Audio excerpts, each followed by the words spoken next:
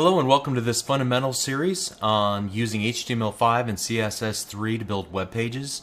This series is designed for somebody who has little or no experience with HTML or CSS but wants to get a quick overview of the major HTML5 elements as well as CSS3 selectors and properties and wants some hands-on practice as well in building web pages. If the terminology that I just used is a little foreign to you, perfect, you're in the right spot. I'll explain everything in due time. So my name is Bob Tabor, and I typically talk about C#, Visual Basic, ASP.NET, and other related .NET topics on my website, www.learnvisualstudio.net. HTML5 and CSS3 are foundational topics that you're going to need to learn prior to learning popular web technologies like JavaScript and ASP.NET. So I'm excited that Channel 9 has invited me to create this series of videos. It's extremely important that you learn these concepts. Soon you'll be able to build not only web pages but also native Windows 8 user interfaces using only HTML5 and CSS3. So it'll become increasingly a more and more vital skill beyond web development.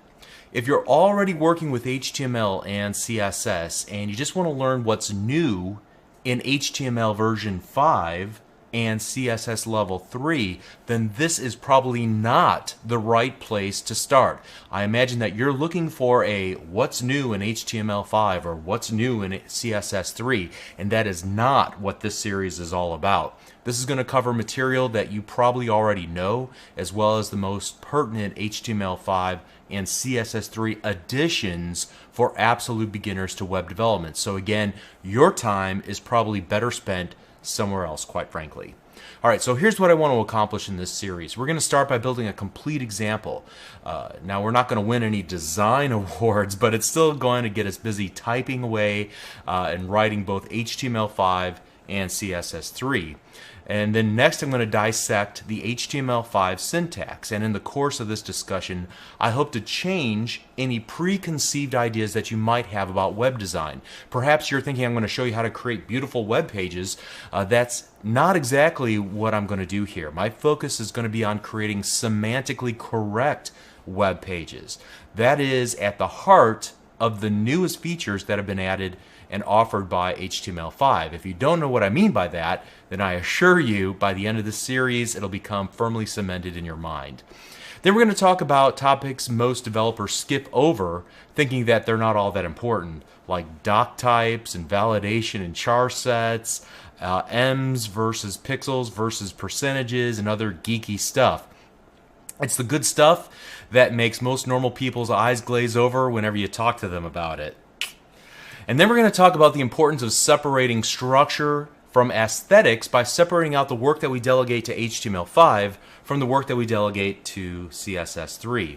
We're going to discuss cascading style sheets and demonstrate many categories of properties that can be modified by the styles that we create. We're going to talk about the syntax, the units of measure, how to build reusable styles, and other best practices, and a bunch of other fun stuff.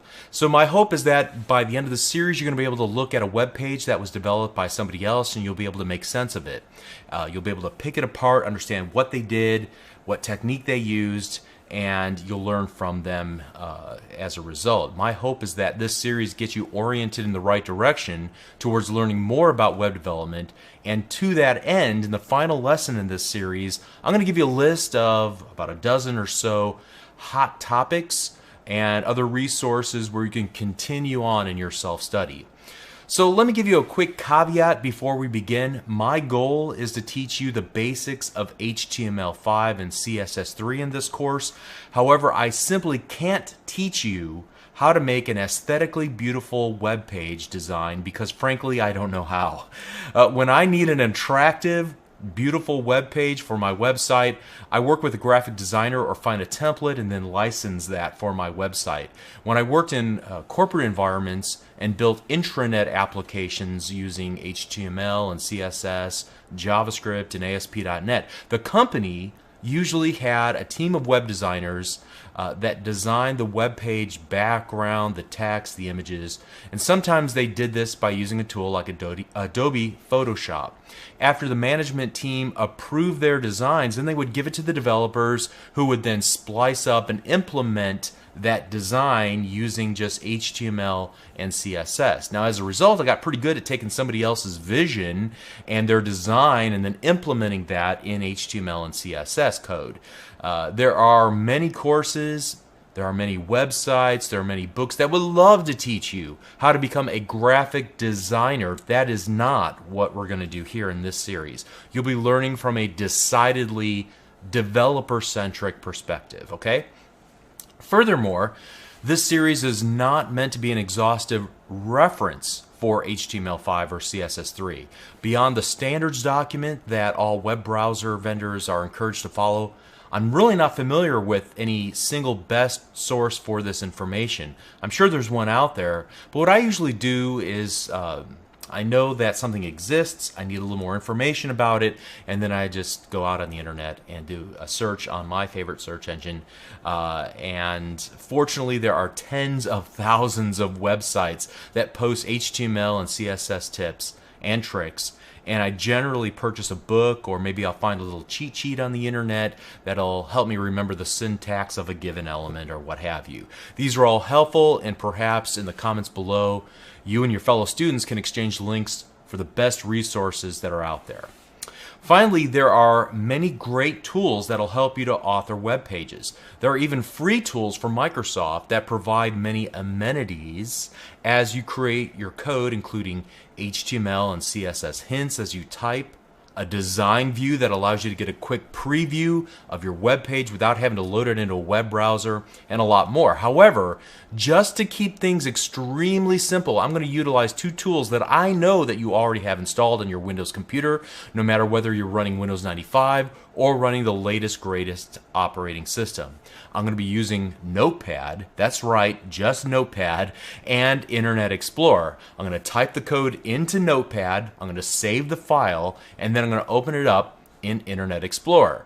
Now, since this is a series of videos on HTML version 5, you're going to need a web browser that'll support HTML5. So you're going to need a relatively newer release of Internet Explorer. I'm going to be using Internet Explorer 9.0, and you should feel confident using version 9 or later if it's available to you.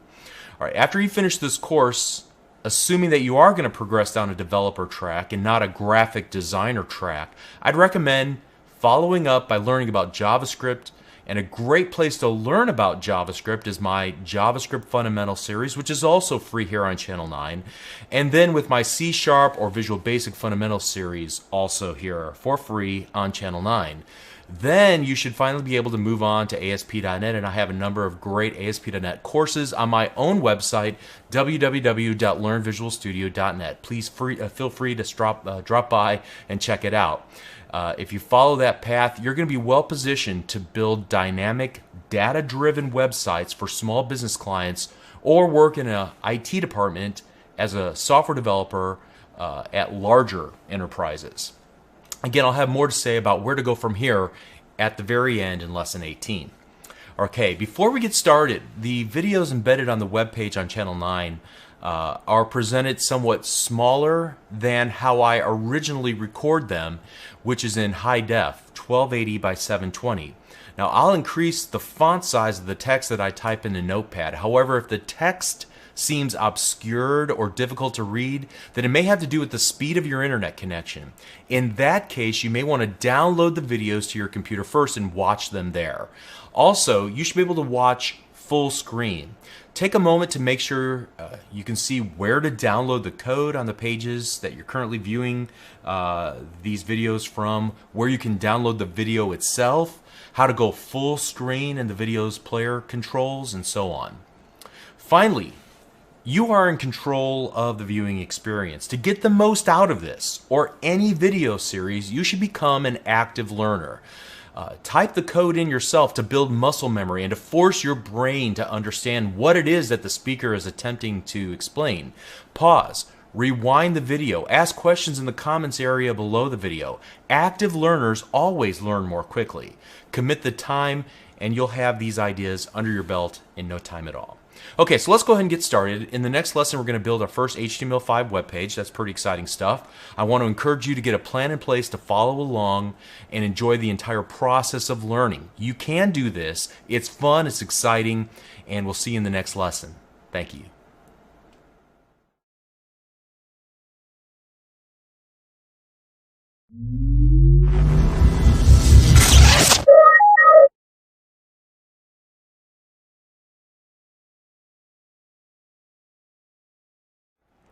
In this lesson, I want to build an entire HTML5 web page from beginning to end. And the purpose of this exercise is to familiarize ourselves with some of the most common HTML5 tags, as well as become familiar with the workflow of formatting an HTML5 document.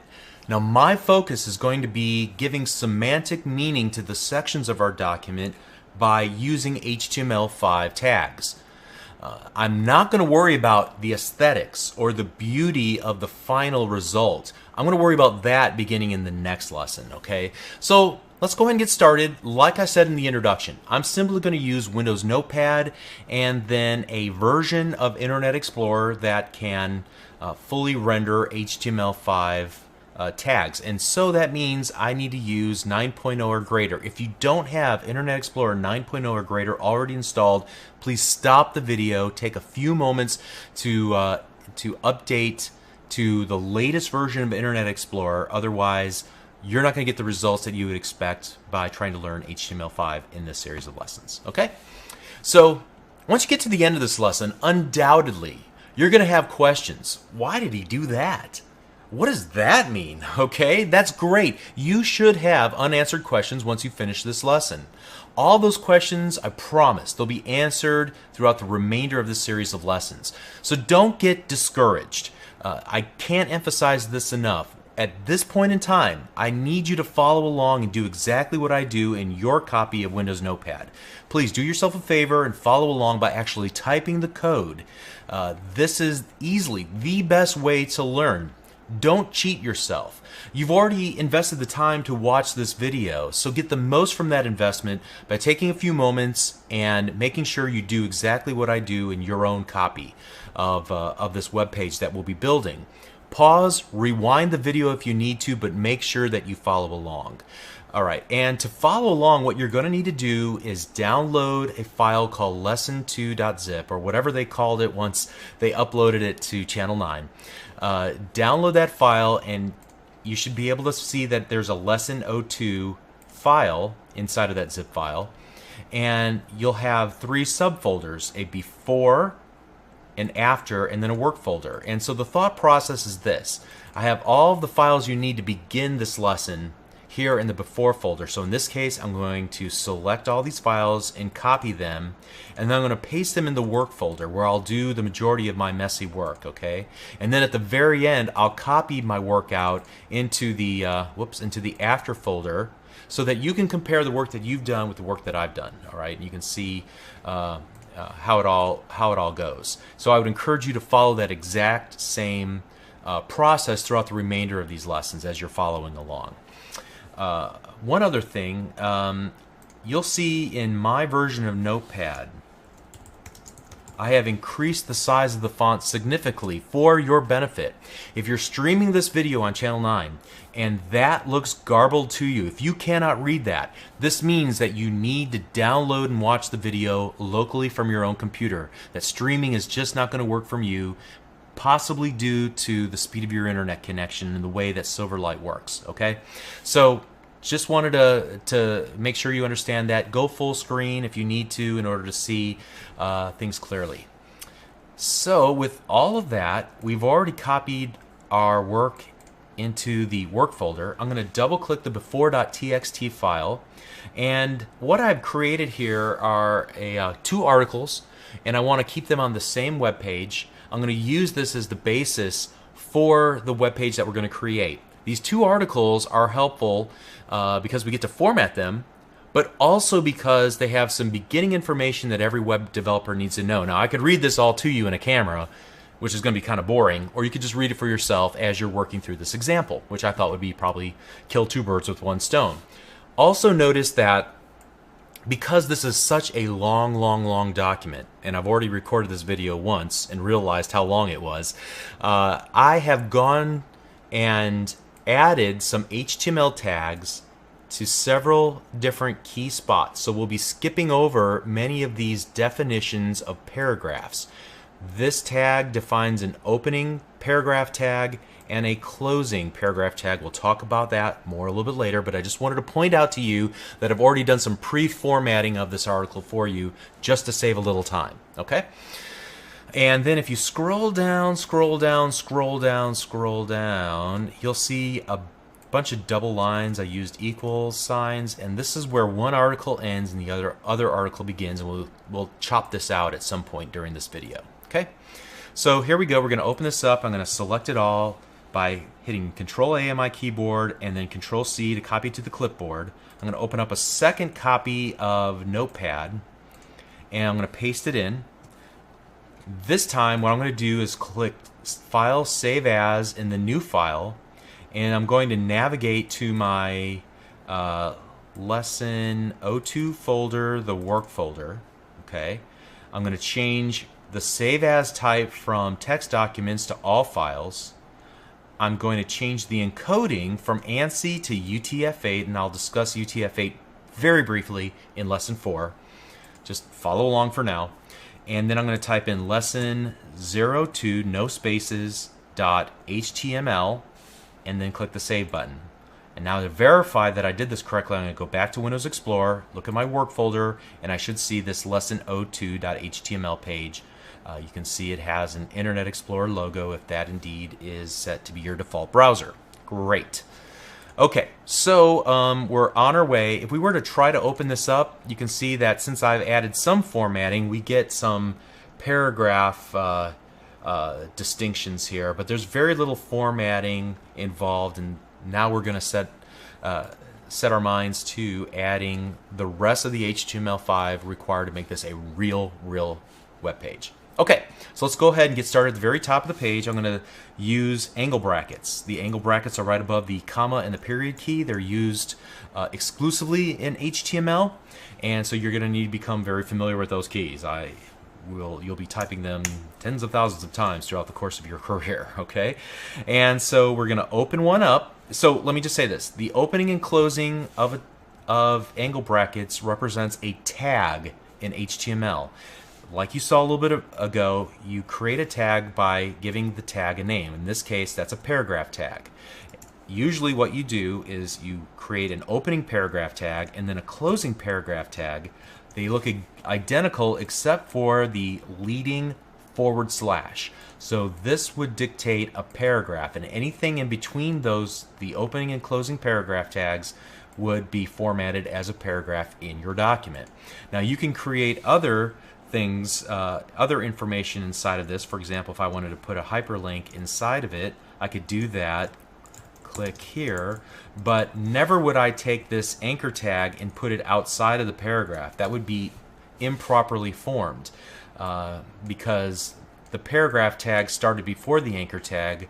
Therefore, the anchor tag must finish before the closing paragraph tag. All right, so this would be bad. This would be good. All right, and we'll talk about what all these mean a little bit later. All right, so back up to the top. We're going to open up an angle bracket, use the exclamation mark, and type in doctype space lowercase HTML. That tells the world that you are creating an HTML5 document. All right, we'll talk about what doc types are in lesson number 4, so let's not worry about them right now. I think it's also important to notice that even though we talked about opening and closing, some HTML tags do not need a closing tag. So you don't need that in some cases. Now, which cases? That's where there's a little bit of a learning curve, admittedly. There's also a instance where you might see in older versions of people's work in HTML something like this, where there is a a / at the very end of the tag. This is not something that's necessary in HTML version 5, but you might see it in previous versions of HTML. That's just roughly the equivalent of doing this. It's just a shortened version of it by creating a self-enclosing tag, and it only works in certain circumstances, and it's only necessary in other versions of HTML. All right, so by and large, just follow and do exactly what I do, and we'll learn the rest later. Okay. All right, so let's move on. Every HTML document is defined by an opening HTML and a closing HTML tag, like so. So I went to the very bottom and typed the closing. So that defines the boundaries of the HTML page that we're creating. Go back to the top. Every HTML page is composed of two parts. There's a head and a body. The head section has extra information that's needed to render your web page properly, but it's never seen as you display it into a web browser. All right, and we'll talk about this more in a little bit. So let's begin with a head and a /head. Just get that ready. And below it, I'm going to type in body, and then, body, an opening body tag, and then near the very end of the web page where I type the HTML tag, right above that, inside of it, I'm going to type in the /body tag. All right, so now we have the makings of a real HTML page. One other thing I want to do, I don't have to do this, many people do not, but I'm choosing to do it. I'm going to add an attribute. Now, attributes are extra information that help define properties and attributes of a given tag. We'll see this a lot in the remainder of the series. So the first thing you type in is the attribute or property's name. In this case, I'm going to define the language for this document. I'm going to use the equal sign. So I'm going to set this property, this attribute, equal to open quote, close quote, and that says this is going to be the value, and inside of that I'm going to type in the letters EN for English. Okay, so attributes or properties can be set in HTML tags by leaving a space in between the tag name and the attribute or property itself. We use the attribute or property name, an equal sign indicating that we want to set that property equal to, and then the value. Now in HTML5, you might see some people leave off the double quotes. That's fine. I've chosen to include them, and there's a technical reason why I'll discuss much later. All right, I'm getting into the habit of doing that. If I have a second or third attribute, I can just continue to append them inside of the closing angle bracket. Here is another value and another, and I'm just making these up, okay? But you can see the pattern here is to continue to include spaces and then another property, attribute name, equal to another value, okay? Let's delete all that junk. And there we go, looks great. Inside of the head, I want to define the char set. And we'll talk about what the char set is in lesson number 4 very briefly, but for right now, just follow along and do what I do. I'm creating a meta tag. I'm setting char set equal to open quote, close quote. Inside of there, and inside of the quotes, I'm going to type in UTF-8, and then a close angle bracket. We'll talk about that later. And here I'm going to create a title for my document, and the title will be displayed in either the title bar in Windows, like you see here, Lesson 02 Notepad, or in the case of Internet Explorer, in the tab name above the page you're currently viewing. All right, so that's the purpose of the title, and I'm just going to grab this text right here, and I'm going to paste it. So I hit Control-C, Control-V, and now I'm going to move on to the body section, and I'm going to define some sections within the body. I'm going to create a part that is called the header information. I'm going to create a section of my document that'll be like the main section where all the articles reside. So we'll start the section, and at the very bottom, prior to the copyright notice, I'm going to end the section. While I'm down here, I'm going to create a footer section. or a footer to define this area down here as the bottommost additional information about, in this case, a web page. We'll talk about head, section, footer in like lesson 6, I believe. So just table that thought for now. I'm going to go back up to the top. Now that I've created the sections, I know that there are two major portions of this section. There are two articles. All right, so I'm going to open up an article, and then I'm going to look for that line that I drew in this document to delineate the two articles. There we go. So here I'm going to end this article, and I'm going to begin a new article. And I'm going to delete this big line. Don't need that anymore. And I'm going to go to the very end of the document, and right here before the end of the section, I'm going to type in /article so I can completely enclose it. Great. I'm going to save all my work. And now let's just open her up in Internet Explorer and see what we have. And you're going to say to yourself, boy, this doesn't look any different than before. That's correct. At this point, we're not styling any of these tags. We're merely giving meaning to the document, to the sections of the document. And I'll explain why we want to do that and why that's so important in HTML5 in the next lesson, or in lesson number 4, actually. Okay? All right, so, but we can see in our tab, we can see the head, the title that we typed in. So we have that going for us, right? Let's close that down. Let's go back to the very top and work on our header. And the header is where we're going to create ostensibly a logo and maybe some navigation.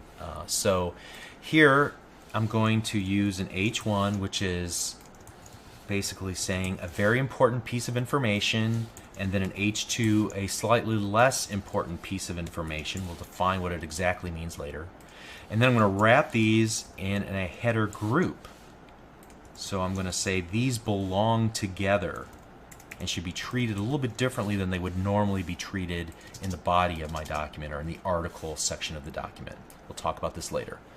Also inside of the header, I want to create, in fact, I'm going to do some indentation here. Let me push some of these tags 2 spaces in, 2 spaces in, so I get this nice hierarchy, and it's visually for me, not because it's going to improve the document in any way, but it helps me to see the overall structure of the document in this way. All right, and so I'm going to also add a navigation area in this header section. And to create that navigation section, I'm going to use a list of items. This list of items will be unordered. Therefore, I'm creating an unordered, a U list, unordered list, and it's going to consist of 3 items, list items. So I'm just going to go ahead and create list item, and then I'm going to copy, paste, go to the next line and paste. Also, so let's go ahead and just create home, about, and then contact. And so if this was the beginning of a larger website, we might have navigation to several different pages of our website. You've seen this hundreds of times through the websites that you've visited, I'm sure. Okay, and additionally, at this point, let's just look at how this is rendered in the web browser briefly. As a series of bullet points. We'll change how it's rendered later, but none of those were hyperlinks. And so we want to add an anchor tag, and we're going to point to a specific place where that link will be referencing, so that when the user clicks it, they'll go to the location inside of that href attribute that I've left blank for now. And since I don't want to spend much time on this, I'm not going to give it an actual location. I could do something like bing.com here, but I don't really want to do that at the moment. And I don't have any other web pages, so I'm just going to create these placeholders. I'm simply putting a pound symbol as a placeholder in each of the hrefs for now. Maybe someday we'll come back and link those up correctly to other web pages on our website, other websites, or what have you. All right, now I've highlighted this entire navigation section. I'm going to copy it because I want to put it in the footer as well. So I want it, like most web pages do, to have navigation at the very top and at the very bottom of my web page. Added some spacing here and there, and now I'm going to go right back up to the top. So I have my header in great shape. Now let's move on to our main section, which contains two articles. Let's start with the first article. Here we have a title and then a section of the document, or a part of the document. So the title of the article, I'm going to give that a headline or a header of H1. That'll make it the most prominent part of this article.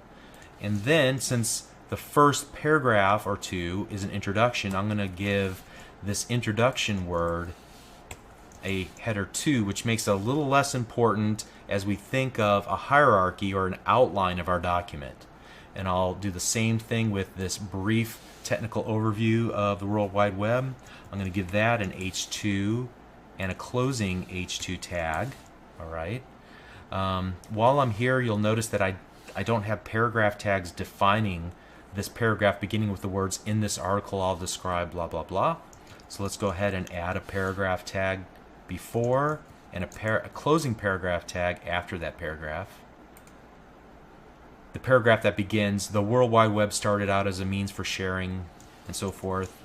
I'm going to add a paragraph tag beginning and then an ending paragraph tag.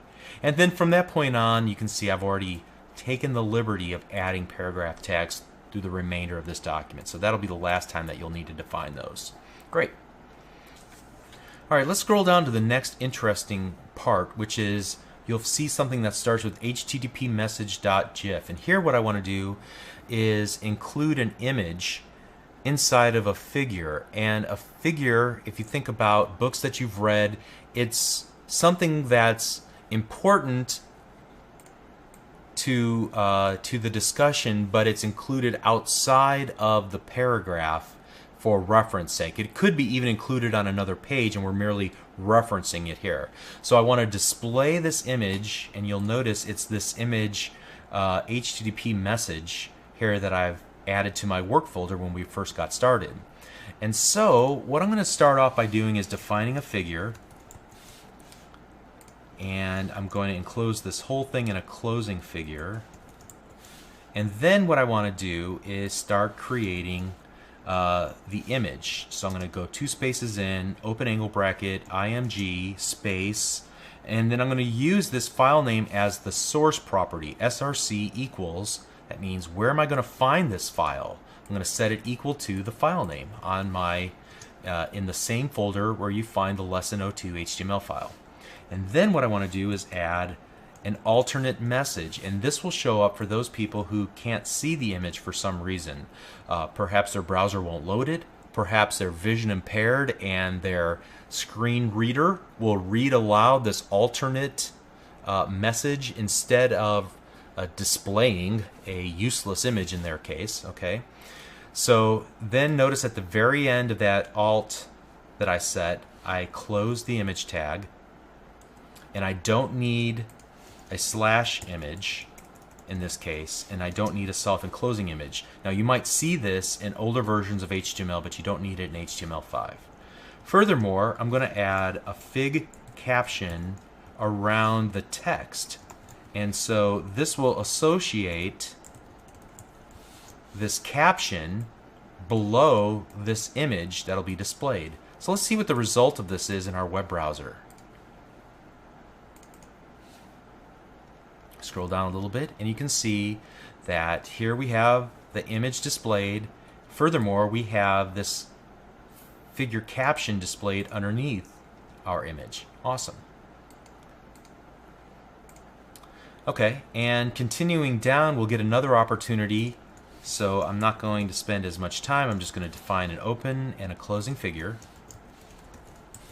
I'll define an image, and I'll set the source equal to this other www.diagram.gif, alt equal, and then I'm going to just use this text, a diagram of route or route from the user's request to the web server and back again, and then I'll close the image, go to the next line, 2 spaces, fig caption, and then I'll close the fig caption like so. Okay? Now let's save that and let's see how that looks in our web browser. All right, there's our first image and there's our second image. And note it, it's just a neat little image that shows the progression from the client to the server and back to the client again, and it explains what each of these little callouts are for. All right, let's continue on. All right, what are domain names? I'm going to wrap that in yet another level down in our imaginary outline that we're creating for this document by giving it an H3 heading. So the H3 heading will be used to make it even less prominent than the others. Okay, here we have another opportunity for some formatting. What my intent is to kind of format it the way that it looks here on screen. However, if we were to look at this paragraph as it's defined currently, it's not going to create the proper vertical spacing. In this case, what I want to do, I still want to keep it all as one paragraph because in my way of thinking, it's still all one complete thought that needs to stay together. So I'm thinking semantically, I'm thinking about the meaning of the tags that I'm using, not just how it's going to look on screen. And yet still in this context, I need to have some spacing. So I'm going to add this break. In fact, I'm going to add two of them, these breaks, BR tags. All right. And when I do that, let's refresh the browser and then take a look at this again. It's still one paragraph, but there have been a line break and a line break. Okay, that's exactly how we want this to work. We have another opportunity to do this below. So we can see we have a paragraph beginning and at the very end a paragraph ending.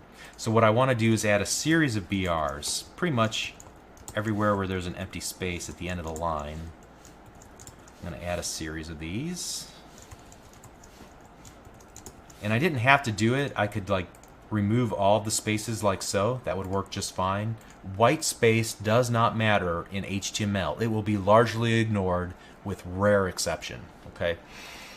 So let's go ahead and refresh the page and see that we get the formatting that indeed we want for that paragraph. Great.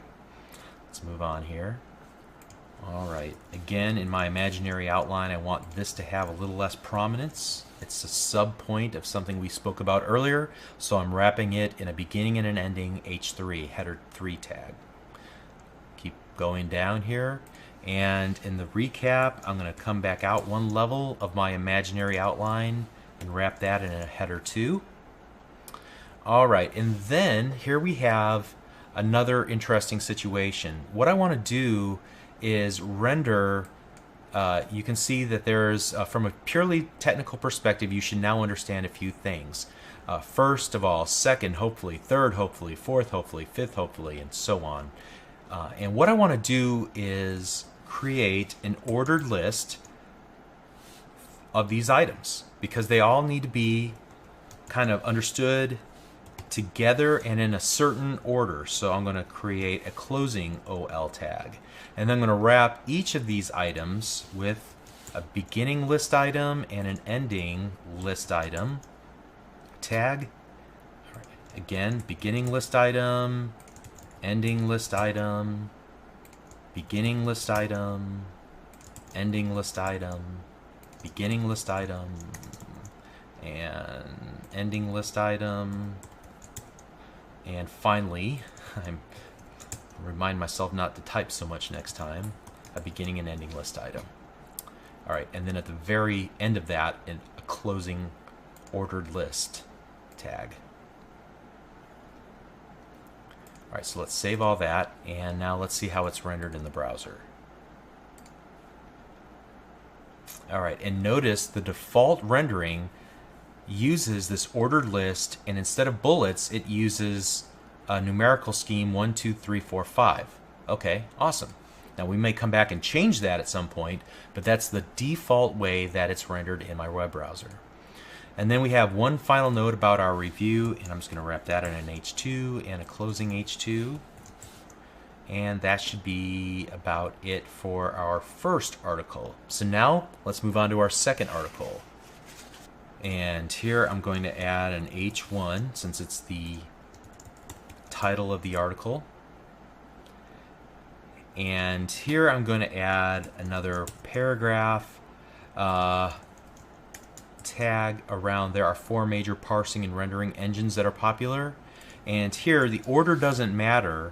So I'm just going to use an unordered list to describe these 4 different parsing engines. And I'm going to wrap each of them in an LI and a closing LI. LI and a closing LI. LI, closing LI, LI, and closing LI. All right, how you doing? You hanging in there? It's a lot of work. Whoops, something looks not quite right. If I look at this web page and see that everything looks about the same, that tells me that I probably forgot or misspelled something on the very end right here. So let me look back at my work. Yes. I don't know what I was thinking. I started with an H1, but I ended with an LI. I can't talk and type at the same time, clearly. Let's save that. And now let's refresh. All right, and this is why I test often when I'm working, to make sure that I catch problems as they pop up immediately. So you can see the unordered list rendered out as a series of bullet points. That's perfect. Let's continue on. All right, what do I mean when I use the terms parse and render? Let's just wrap that in an H2. Make sure we type H2. Okay. And then characteristics of an HTML5 web page, another H2 and /H2. And here's an interesting dilemma that we have. Now, what I'm trying to do is describe the doc type element, much like what we created at the very top of our HTML page.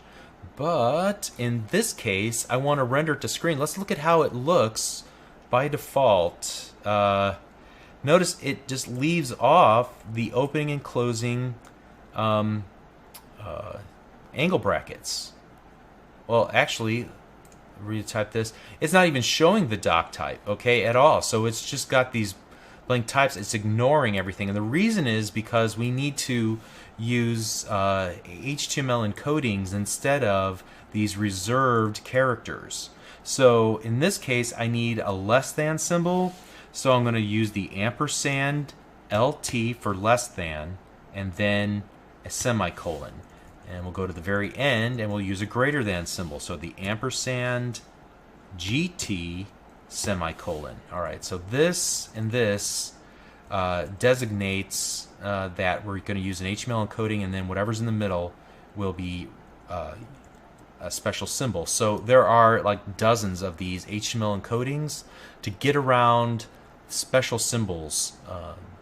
So for example, if I wanted to use an ampersand, it would be largely ignored, but we could do ampersand AMP and then a semicolon at the end. So you really, in this case, need to find a cheat sheet or a reference book that will show you all of the possible HTML encodings. I don't want to take the time to go through that. That's more of a reference material sort of thing. But you'll at least understand why they exist. Now when we refresh this web page, and we can see that that tag is represented to the user correctly as an HTML tag, and yet behind the scenes we're not using the greater or less than symbol per se, just the HTML escape or encoding version of it. Okay, let's continue on.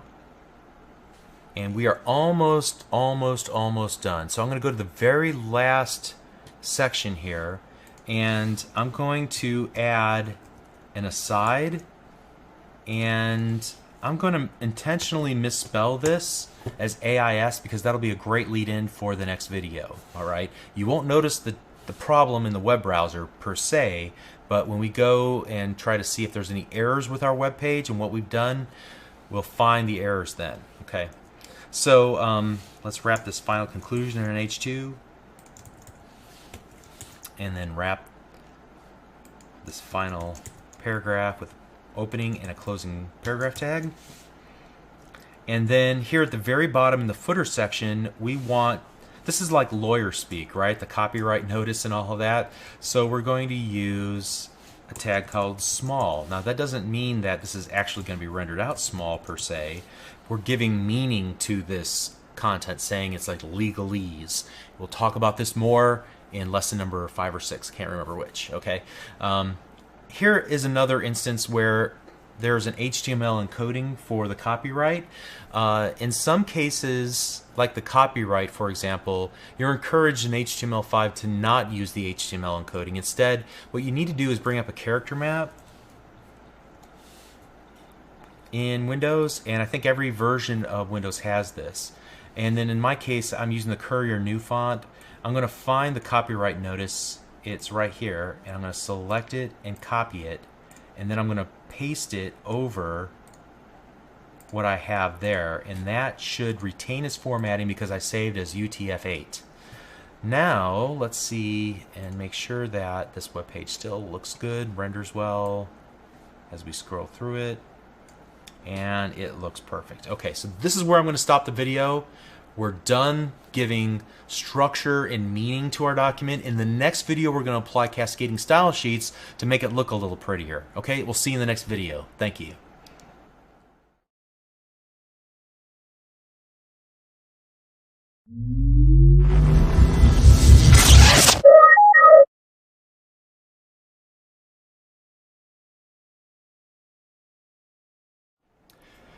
Okay, undoubtedly at this point you have lots of questions about HTML5, what we did, why do we do it. Like I said, that's great. Beginning in lesson number 4, we're going to examine virtually every single tag and concept that we added to the document in the previous lesson. Also, I'm sure that you were left completely unimpressed by the visual stylings, the design, the aesthetic quality of the page that we created. So that's really the focus of this lesson, to demonstrate the thought process and the workflow of laying out and applying styles to our HTML5 web pages. There will be plenty that you will not understand, but please follow along, do what I do. Some of it will make sense, some of it will form questions in your mind that will be then answered when we get to that point in the series of lessons beginning in lesson number 12. Okay, so before we get started, there's some unfinished business that we need to tend to. It came to my attention that we have some mistakes, not only the ones that I intended to put in there, but then also ones that were added unintentionally. So make sure that you download the Lesson 03 code from wherever you're currently watching this video or wherever you originally downloaded it from.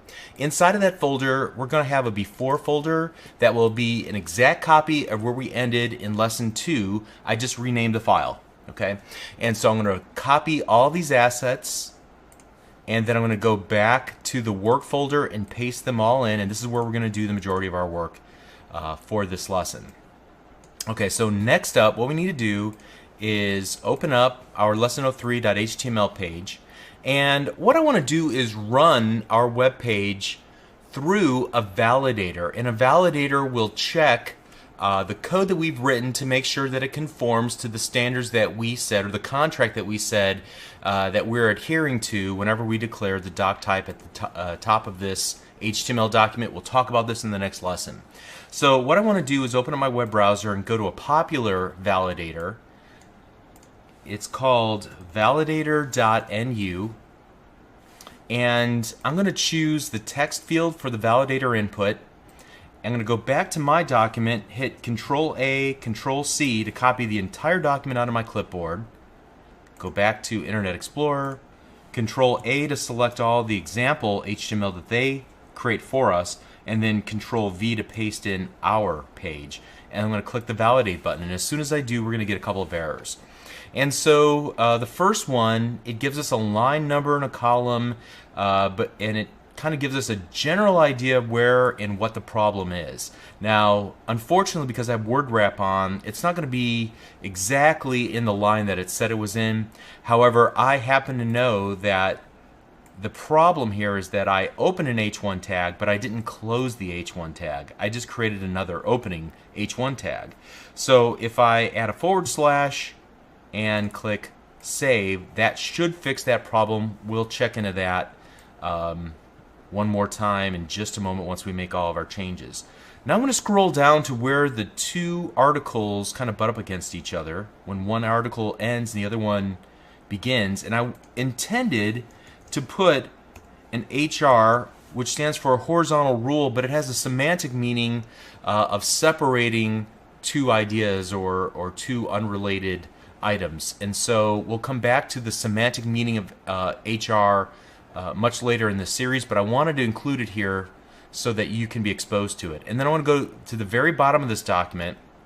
If we were to look at the other error, this number 5, a stray end tag, AIS.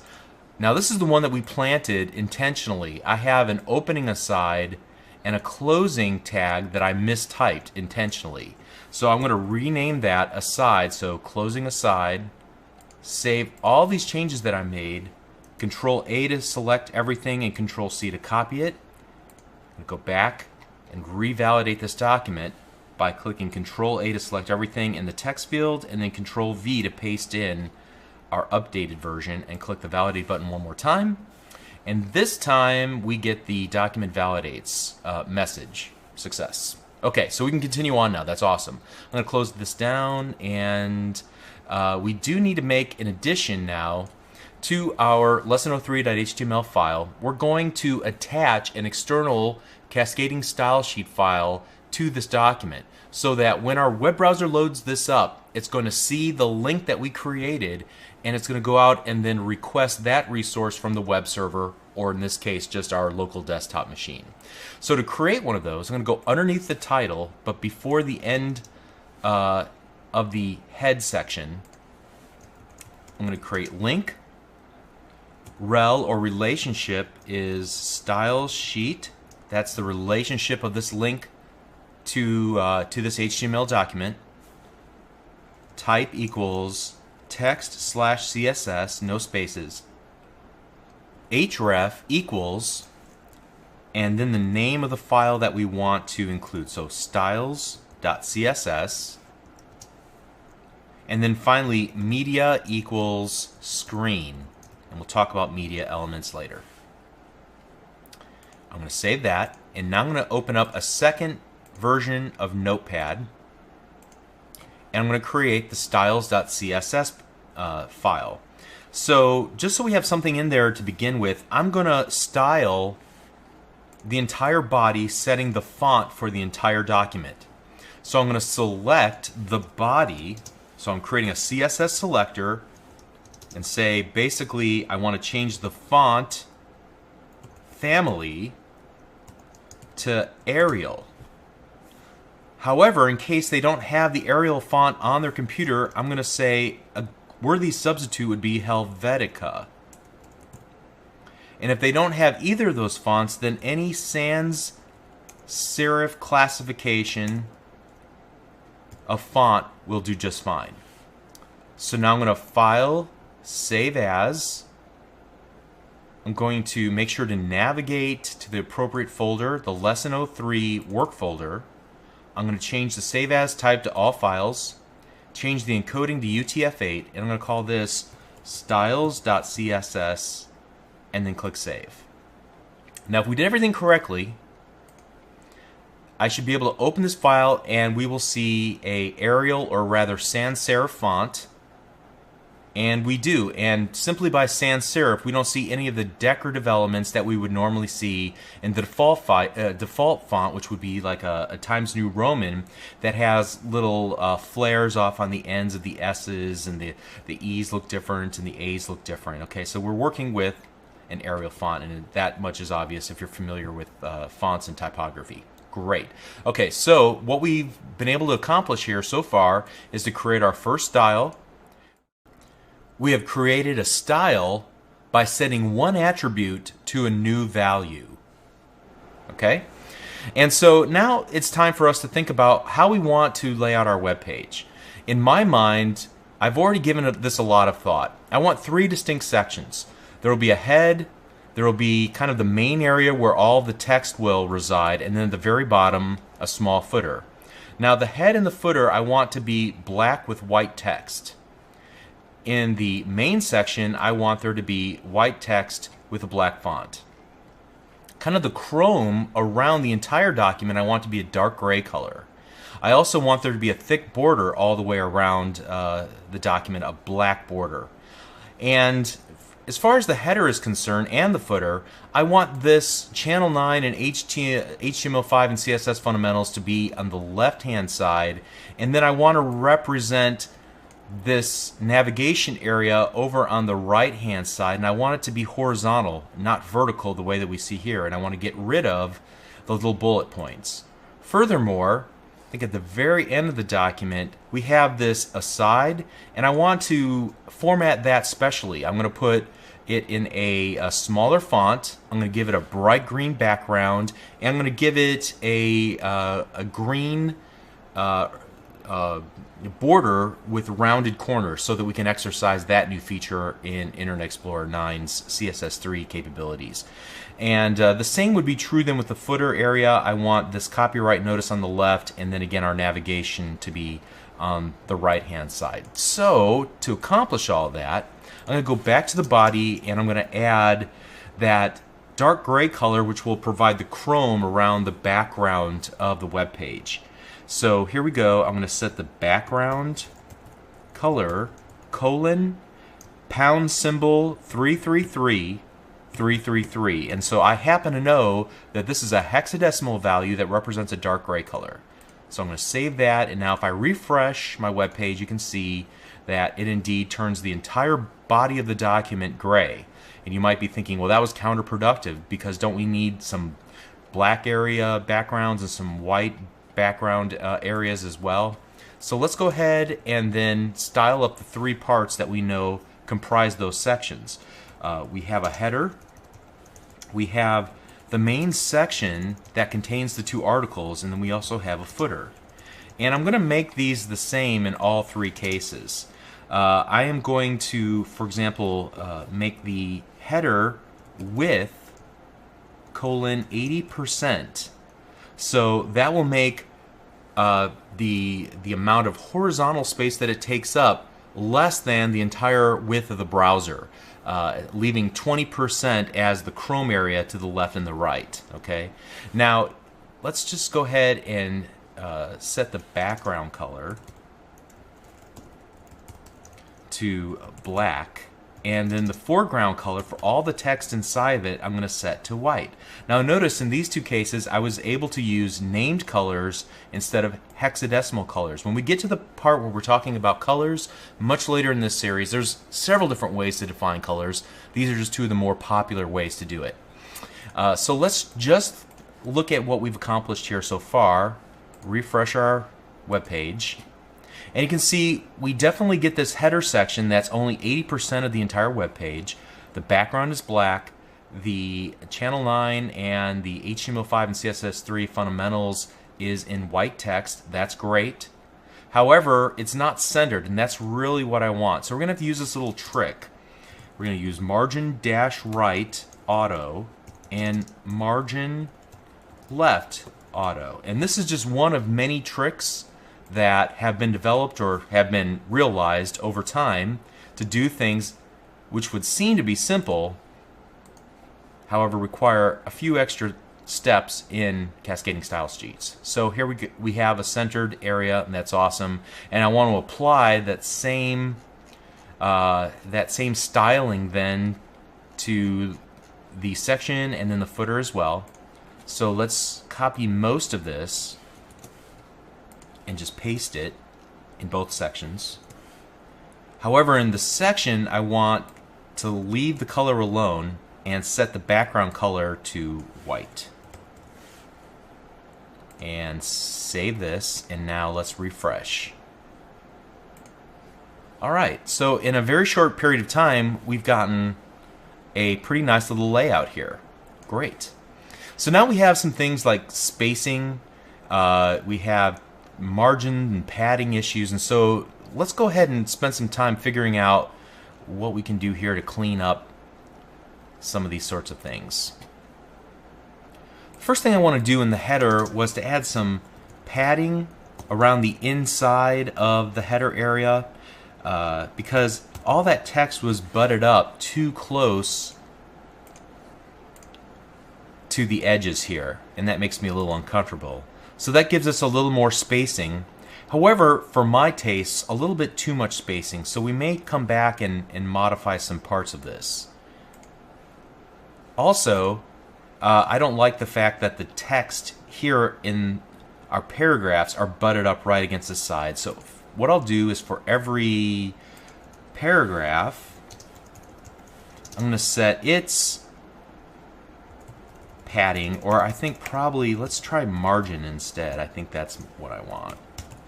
10 pixels. Okay, so you can see we get 10 pixels, a small amount of padding, or rather margin area, between the text and the side here. Great. Furthermore, since we're working with that section, I want to place a border, and I'm going to define it longhand, so I'm going to set the border color to black, the border style to solid, and the border width to 5 pixels.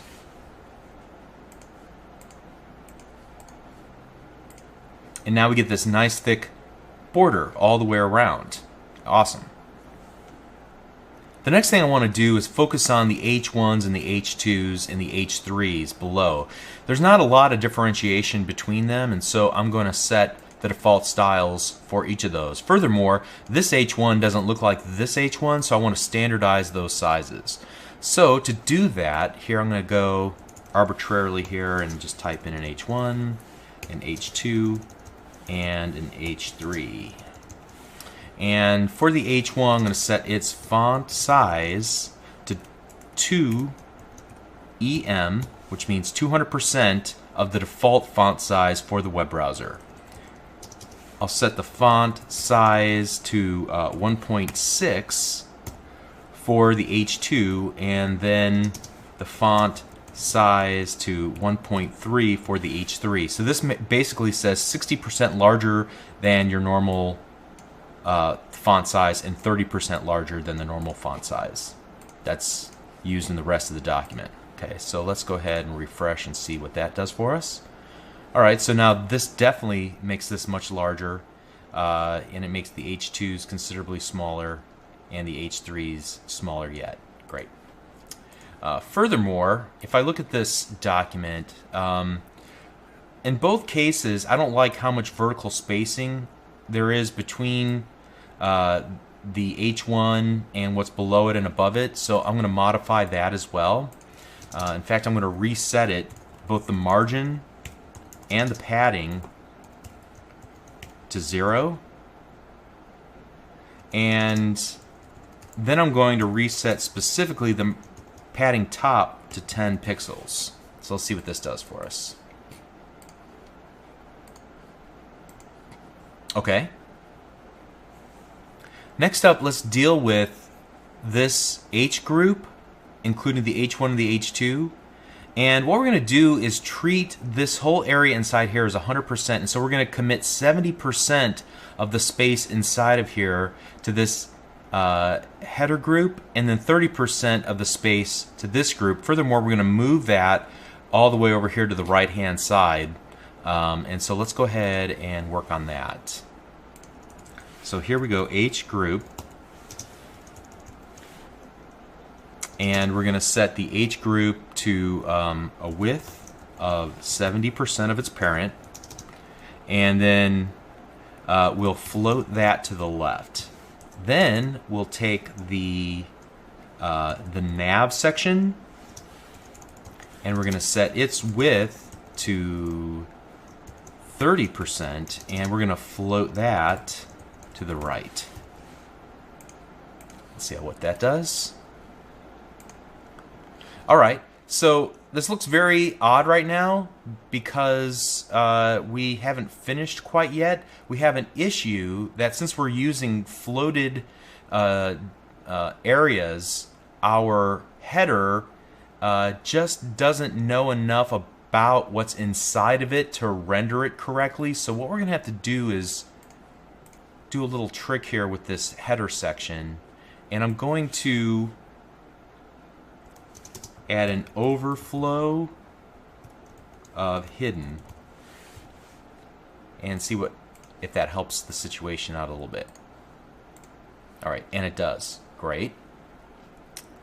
Let's go ahead and work on this nav section still. We're still not quite done with that. So let's go nav li, which means any child list item of the nav area. I'm going to float those left. Each list item will be floated left. And then for the nav unordered list tag, let's go ahead and set its list style type to none. That should get rid of the bullets to the left-hand side of each of the list items. So now let's refresh. All right, almost done here. Not enough space. Let's put a little margin to the right-hand side of each of these items. So let's go margin right 5 pixels, and let's refresh, and that looks a lot better. Great. Alright, I'm still not really satisfied with this section. It just doesn't look good. So what I'm going to do is style just the H1 and the H2 that are inside of the H group. I'm going to try and remove some of the dead space, make it kind of collapse up against itself, and I'm going to change the way that this is rendered to make it all caps. It'll be a small version of caps. So to do that, let's go to the H group, and right under that I'm going to go H group H1. So any H1 contained inside of an H group, and let's set the padding top. Let's just zero that out and see if that helps. And then I'm going to also set the line height to 1 EM. So that should reduce the overall line height consumed by that header 1. So hopefully that'll pull everything up together vertically. Furthermore, I'm going to go H group H2, and we'll do something neat here. Text transform, spell it right here, transform, and we're going to put uppercase. Cool. And then we'll go font size 1.2 EM, so 20% larger than a normal font. And I'm going to go ahead and set its line height to 1 EM to reduce the amount of space it takes up vertically. And that should be all I need to do. Let's see what that gets us here. So you notice the workflow. I make a small change, I test it, make a small change, test it. Alright, so I like that it's kind of pulled itself up a little bit more. Let me try one more thing on this H2. No, I think that's good. We'll leave it at that for now. That'll be good. One thing I'm not satisfied, however, is the amount of space that the header takes up relative to the amount of space that the section takes up. And I think there's a number of different ways to correct this, but if I were to add a padding around all sides, it would push everything out 5 pixels in every direction, and I think that'll be enough space to rectify this problem. So let's go back up to, let's find the section, and then I'm going to just padding 5 pixels, and by setting one setting, it'll set it to the top, right, bottom, and left all at one time. I could specify individual values for each, but I'm not going to do it here. And you can see that that works. Everything lines up really nicely now. Great. Getting close. Hey, while we're here, let's go ahead and take care of this image. I'd like to push the images to the right-hand side. I'd like the text to flow around them. I would like also to have a drop shadow. So to make that happen, let's go ahead and right underneath the paragraph tag, I'm going to do an image. And inside of the image, I'm going to set the float equal to the right. So I'm going to make it butt up against the right-hand side instead of the left-hand side. Let me set a margin, and I'm going to specify each side individually, starting at top, and think about a clock. It starts at midnight and works its way around. So the top value, I'll have no margin. To the right-hand side, no margin. To the bottom, I want to put 10 pixels between the image and any text that might try to butt up to the bottom of that image. And then also the same to the left-hand side. Let's see how that works. Alright, so that works, and you can see we get some spacing here and some spacing here of at least 10 pixels. Alright, so that's good. Now let's work on that drop shadow behind it, and to create that I'm going to just go box shadow,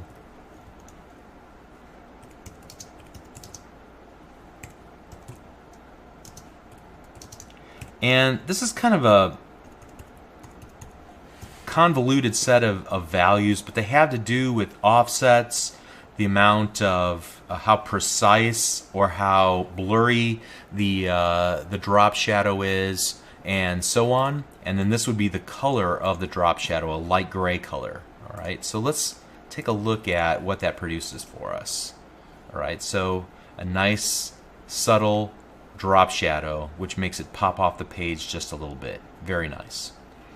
All right, so let's move all the way down to the footer and finish that up.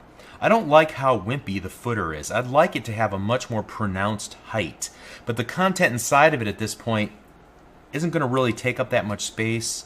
So what I'll do is find the footer, and I'm going to set the height to 50 pixels. That should make it a little thicker and bulkier.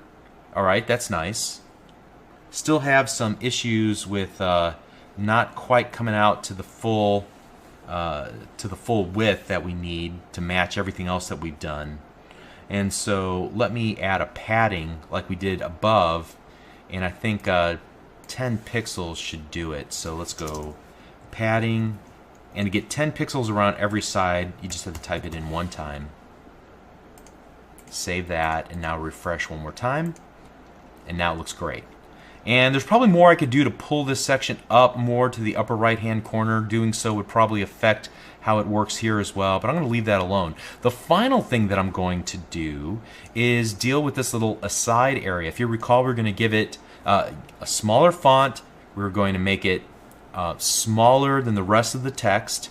We're going to give it a bright green background, and then a border with rounded corners. So that should be exciting.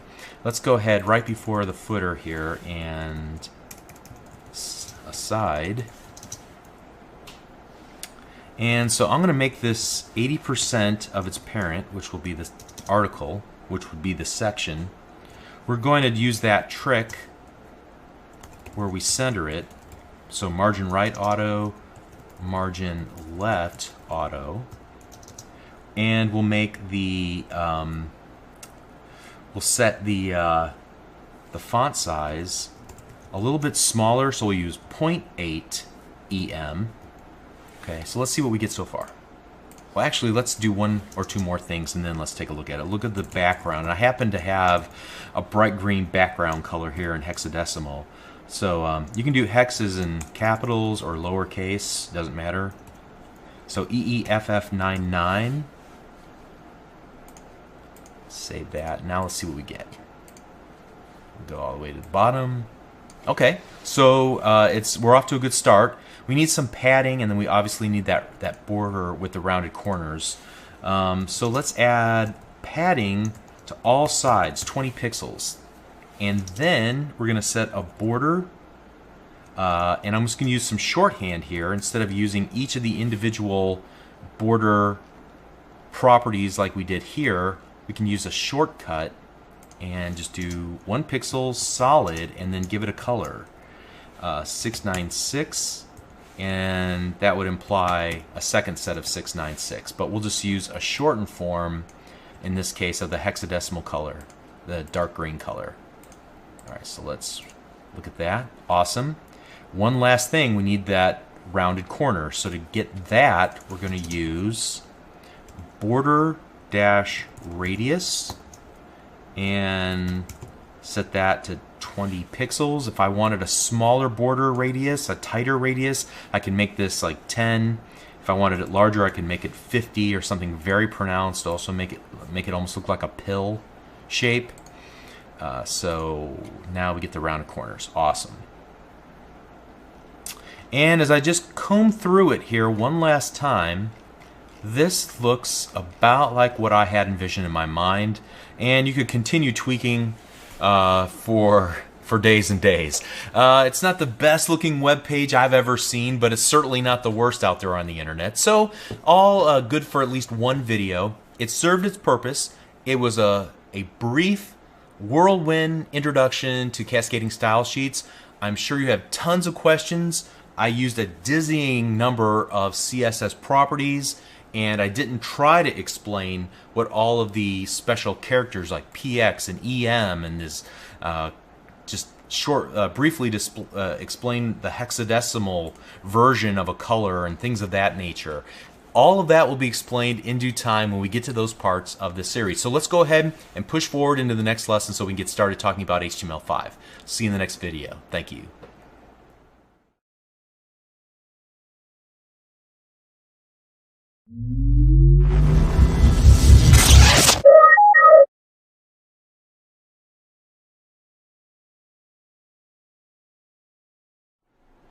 Hi, I'm Bob Tabor with LearnVisualStudio.net. In this lesson, we're going to dive deep into the code that we wrote in the previous lesson to make sure we really understand the HTML that we're writing.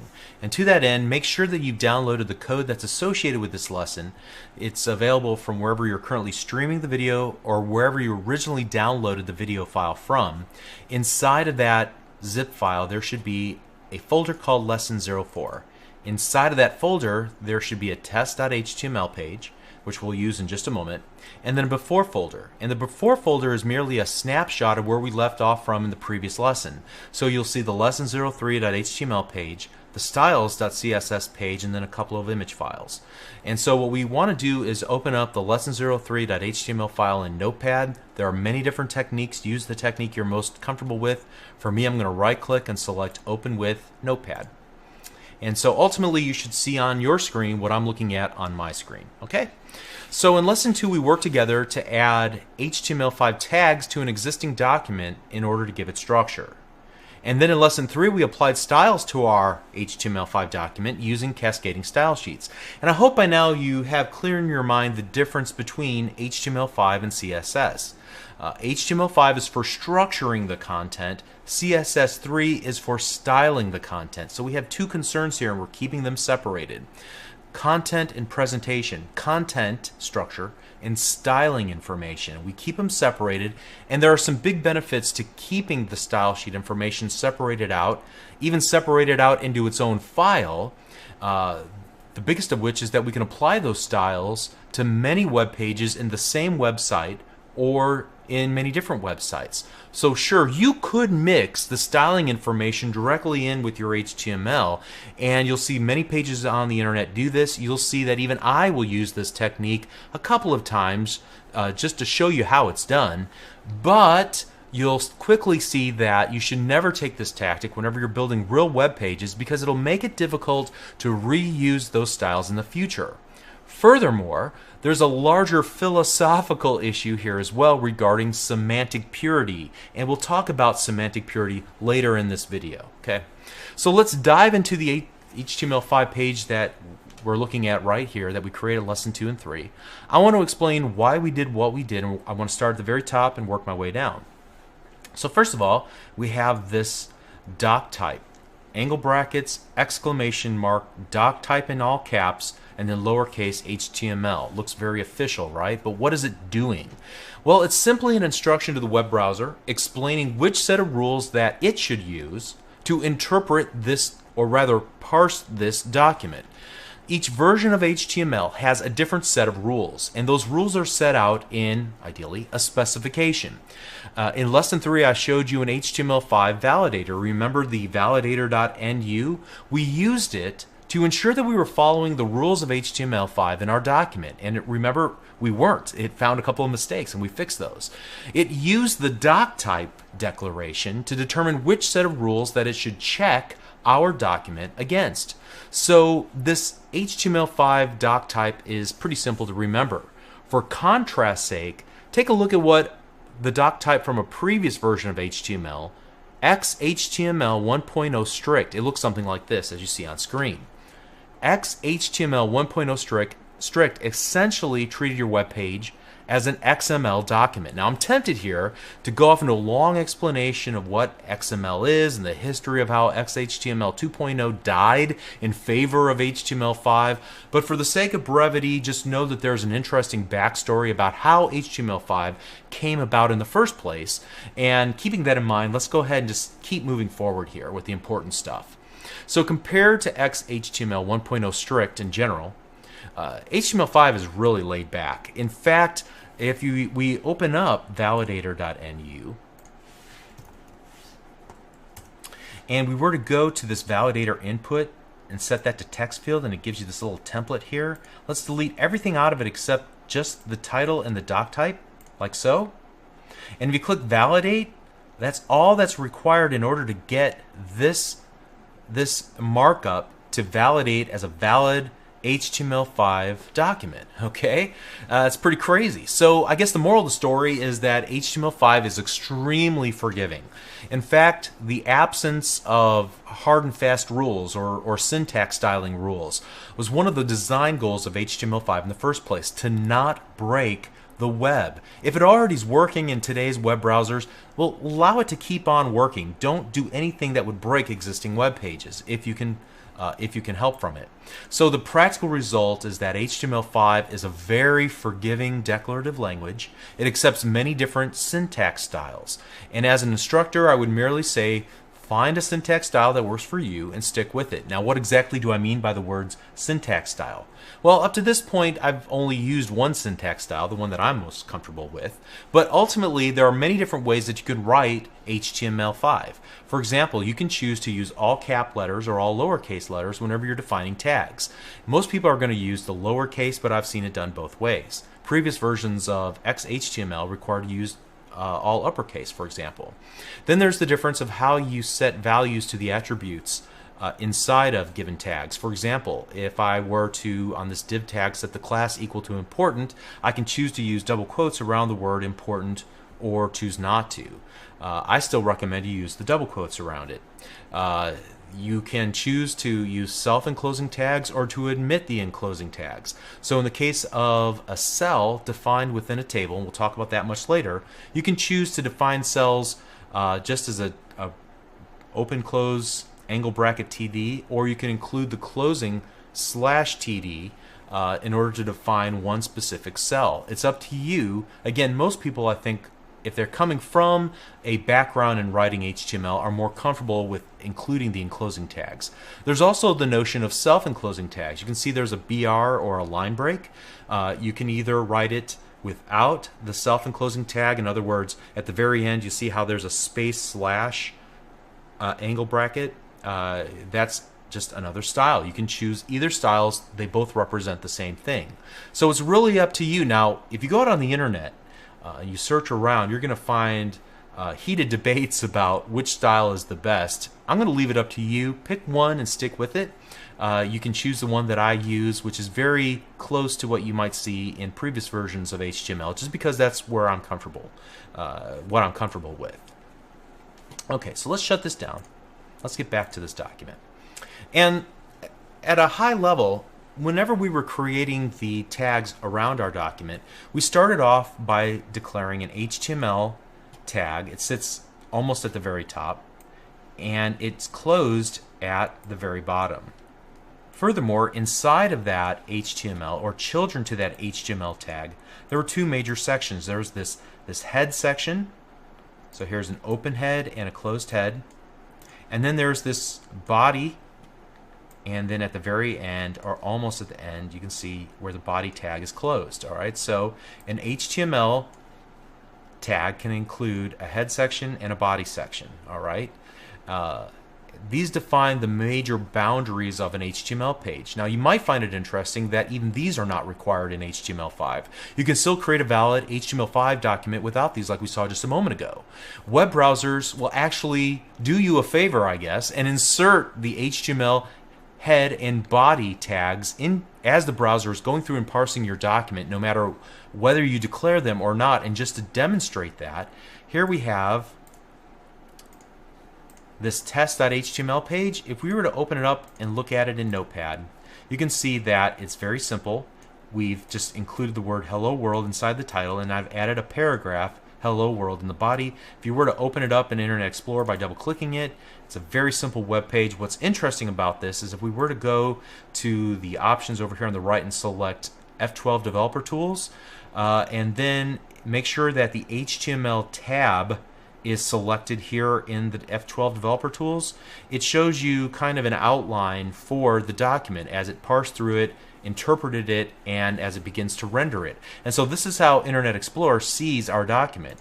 Notice that it inserted an HTML, a head, and a body. And we can drill in and see that the head owns a title, and the title owns the word hello world, which we see on our tab. And then the body owns a paragraph, which has the word hello world, like we see right here. And even as we select it, it puts a little line or a little box around it, okay? So the moral of the story here again is that even if you don't insert these yourself, the web browser will typically add them for you. Now, we can just skip the HTML, the head, and the body tags, but it doesn't necessarily mean that we should leave them out. Just because you can do something doesn't mean you should do something. I think there's a couple of reasons why I'd recommend that you explicitly continue to add the HTML, the head, and the body tags even in your HTML5 pages. And the first reason is because we're really in a transitional phase right now. Some people know HTML5, but I'm guessing the majority of people out there aren't familiar with it just yet. So to avoid confusion, keeping these main structural elements in place might actually be good for people who are trying to understand your web page and as they continue to make changes to it or work on it in some capacity. Furthermore, there are some helpful attributes that can be added to these tags to perform some helpful tasks. So take, for example, our HTML tag at the very top. I've added an attribute called lang for language, and I've set that equal to the letters EN for English. It's there to help search engines or other tools like speech synthesizers, spelling or grammar checkers, or help the browser select the correct font glyph for a given language. So do you have to use lang equals en? No, not necessarily. However, it's considered by some people to be a best practice. And therefore, to use it, we have to include the HTML tag here as we define our web page. So to summarize, I'd recommend you continue to use HTML head and body tags, even though you and I really know that we don't need to add them. It's still considered a good practice, okay? Okay, so as I said a moment ago, an HTML document has two parts, the head and the body. The head contains information about the body of the document. The body contains the HTML that will be parsed and then ultimately displayed by the web browser. The head can contain a bunch of different things. Now we've seen here that it contains the title and it contains a link to our style sheet, but it can also contain a meta tag. The head is pretty flexible. In fact, it can contain entire style sheet definitions, JavaScript or links to external JavaScript files, and multiple meta tags. So first let's start with this meta tag at the very top. This particular meta tag deals with the char set. So meta char set equals UTF-8. So what are meta tags exactly? Well, the term meta is used often in information technology. It merely means extra information that adds context about something. Okay, in this case, meta tags in HTML add context to the HTML document. So then, what is the char set and why is it set to UTF-8? And what context does that give to our HTML document in this specific case? Well, unfortunately, this is a pretty complicated topic. Again, I'm tempted to go off into a really detailed explanation because I find it fascinating personally. But let me merely direct you to this article for more information. It was written by the owner of a company called Fog Creek Software. Here, let's turn this off. And his name is Joel Spolsky, and he wrote an article called The Absolute Minimum Every Software Developer Absolutely, Positively Must Know About Unicode and Char Sets. No excuses. All right, so at any rate, most professional web developers recommend that you include the char set declaration. At a minimum, you should at least understand what it is and why it's important to have it there and what the history of it is. And this is one article that would help you determine that. They also recommend that you make sure that you're saving your documents using UTF-8 and that your server is set up to serve UTF-8. So as we saw in Notepad already, whenever we're saving as, we want to make sure to set the encoding to UTF-8. As far as the server is concerned, each individual software, whether it's Internet Information Services on Windows-based servers or Apache on Linux-based servers, you just have to make sure that the server is set up to correctly serve UTF-8 documents.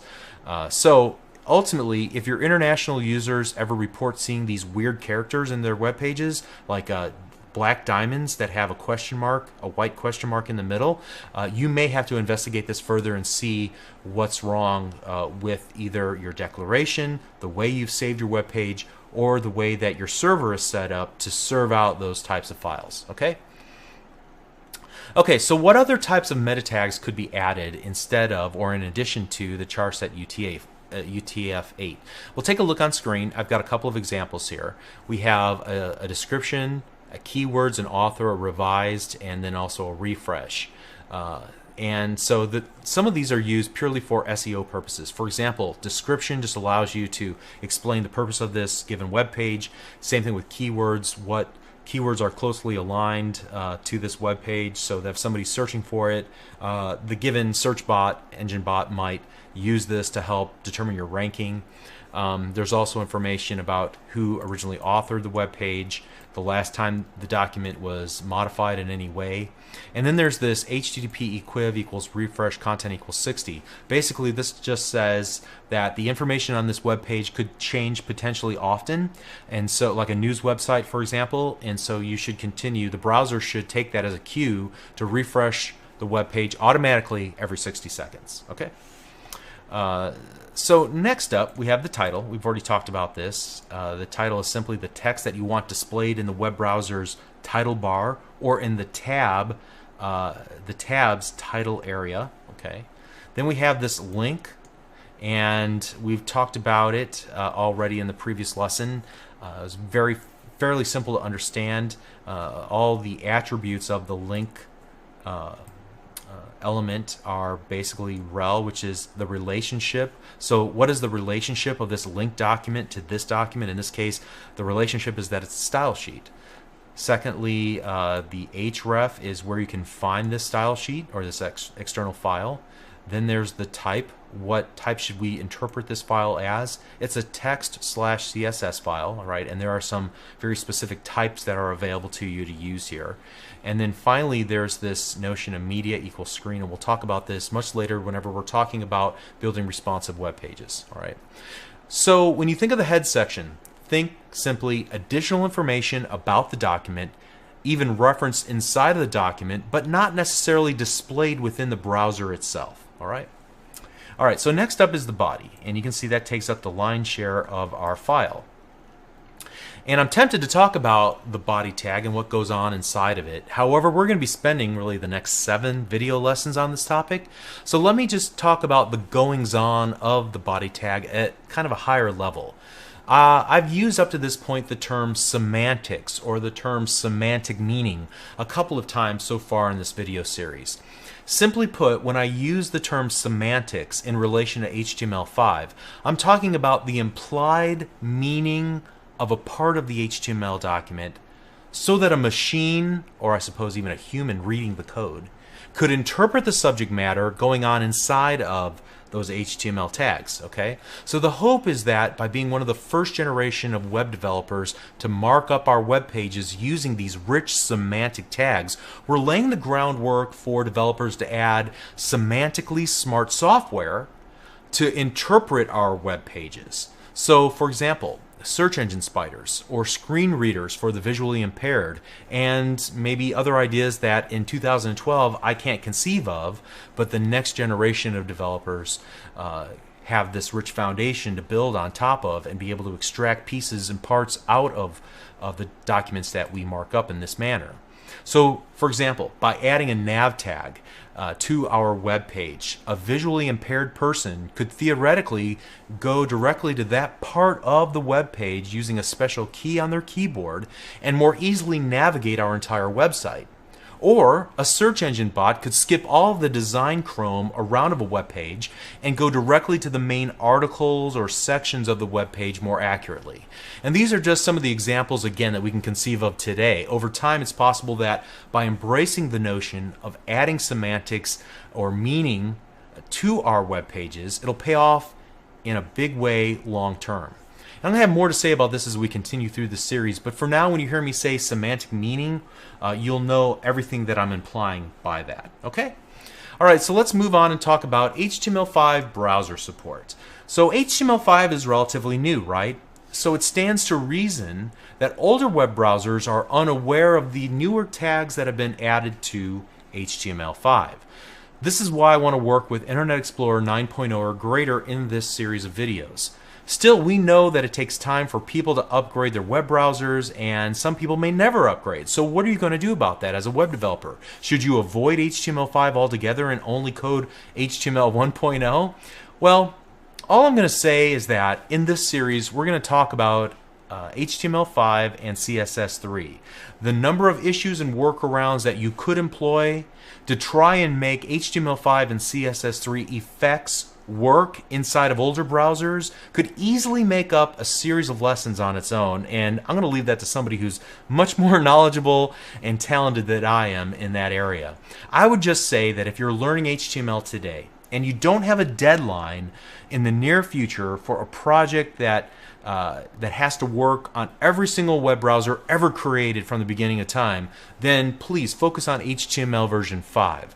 The world will catch up with HTML5 eventually, and you'll be positioned well at that point. And frankly, most browsers will ignore tags that they don't recognize. So usually, even if you look at an HTML5 page in an older web browser, it's still going to look probably okay. It may not always look nice, but it'll usually render at least to some extent. Okay? If you really want to know how to make the new HTML5 tags work in older web browsers, then you might want to do a quick search on the internet for a JavaScript file called HTML5 shim that brings many HTML5 features to older web browsers. Okay. Furthermore, you might want to learn more about the notion of progressive enhancements. It's a style of building websites that begins with keeping older web browsers in mind during web development and then progressively enhancing, but not requiring, new features like those in HTML5 for the page to render properly. So if the user happens to be using a newer web browser, then great. It'll all work and they're going to be able to take benefit from the enhanced features that you've added in. But if they don't have a newer web browser, then they can still count on the page to render itself and to be useful to them in some way. And Wikipedia is a great starting spot for learning more about the notion of progressive enhancement. There are other features of HTML5 that we're not going to talk about in this series. So in this series, we're going to be spending most of our time talking about semantic tags. We're going to spend time with the new tags that allow you to create forms to collect information from users and a lot more. Then at the very end of the series, I'm going to briefly talk about the HTML5 Canvas, SVG, or in other words, scalable vector graphics, and then also embedding video using HTML5. And there are some other features that allow developers to do cool stuff, like create offline applications or to save data in a browser-based database and a lot more. However, I'm not going to be covering those in this series. I'm also not going to be covering some CSS Level 3 improvements like CSS3 transitions, which allow you to animate portions of your web page. So when you use that in conjunction with the HTML5 Canvas and a little bit of JavaScript, you could conceivably create simple games that replace Flash or Silverlight plugin content. CSS3 animation and HTML5 and JavaScript involves advanced techniques and concepts and could easily earn a video series of its own, and these are definitely areas that you can pursue after you complete this series. Alright, so HTML5 features are being added all the time with each new release of all the popular web browsers. If you're curious about an HTML5 feature and you want to check on each browser's current support of that feature, then you can check out this website. I've actually created a bookmark for it here. It's called caniuse.com, and you can search for a particular feature of CSS or HTML5, and it'll tell you, for example, what's supported by each given web browser and which version. Okay? Now, if you're curious about the single best resource for learning everything there is to know about HTML5, there's a few places you could look. First of all, there's a version of the HTML5 specification that's intended for use by those who are creating web browsers. You might see the term user agents. That simply means web browser or some tool on the client that can interpret a web page. Okay, but the version of the specification that I would recommend and refer you to is intended for web authors, or rather web developers like you and me. And so let's take a look at that. And let's go to, yes. So the URL might change. It's currently, as I record this video, www.w3.org/tr/HTML5-author/, okay? And this is called the HTML5 edition for web authors. I'll be using draft version 29.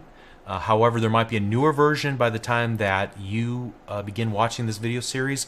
I anticipate that there are very few differences between what I'm looking at and what you're looking at. I'll talk about that a little bit later. But I'm going to be using this website often, and I'm going to be calling your attention to select passages as we go throughout this series. All right, so you might want to bookmark this or somehow get to it very quickly, because we're going to be using it often.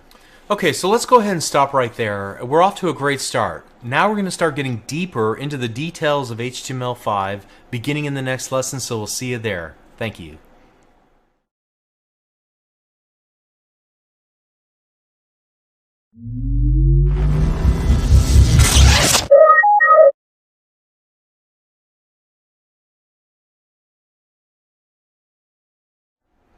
Hi, I'm Bob Tabor with LearnVisualStudio.net. In this lesson, we're going to take a quick tour of many of the HTML elements that are associated with defining paragraphs and giving semantic meaning to runs of text. So as we're getting started, it's important to remember what I said earlier. Even though your tendency might be to think about the presentation, or in other words, the aesthetics of the web page, you need to think about HTML in terms of semantics. In the case of paragraphs and text, it's the difference of thinking about a particular run of text in a paragraph as being important rather than merely bold or underlined. Do you see the difference there? In one case, I'm thinking about the intent of the run of text. It's important. In the other, I'm thinking about its formatting, its presentation. So therein lies the key difference. The same would be true when we use paragraphs in lesson number 2. You might recall that I had this running dialogue with myself. In fact, let's go ahead and take a look. I have it right here. Let's look at the after folder.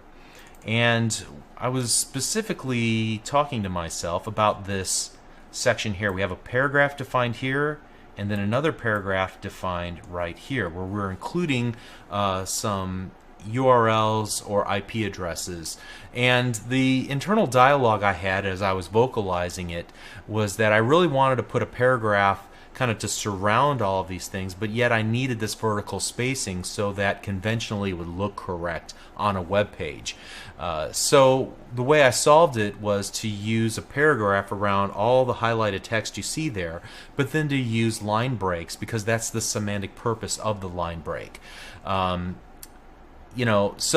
I hope you see the difference there in my way of thinking. I'm looking at the structure of the content merely in terms of vertical spacing versus about thinking about things as complete thoughts. And the complete thought argument won out, and that's why I wrapped the paragraph around the entire complete thought and then used the line breaks conventionally to add some spacing in between. You see?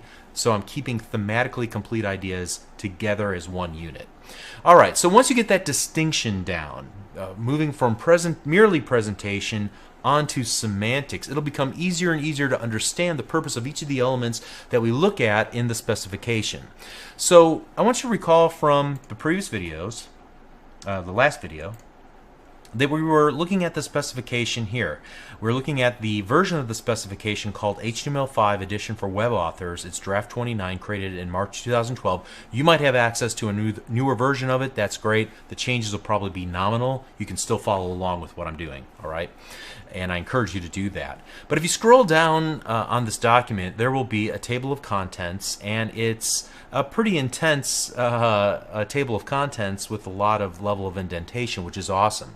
So the way that I choose to use this is to, in Internet Explorer, hit Control F on my keyboard to open up the Find toolbar, and then I can search, for example, the strong element, and that'll lead to the link that I can right-click and select Open a New Tag, specifically talking about the strong element as we address that in that section of the video. So now I can learn about its definition and see some examples of strong in use, and we'll come back to strong in just a little bit. This was just a quick example. That's how I'm going to use it. I'm going to right-click on each of these individual items in order to learn more about them, and we'll use that as a style of walking through each of the tags that we're going to cover in the next 4, 5, 6 lessons. Okay? So as we get started, please note that I'm merely going to show you what I consider to be the most important elements with respect to paragraphs and giving semantic meaning to runs of text. We've already seen some of these in action from lesson number 2. Some of them are going to be completely new, but in all cases I'm going to show you basically just a subset of all of the possible elements that you could add when defining paragraphs and text within your HTML5 documents. The key takeaway here is that I'm constantly pointing you towards the specification so that we can use the correct element given its intended semantic purpose inside of our document. All right, that's always the key for us. Okay, so let's start with the basics. Remember, you want to use Control F in the find bar, and what we're going to do is look for the word paragraphs. That should lead you to 3.2.5.3 entitled paragraphs. We're going to open that in a new tab, and we just want to understand what is meant when we use the term paragraph. And the definition here is great. That's why I wanted to start here. A paragraph is typically a run of phrase and content that forms a block of text with one or more sentences that discuss a particular topic, as in typography, but can also be used for more general thematic grouping. For instance, an address is also a paragraph, as is a part of a form, a byline, or a stanza in a poem. And we'll see good examples of each of these in just a moment. In fact, let's do this. Let's get rid of that and go back to our table of contents. Control F, the P element, where we'll see some good examples of the paragraph tag in use. All right, so here are some good examples. We can see a traditional paragraph, a couple of sentences kept together like we would read in a book or a magazine article. All right, but then we can also see the use of a paragraph in the creation of a form which we would use to collect information from a user. One paragraph for the name, one paragraph for the address. All right, so we're keeping these collected but thematically separate from each other. Even though they're two fields in the same form, they're still separate fields. All right, the same is true of a poem. Here we have a stanza of a given poem defined by an opening and closing P paragraph tag, and then for each of the individual lines of the poem we're merely using the line break tag, which we'll get to in just a little bit, so let's hold on to that thought.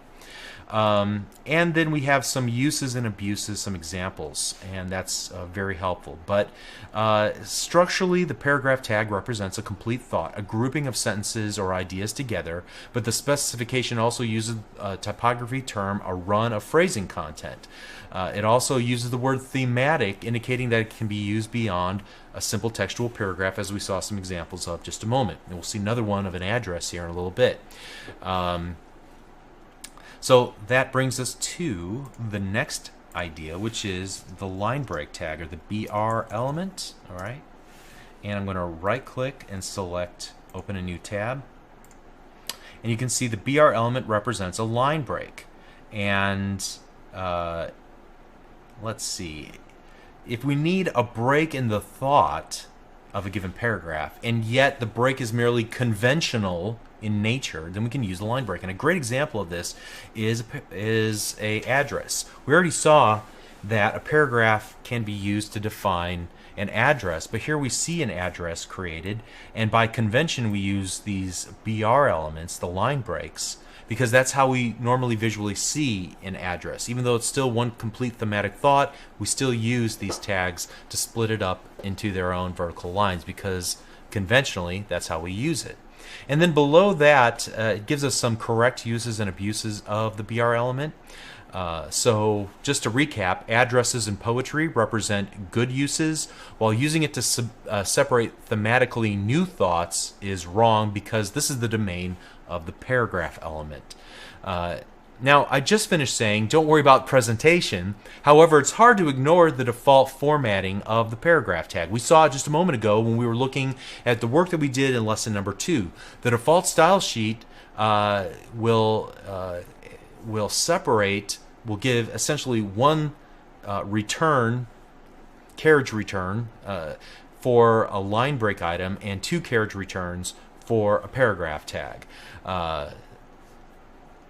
But that's in this particular odd instance, that's what the BR is used for. It's used to create a single carriage return, essentially, to give some visual separation. So some of these tags kind of cross between visual and semantic, but that's still the semantic value of it, the purpose of it.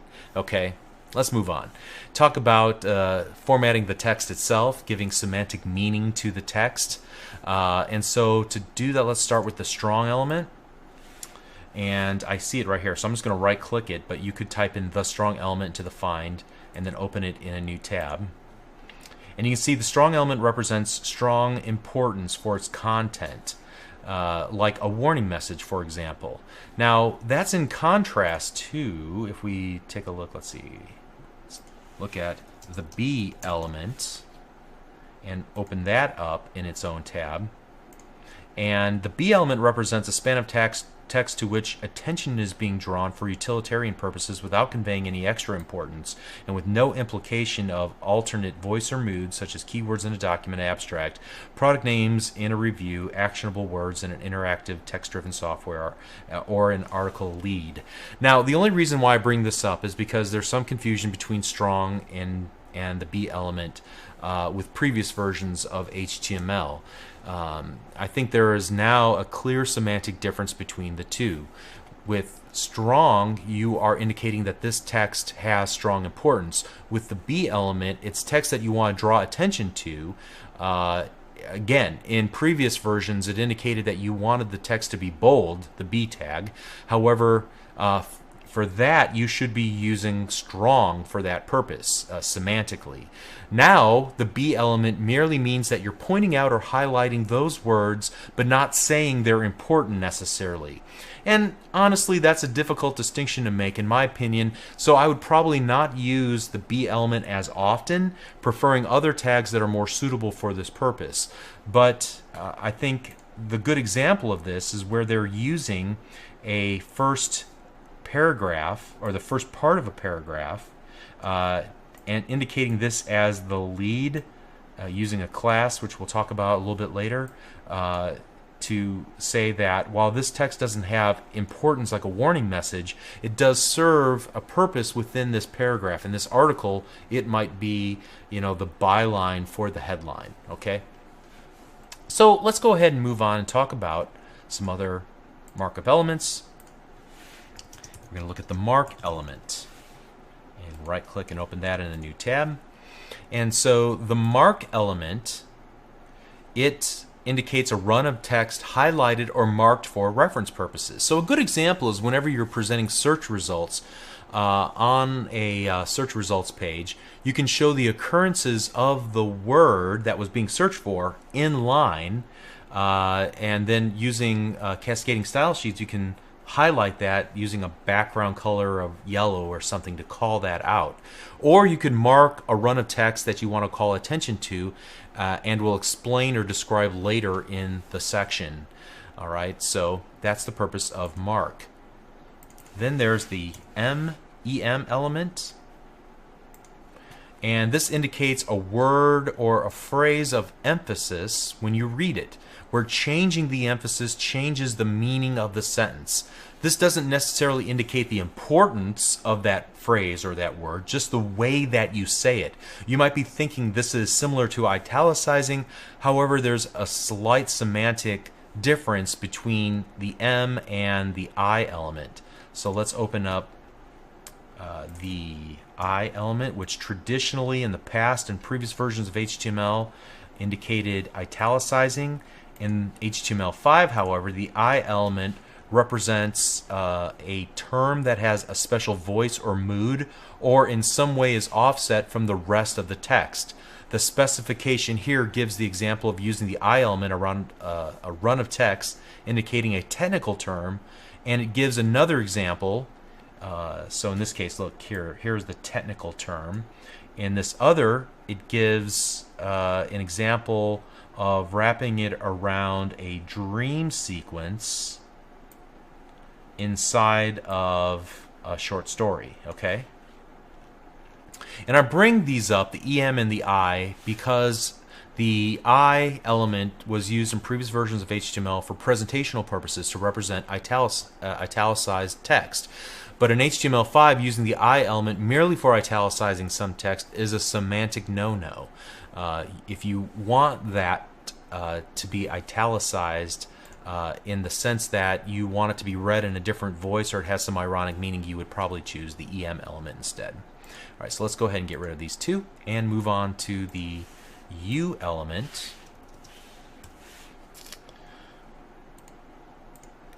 And the U element is used for unarticulated text. It indicates a run of text that you want to call attention to because it's misspelled or it has some strange characters due to its rendering from another language. This is kind of a tough one to describe. I'm only going to call attention to it because its meaning has changed from previous versions of HTML where it was used for presentational purposes. You used to use the U element if you wanted something underlined. In HTML5, again, that is a semantic no-no. You would use purely cascading style sheets for that purpose. Now you use the U element for unarticulated text that you can see for marking stress emphasis. The EM element should be used for marking keywords. The B element or the mark element should be used depending on the context. You can use the cite element, but don't use the U element for any of those. Instead, you can use it for text being a proper name in Chinese text, so a Chinese proper name mark, or labeling the text as being misspelled. All right, so that's its true purpose. All right, let's move on from there and talk about the small element. And a lot of what I'm doing, you'll notice here, is I'm trying to correct maybe changes in previous versions of HTML and what that given element means today in HTML5. So if you haven't ever used HTML in the past, maybe this isn't so important to you, but it would definitely be an eye-opener if you're hearing this for the first time coming from previous versions of HTML. All right, let's talk about the small element. Think small print, like in those car ad commercials, or some text run that's a disclaimer or a caveat or a legal restriction or even a copyright. Just to be clear, just because it uses the word small doesn't mean that it has to be presented using a small font. Again, think of the meaning of the term, not the presentation. That presentation is the job of cascading style sheets. All right? So we're going to compare that to, let's move on to the S element, which used to mean strike through, but it has a new representation today. It's a run of text that's no longer accurate, but it's left in the document for reference purposes. Now, let me see. Yeah, here's a good example at the bottom of this page. You'll see that here's an ad, buy our iced tea and lemonade. And then we have an S tag that wraps around this text. Recommended retail price is $3.99 per bottle. That is no longer valid, but it's left in for reference purposes. Now we're selling it for just $2.99 a bottle. All right. And in the past, you would use this to put a line, horizontal line through the text, but that's not necessarily what it's used for. Again, that's thinking presentationally. We want to think semantically, that this is information that's no longer valid, but we're leaving in for reference purposes. Okay. So let's contrast the S element to the DEL element, and you can see that moves way deeper in our outline, our table of contents, to something called edits, and that is the fundamental difference between using S for strike through and DEL for strike through. DEL indicates that the content is marked for removal. So the example they provide is to mark a run of text in a to-do list as complete. So you might mark that with DEL, the DEL element, and then later on style that text with a strike through. So if you've ever used like an online to-do list, like 37 Signals applications, typically like Backpack or Basecamp, they have to-do lists, and when you put a check mark in one of the check boxes, it'll put a line through. That would be a good example of the use of the DEL keyword that could then, that presentationally means like you finished that item, and then you could use CSS to add a strike through or a horizontal line through that entire line that you've completed. All right, so that's the difference between the S and the DEL elements. And like I said a moment ago, the DEL element really belongs in a separate section of the specification called editing, like we saw back here. It's used for web applications and content management systems. However, I added here because of its similarity to the S element, like I said a moment ago. All right, moving on, let's talk about the cite element, C-I-T-E. And so if you're working on technical papers or a research paper, you might want to use the cite element. Let's open that up in a new tab. And so the cite element represents the title of a work, a book, a paper, an essay, a poem, a score, and so on. This can be a work that's being quoted or referenced in detail. So you use this to identify the title of a work that's being quoted, perhaps in a nearby block quote section. And you can see some examples of this, I believe, here. Well, they don't have a block quote here. But you can see how we're citing specific books, comics, tracks from albums, and so on. Here we are citing a Wikipedia article. All right, so it needs to be used in conjunction with perhaps a block quote. So let's look at that. Let's close that up, and we're going to see a more complete example here.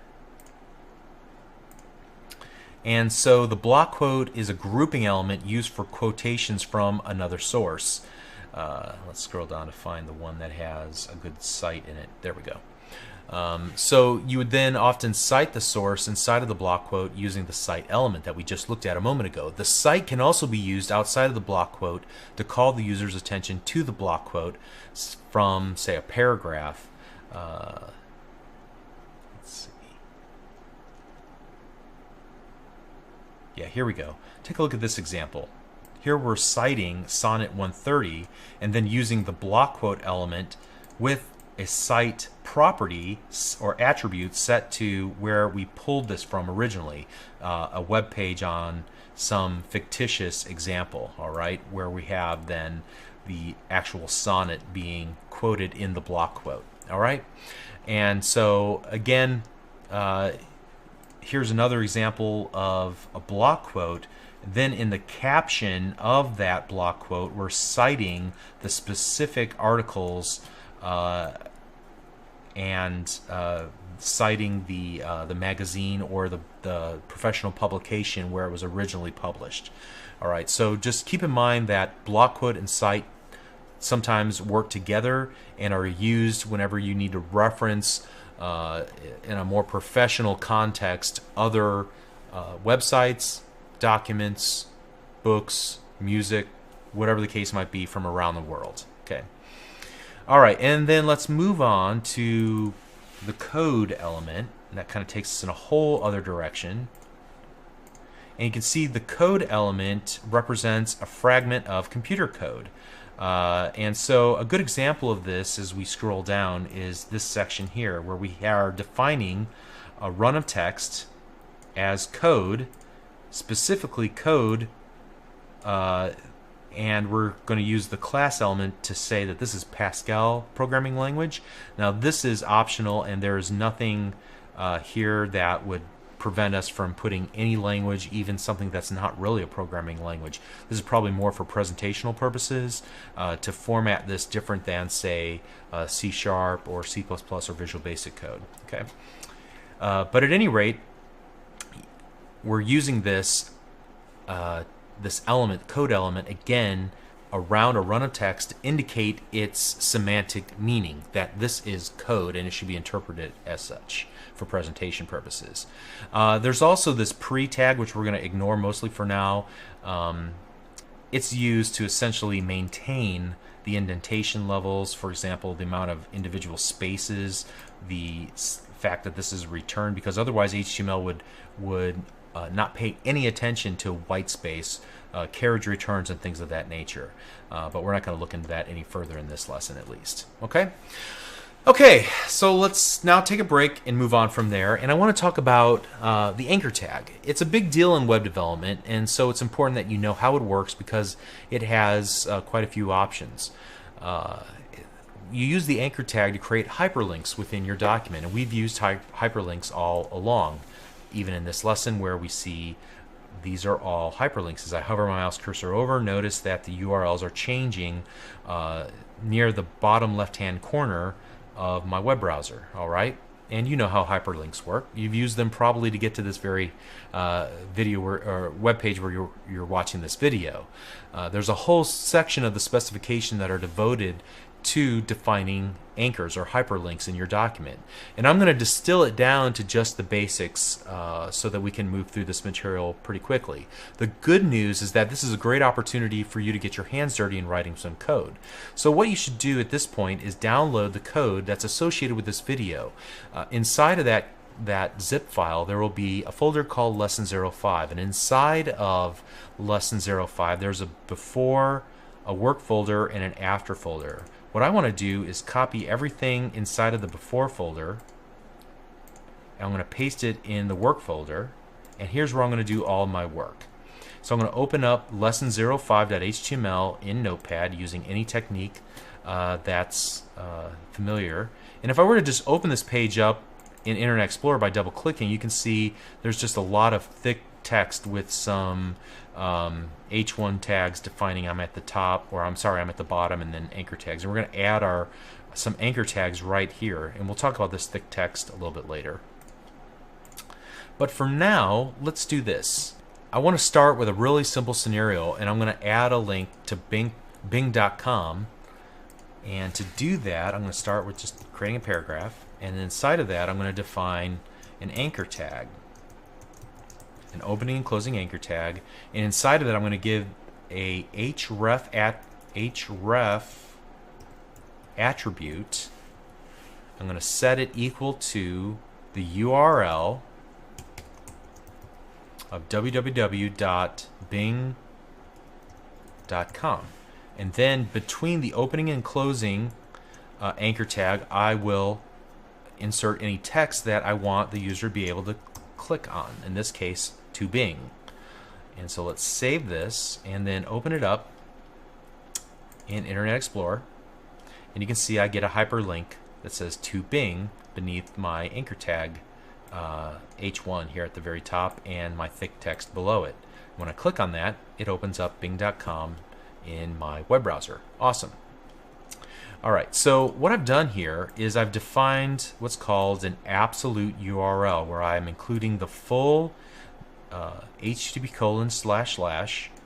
I'm also including all the first level, second level, and third level domain name. Alright, there's also the idea of a relative URL.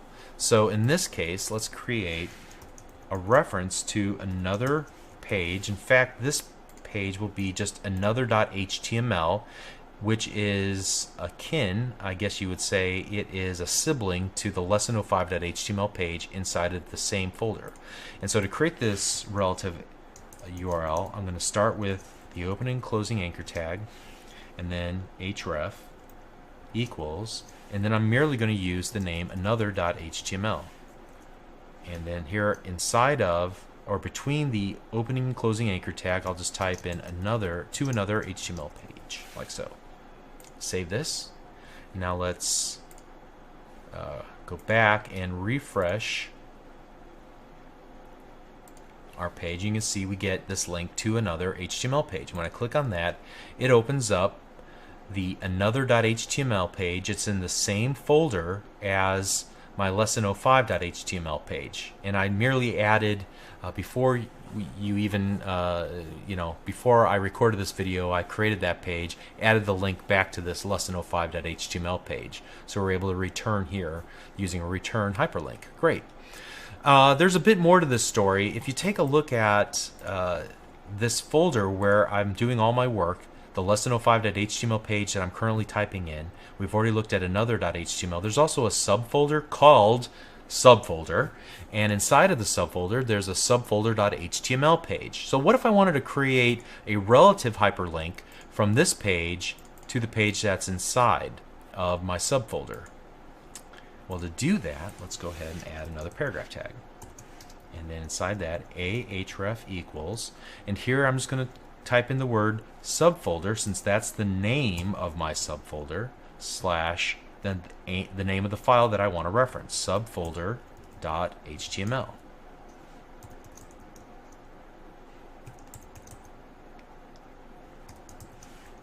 And here I'm going to type to the subfolder HTML page. And let's save that, and let's refresh this page, and then now let's click on our new hyperlink, and it takes us to, you'll notice, lesson05/work/subfolder/subfolder.html. Awesome. Now what if I wanted to return back from this page to the parent directory? How would I go about doing that? Well, you can see I've already created that hyperlink, and it brings us back. Let's take a look at the code that I wrote to make this happen. Let's open this with Notepad, and you can see that in this case I used this special notation, .. which means go to the parent directory, at which point you'll find a file named lesson05.html. So whenever you see ... and /, it means go to the parent directory to find the given resource, in this case the HTML page. All right? And we're going to come back to this notion in just a little bit. We'll talk about relative URLs and give a quick overview before we finish up. But one thing I wanted to show you is that up to this point in our page, every time I click on the to Bing hyperlink, it opens the hyperlink in the same tab in the same instance of Internet Explorer. But what if I wanted to open this up either in a new tab or in a whole new window? Well, I can accomplish that by adding an additional attribute called target.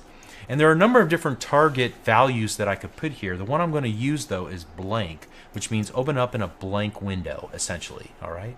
So some of the other ones have things to do with frames, and we're not going to talk about frames in this series of videos. Just note that there are some other options here besides blank. Notice the underscore before the word blank. Okay, make sure you have that. That's important. Let me refresh my web page and then click the to Bing link, and now notice that it opens up a second instance of Internet Explorer.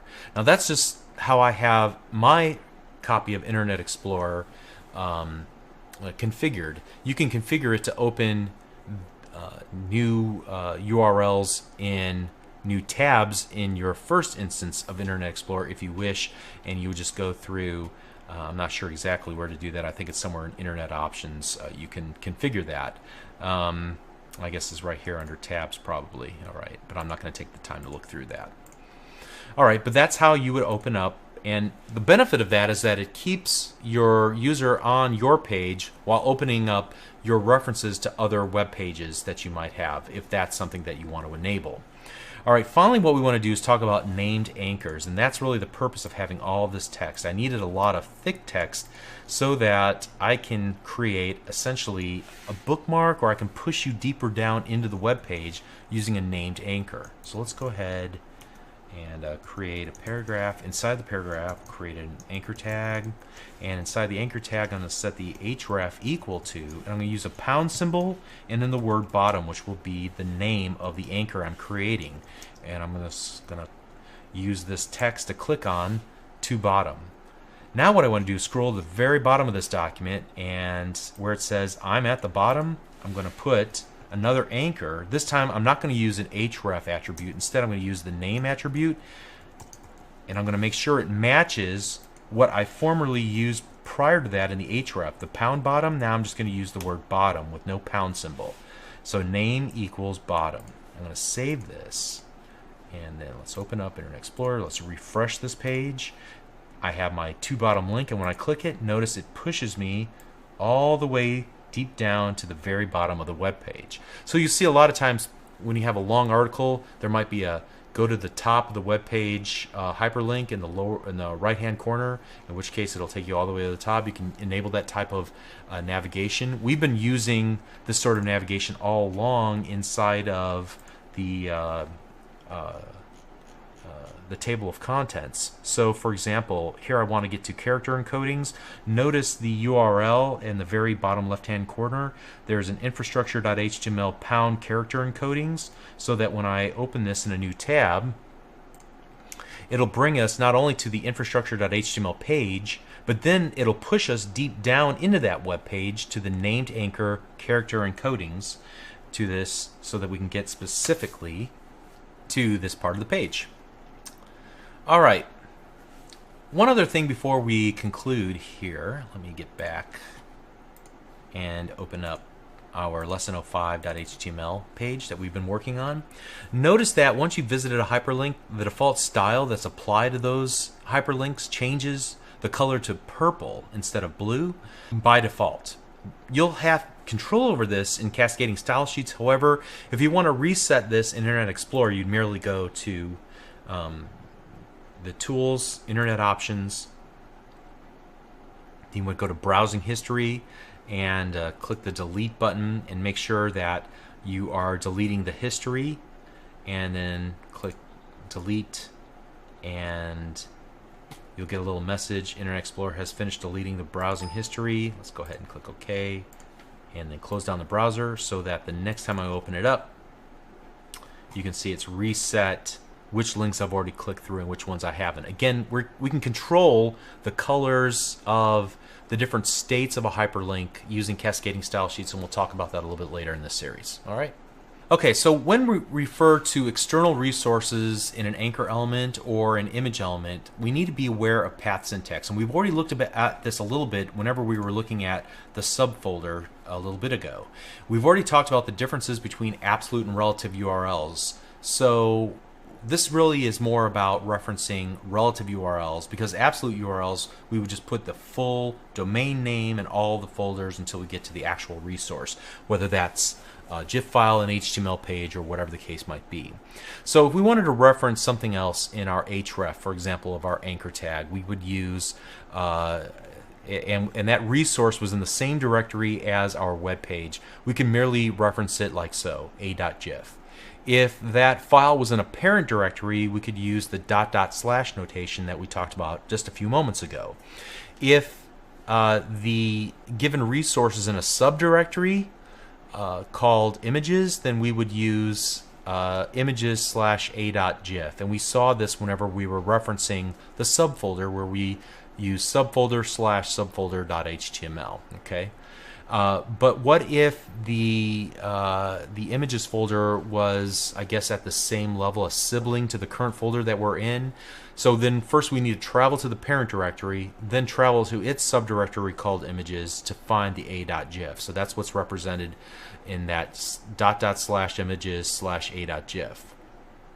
And then finally, what if the images folder was deeply nested, and so we have to go to the parent of the parent folder and then find the images subfolder where our images are stored. In that case, we could do dot dot slash dot dot slash images slash a.gif. Okay? All right, so admittedly, this can get quite convoluted. So why not just use an absolute URL reference every single time instead of a relative URL and have to contend with all these navigating back and forth through the directory structure like we've been doing? Well, if the website should ever move, you'd simply need to keep the relative directory structure the same at the new server or location relative to the directory structure, and the same references are still valid in that case. You might think you might never need that, but if you're developing a website locally and then you move it to a server at some point, you'll quickly see the value of using relative paths over fixed or absolute paths. All right. Also, when it comes to the URL itself, some characters have special meaning or must be encoded in some way so that they're properly routed to the correct resource on the web server. This process is called URL encoding. The best and the most frequent example that you're going to see is whenever somebody has a space in a file name used in a URL. You have to convert that space character to one of two things, either a plus symbol or the %20 ASCII code. The percentage is an escape sequence to indicate that it's an ASCII value, and then the two digits that follow are hexadecimal values that indicate what kind of ASCII character. In this case, we're representing a space character with the 20. Now, there are dozens and dozens that you can find in any reference for URL encodings, but only a handful are really used frequently. So what I'd encourage you to do is just search for the term URL encoding in Bing.com, or check out the Wikipedia article that you see here on the screen for more information about URL encodings. Also, you've already seen the pound symbol used in a URL to indicate an anchor, a named anchor, deep into the body of a web page. Throughout this series, I've pointed you to specific sections on various pages in the HTML specification using the pound symbol. So I might give you a URL like this, and I'm just going to paste it in to the location bar in Internet Explorer. It includes not only the HTML file, but then also a pound symbol. And again, this allows me to deep link inside of the web page to the specific element or item that I want to call your attention to. So, but there's also a way to send name-value pairs in the URL, and that's called a query string. You're going to learn more about query strings whenever you learn ASP.NET as a means of maintaining state or passing values between two web pages. So you're going to see this type of URL often. Take a look at the URL on screen. www.whatever.com/default.aspx, then there's a question mark, and then a val1 equal hello world, hello, and then an ampersand, and a val2 equals world. So let me explain what each of these things are doing. You can pretty much, for the most part, ignore everything up to the question mark with regards to query strings. It's everything after the question mark that is a query string. The question mark clues you into the fact that we're querying, and so everything after that is a query string. And so we have a series of name-value pairs. The name of an attribute or property is, in this case, val1, and we set it equal to some value, hello. And then to designate that we need a second set of name-value pairs, we use an ampersand symbol, and then val2 is the name of the second attribute that we have set a value to, and then equal sign to the value of world. All right.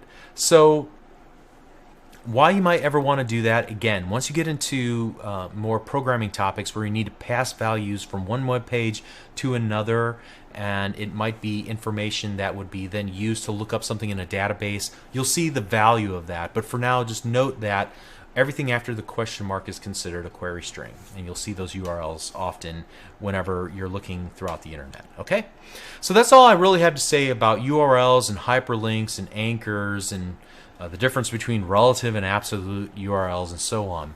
But this topic will come up again briefly whenever we talk about the source attribute of the image element a little bit later in this series of videos. All right, so the final element that I want to talk about is the span. So let me get back to our table of contents here. and then I'm going to hit Control F on my keyboard and type in the span element, and right click and select Open in New Tab. So it's intended to be used generically, specifying a run of text that really doesn't fit into any of the other elements that we've already mentioned. Now, the truth be told, in previous versions of HTML, you used the span element as a hook into CSS for some inline text that you wanted to format in some special way. Say, for example, you wanted some text to be red. You might wrap it with a span tag and then give it a special class or ID name in order to pluck it out and identify that little chunk of text to have a red font. That's still allowed, but you're strongly encouraged to use one of the other elements first so that the document is marked up semantically, right? So again, if you just use span elements all over the place, you use the rich semantic markup of your document that was intended with HTML5. And so you can see some uses of the span tag throughout this document, and it uses kind of a code example, and it's identifying some items as keywords for the C programming language, some items as I guess identifiers like J, and identifiers like I_T3 and so on. Okay, so that would be the use of the span in this case, where there's no other semantic markup element that would allow you to identify given elements of this code example, some as variables, some as keywords, and so on. And you can mark it up and use text coloring appropriately in that case. All right, now using the class attribute like they use here in the as they demonstrate here in the specification, it does provide you some level of meaning to your span tags. However, since you're the one making up the values in the class attribute, other applications wouldn't be able to interpret that class attribute's value the way that they would be able to interpret HTML5 markup that's defined in the specification. The class attribute is useful for cascading style sheets, but not a screen reader, for example. The screen reader doesn't know what you mean by ident or keyword and so forth. Okay?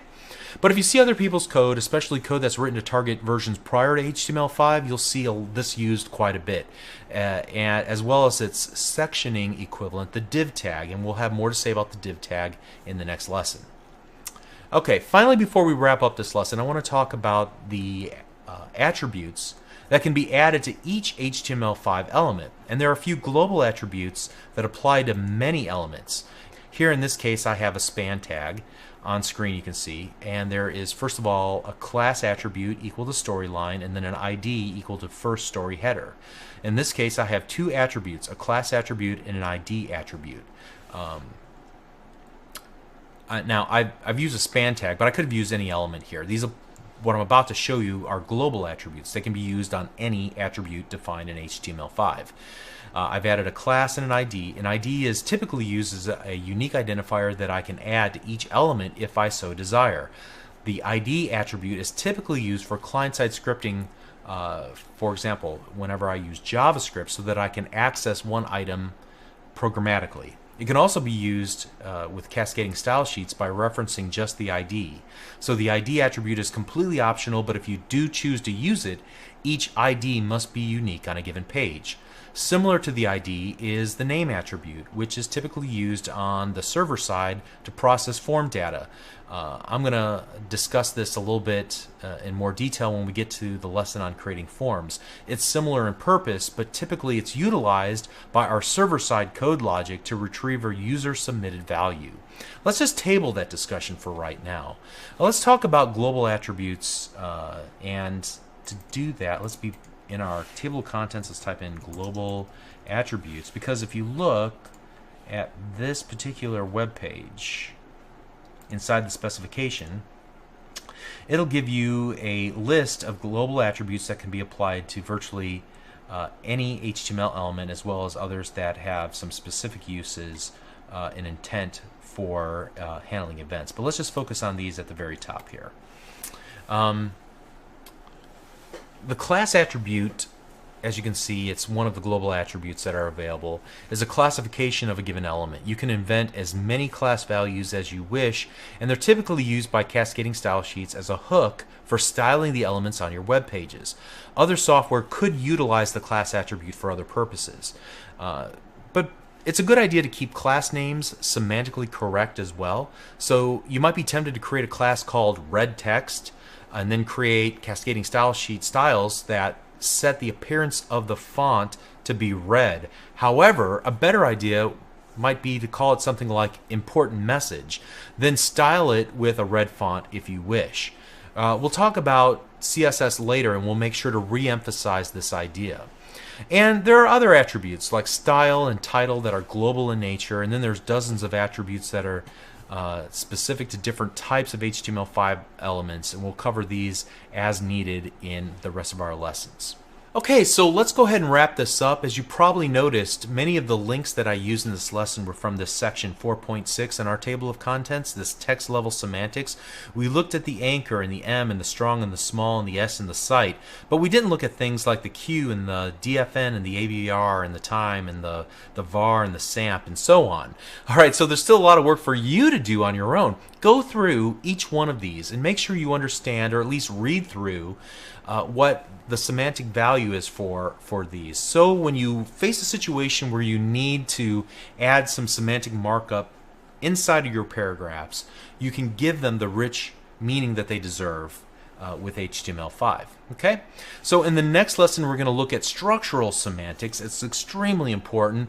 Make sure you watch the next video as well. We'll see you there. Thank you.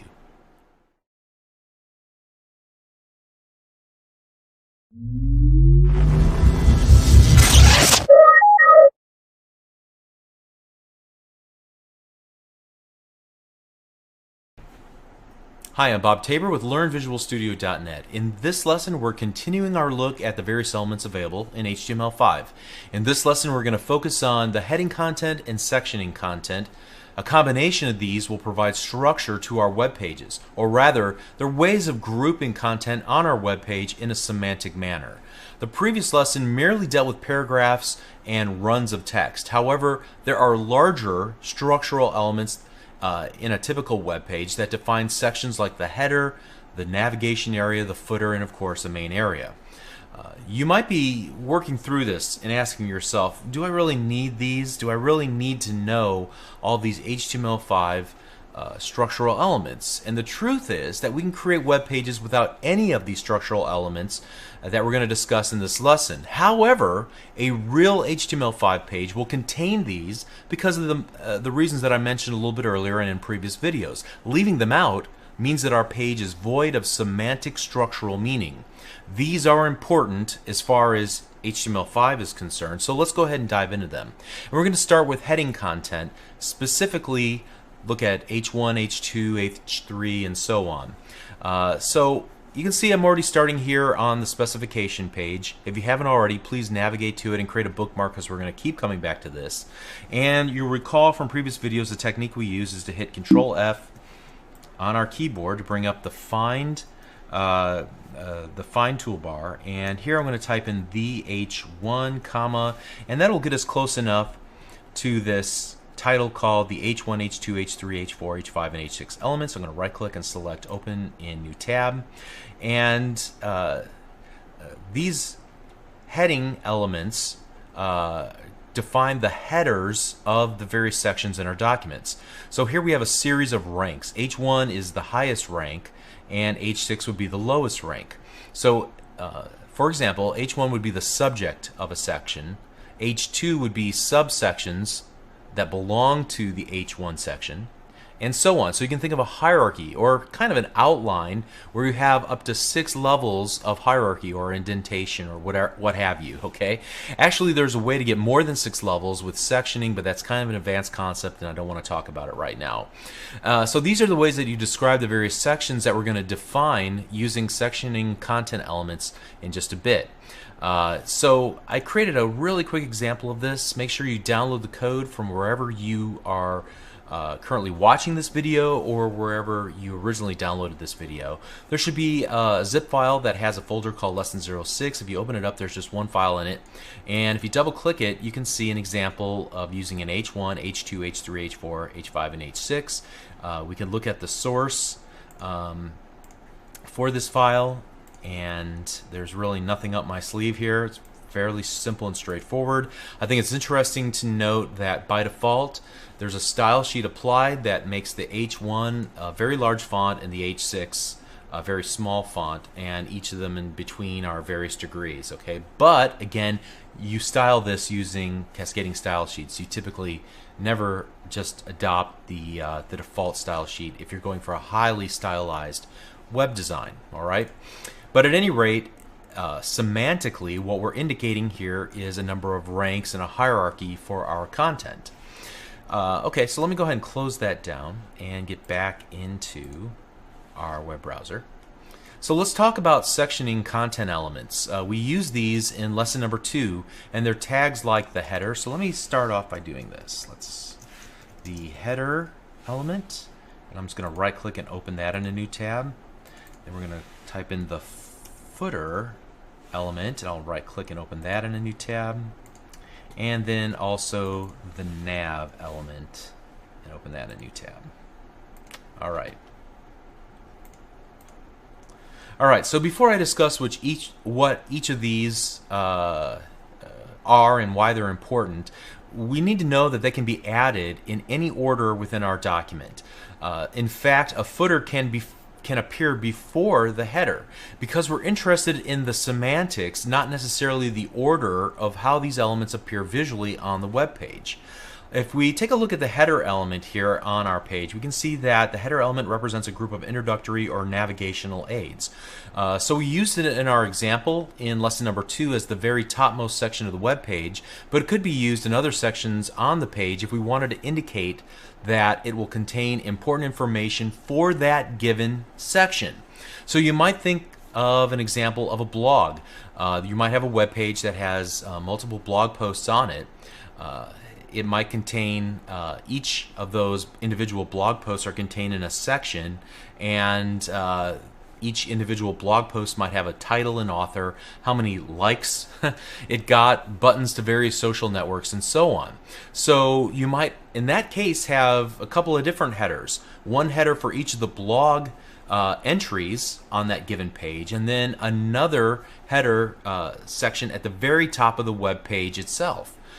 Similarly, we can look at the footer element, and the footer element represents a footer for its nearest ancestor sectioning content or sectioning root element. A footer typically contains information about its section, such as who wrote it, the links related to related documents, copyright data, and the like. So in our example in lesson 2, we used it at the very bottom of the web page. But here again, going back to that blog example I spoke about just a few moments ago, you might have several blog posts on a single page, and you might have for each of the individual blog post sections, you might have a little footer with the date that it was written, the author, the pingback information, the ability to add comments, and so on.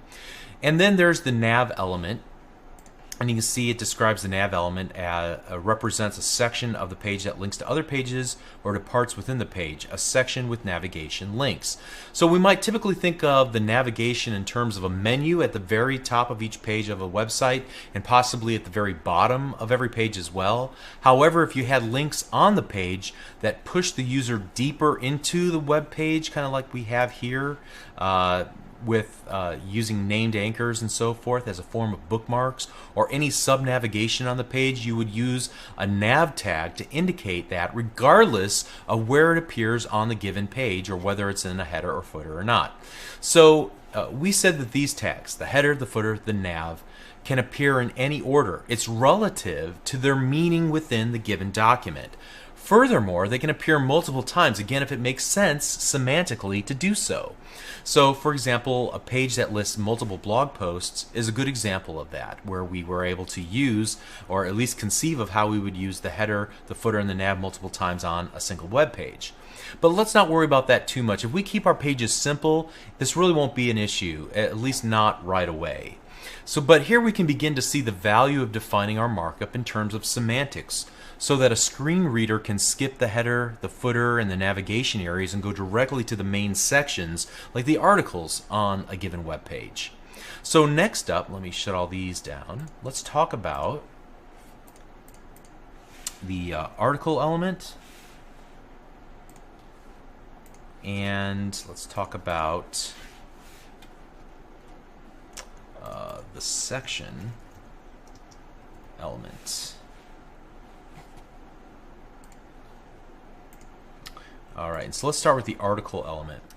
Okay, so when we're thinking about article, we're not simply thinking about like a newspaper article. Instead, we're thinking about something that's a complete unit, a complete idea, something that can be syndicatable. And what do I mean by that? Well, take for example on an e-commerce website, you might have a number of products in a product catalog, a book, a shirt, a dishwasher, whatever the case might be.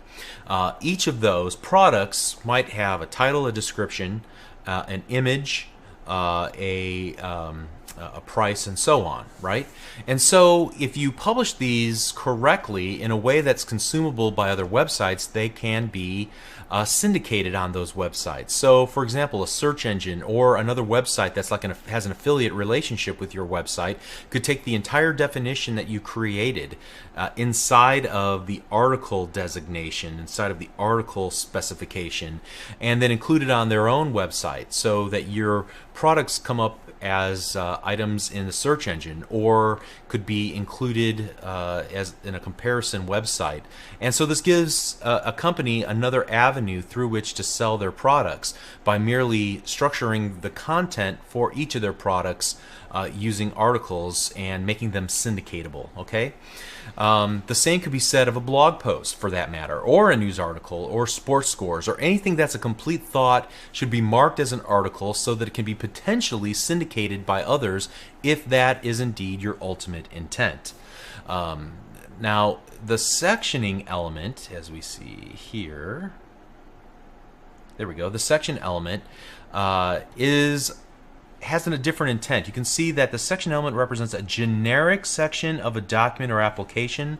A section in this context is a thematic grouping of content, typically with a heading. Alright, so it is generic in nature, but it generally represents smaller pieces of a larger component. So for example, while an article might be a big picture idea or thought, a series of sections could define individual parts of the article. Now, of course, this is relative. Conversely, a section could contain articles, if that semantically makes sense. Sections can contain other sections. So just like I said about the header, the footer, and the nav appearing multiple times in a document, the same is true with an article and a section. And this might sound crazy, but a section can contain articles that can contain sections, okay? And so at this point, I've created a couple little graphics to help smooth this over. This first image that you see on screen, it closely resembles the layout for the project that we worked on in lesson 02, where we have a section with a couple of articles inside of it. At the very top and bottom we have a header and footer. Each have a nav section inside of it. Okay, so that's a pretty straightforward, and we see how we have a section that contains articles. Let's look at an alternate version of this in a second image here. Our header and footer look exactly the same, but inside of our section in the main area we have an article and then a second article that has some subsections defined inside of it. So in this case we have a section that has an article that contains two sections. Okay, and then let's look at a third example here where we have a header and a footer by themselves, and then a nav section that's not part of the header or the footer. Inside of the main area, it's called the article, and the article has a header and a footer with two subsections inside of it. And there are literally probably no end to the combinations that we come up with. These are just some ideas to kind of illustrate the things that we've been talking about. So the real question at this point is, what is all this accomplishing? Well, it allows a scenario where each article is syndicated to multiple websites and you want to retain the semantic meaning of the headings and the paragraphs and so on. Now, the site compiling the articles might define a different styling, but it can use the entire section in its entirety. Okay, a lot of time is spent on in the specification explaining some of these scenarios, and they're a bit on the advanced side, advanced use cases. But all I'll say about it for now is that each section that you define essentially restarts the hierarchy of headings so that you can have more than just six headers. So for a full understanding of the notion of outlines and how the sections reset the styles associated with the various headings, take a look in our document here at creating an outline, and spend some time reading this over. You never see outlines, but it's just how web browsers are supposed to interpret the scenarios that I just described. And this might help you come to a better understanding of the relationship between sections and headings if you need those for a complex page structure. Okay, so moving on, let's take a look at the aside element. And this is another structural tag that has meaning. It's used to define any part of a document that doesn't belong directly in the paragraphs but supplies some additional information. So it could be skipped over. It might define a marketing message, a pull quote, a did you know section like some books have, or what have you. And if you take a look at this example, you can see the use of the aside for a pull quote. Here we have a paragraph of text and another paragraph of text, and in the middle of it we have an aside defined. And in this case, the aside is merely used to draw the reader's attention deeper into the article, so to provide some visual interest to the article and highlight the most important quotes from the article. All right, so let's move on to the div element. And I mentioned the div element in the previous lesson, saying that it was the sectioning equivalent of the span element, in so much that it has no inherent semantic meaning. So take a look at how it describes this. The div element has no special meaning at all. It represents its children. It can be used with the class, lang, and title attributes to mark up semantics common to a group of consecutive elements. Authors are strongly encouraged to view the div element as an element of last resort, for when no other element is suitable. Use of more appropriate elements instead of the div element leads to better accessibility for readers and easier maintainability for authors. Alright, so we're saying this section of content defined inside of a div tag belongs together, but it really doesn't fall into any of the other semantic containers that we might have available to us in HTML5. Now, that should be rare. However, the div tag was abused in previous versions of HTML. In fact, somebody coined the phrase divitis for web pages that have dozens of div tags defined. The reason people used so many div tags was for page layout. The div provided a way to get some advanced layouts without having to resort to tables for page layout, which is another semantic no-no. However, in doing so, they merely replaced one bad habit with another. So, should you use the div element in HTML5? Well, the specification, as we just read, says that it's the sectioning container of last resort. But practically speaking, I expect we're still going to see a lot of the div tag, because even in the most careful designs, there will always be a trade-off between semantic purity and aesthetics. In other words, to achieve a beautiful page design with drop shadows and rounded corners, dramatic layouts with other neat features, the div tag will be employed as a box around which styling can be applied. So we're going to talk about this more when we get into CSS, but if you look at most web pages on the internet, each will contain many div tags, typically used for styling purposes. So that's kind of the practical nature of web development. Everybody agrees that something is a good idea or a bad idea because it doesn't adhere to a certain ideal, but to get the desired layout, compromises are sometimes made. Okay. Alright, so finally, there's an element related to our heading content, but wasn't included as part of the heading or sectioning content model, and that is the H group. Let's take a look at that.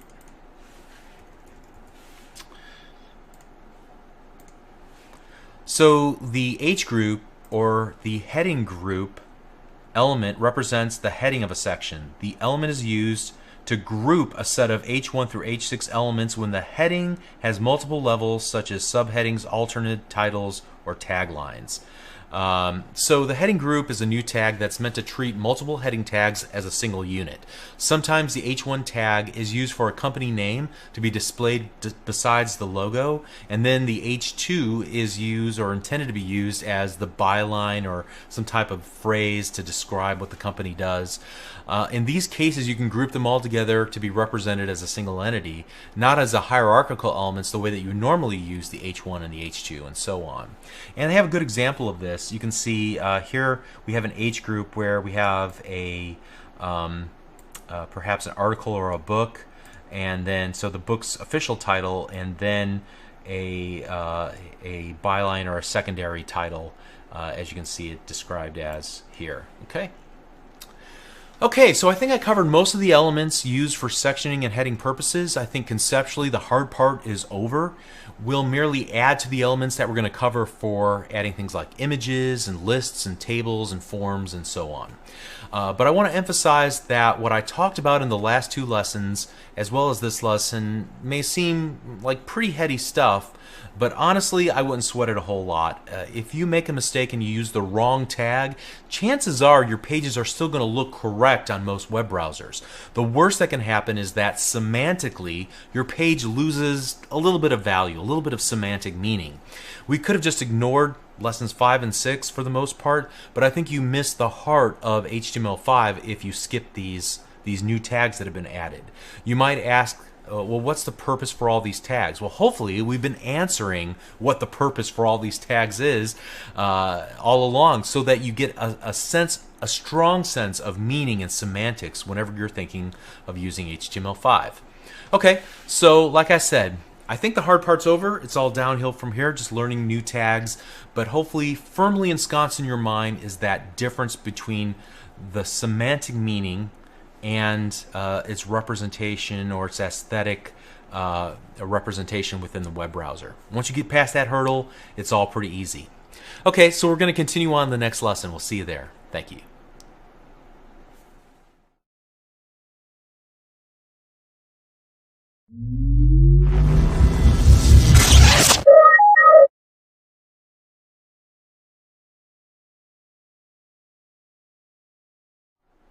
Hi, I'm Bob Tabor with LearnVisualStudio.net. In this lesson, we're going to talk about adding images and figures to our HTML5 documents. So let's go ahead and start with the image or IMG element. And just to remind you, we're looking at a version of the specification called HTML5 Edition for Web Authors.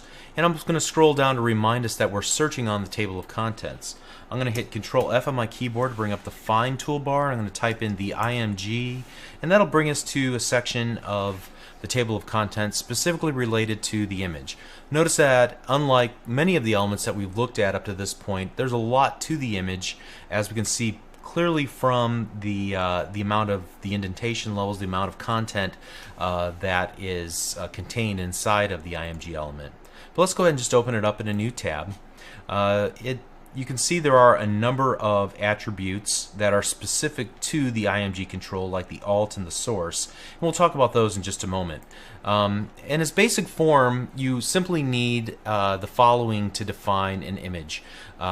So the IMG source attribute equals, and then the alt attribute equals. So it simply has two requirements: a valid source attribute that points to an image file using a URL, and then an alt attribute which describes the image for those who can't process image or those who have image loading disabled. So here again, a nod to screen reader software for those who have limited or no vision capabilities. The alt value would be read aloud in these cases, describing the content of the image to that person that's visually impaired. There are other optional attributes allowed in HTML5, including a width and a height, for example, allowing you to specify the image's width and height in pixels. Now, here's where the presentation overlaps with semantic meaning. I would recommend that you handle the sizing of your images purely in CSS. However, you're going to see plenty of people defining image elements with width and height and certainly it is allowed. Sometimes if the image can't be loaded for some reason, an empty placeholder will be represented by kind of a large box with a little icon in the upper left hand corner with a little X through it. And if you have the width and the height, then it will use that to size that empty box appropriately. So there is a pragmatic rationale to their existence, because it might help with the formatting of the rest of the page if that image, if you're relying on the size of that image to help format the rest of the page relative to that image. But I still think, despite that advantage, you should opt to keep things semantically clean and keep all your presentation information, including the size of the images, in your cascading style sheets. Okay, and we'll show how to do that much later. Now, with regard to the source attribute, you can set it to any valid URL that resolves to an image file, and the same rules that we talked about in lesson 5 about URLs apply here as well. So I'm not going to take the time to reiterate them. It's common to keep all images in a separate folder for easy management, something like /images or /creative. Just keep in mind then that most likely you'll see something like this whenever you're looking at other people's source code. So src attribute equals images /my.gif, or source equals ...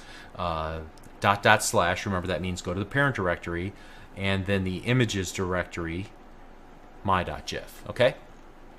Now, moving on, in some cases we want to use an image in an academic context where it's important to annotate the source or provide a caption and then reference the specific image or textual resource like a table or a quote in a paragraph. In those cases, you can use the figure. So let's go ahead and look at the figure element and open that up. And since I'm right here, I'm going to go ahead and open up the fig caption as well, since we'll talk about that in just a moment. So if you take a look at, first of all, you can see the figure element represents some flow content optionally with a caption that's self-contained. It's typically referenced as a single unit from the main flow of the document. It can be used to annotate illustrations, diagrams, photos, code listings, and so on that are referred to from the main content of the document, but that could, without affecting the flow of the content, be moved away from the primary content. For example, to the side of the page, to dedicated pages, or to an index. All right, and so I think a good example of that, I think they have one here. Okay, so you can see on screen that I have a snippet out of an HTML page with image source equals welcome.jpg, and then I create a fig caption, and we'll talk about that in just a moment. But the figure is the collection of the image itself as well as a caption in the fig caption. So let's go ahead and take a look at that. We already had the web page open. You can see the fig caption represents a caption or legend for the rest of the contents of the fig caption element's parent figure element. So basically just a caption or a legend for the contents inside or in the remaining portion of the figure that's apparent to the fig caption. All right, in this case, we just happen to have something called a caption for the image, and then I have some small copyright information as well. So a figure is used to include photos, illustrations, code, diagrams, listings, and so on without affecting the flow of the document. It can be moved to its own web page, or it can be moved away from the place where it's referenced. And so if you take a look on this page, you can see in this example another example of where it's used with code. Here we have a figure that includes code, and we have a caption that calls it listing 4, the primary code interface API declaration. All right, so that's an interesting way to use it. And the fig caption element represents a caption or a legend for the rest of the contents inside the figure, just like we see here. Okay, so besides working with simple images, we also talked about figures and captions in this lesson. Let's keep moving forward. This is a very simple concept. Let's not spend more time on it than we need to. In the next lesson, we're going to work with lists and other groupings of content. We'll see you there. Thank you.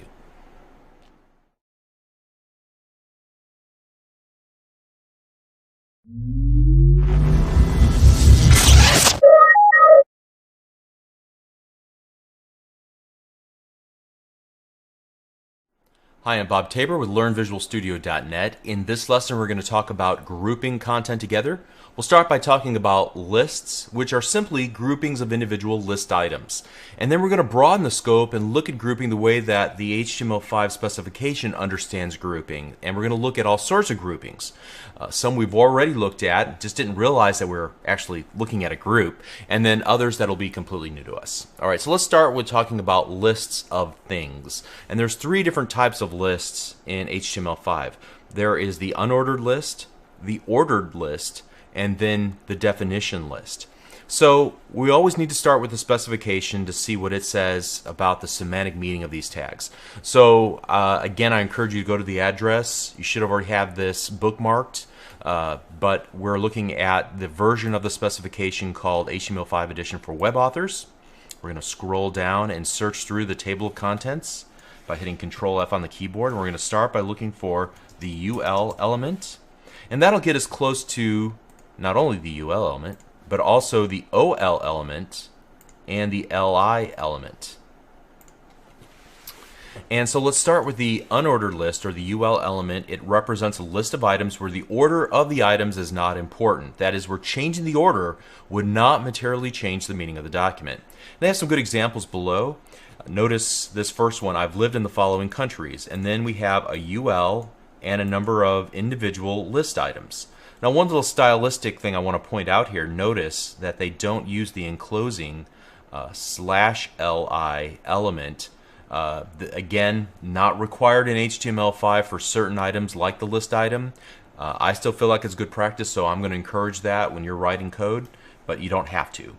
But changing this list of items does not materially change the meaning of the list. You still have lived in all these countries, regardless of whether you list Switzerland before Norway or Norway before Switzerland. Okay, so that's essentially what they mean by that. Compare that to the OL, the ordered list, where items have been intentionally ordered such that changing the order would change the meaning of the document.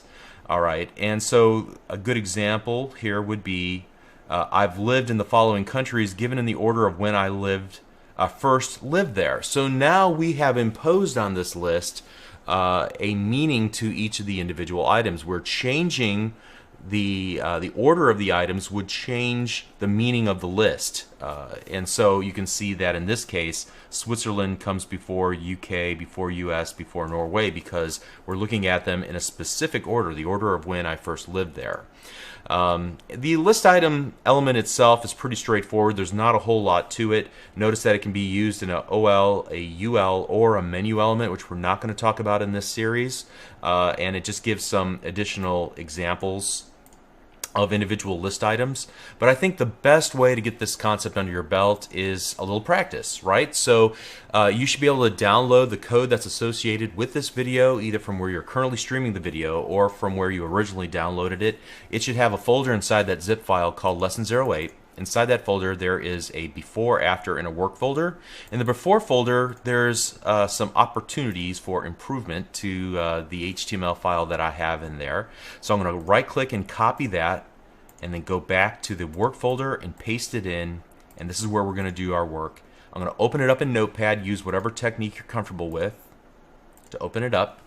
And you can see that I have sets of list of items and then some other stuff that we'll get to later on in this lesson. But first of all, we're going to start off by creating an unordered list, because this list of names, you know, although you and I might be used to hearing these names in a specific order, if you're old enough to remember this. However, changing the order doesn't change the fact that each of these people are in the list, okay? And I'm going to go ahead and create an OL. So notice I'm going to start with a beginning and an ending OL for ordered list.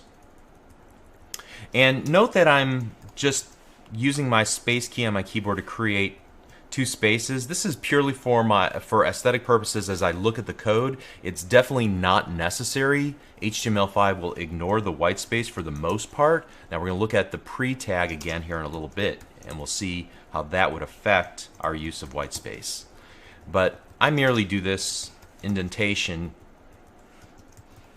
for my own readability so I can see kind of the hierarchy or the ownership of the list items and its parent, in this case the ordered list. And I'm just wrapping list items, an opening list item and a closing list item around each of the items. And what I want to do is save the work that we've done with the UL and the OL. I want to open it up in Internet Explorer and just look at the default, the way that it renders with the default style sheet in Internet Explorer 9.0. The unordered list is rendered by default with just a series of bullets, whereas the ordered list is rendered with a series of numbers.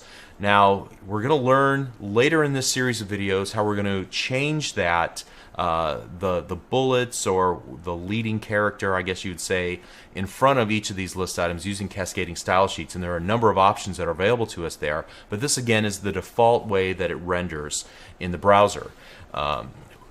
And so the ordered list has a series of numbers indicating that the order is indeed important. Okay? So let's go ahead and I'm going to shut that tab down and I'm going to close each of these tabs. There's one other list that we want to look at, and it has three parts to it. First of all, it's the DL element, and the DL element contains one or more DT elements and one or more DD elements. All right, and so the DL is a definition list. The DL element represents an association list consisting of 0 or more name value groups, a description list. Each group must consist of one or more names followed by one or more values. Within a single DL element, there should not be more than one DT element for each name.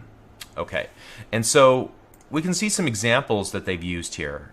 Within a given DL element, there is a series of authors, maybe, for example, in a book that's been written, as well as a series of editors, which in this case there's only one editor.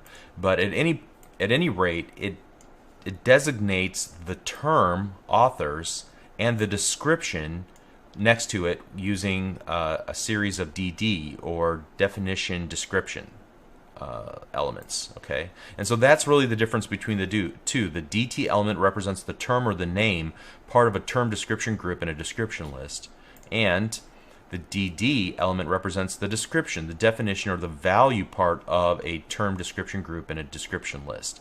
And so anytime you need an association between some notion, some idea, and a series of individual list items that are associated somehow with that notion, you want to potentially create a definition list using a DT for the definition term, and then a series of DDs, definition descriptions, for each of the individual items. All right, and so let's put that into practice here. I have, again, in this lesson08.html, a couple of terms and their definitions. And so what we're going to do is just wrap a single DL around this entire block. Even though they're really not related, perhaps I have some article I'm working on where I want to create an area where it uses, it defines terms that were used in the article, maybe in a call-out section, and I'm going to go ahead and create the definitions for each of those items. So I'm just wrapping each of these in a series of DTs and DDs. So in this case, autodidact is defined as a self-taught person, whereas utilitarianism, another definition term, it has two definitions. The first one, let's go ahead, and then the second one starts here.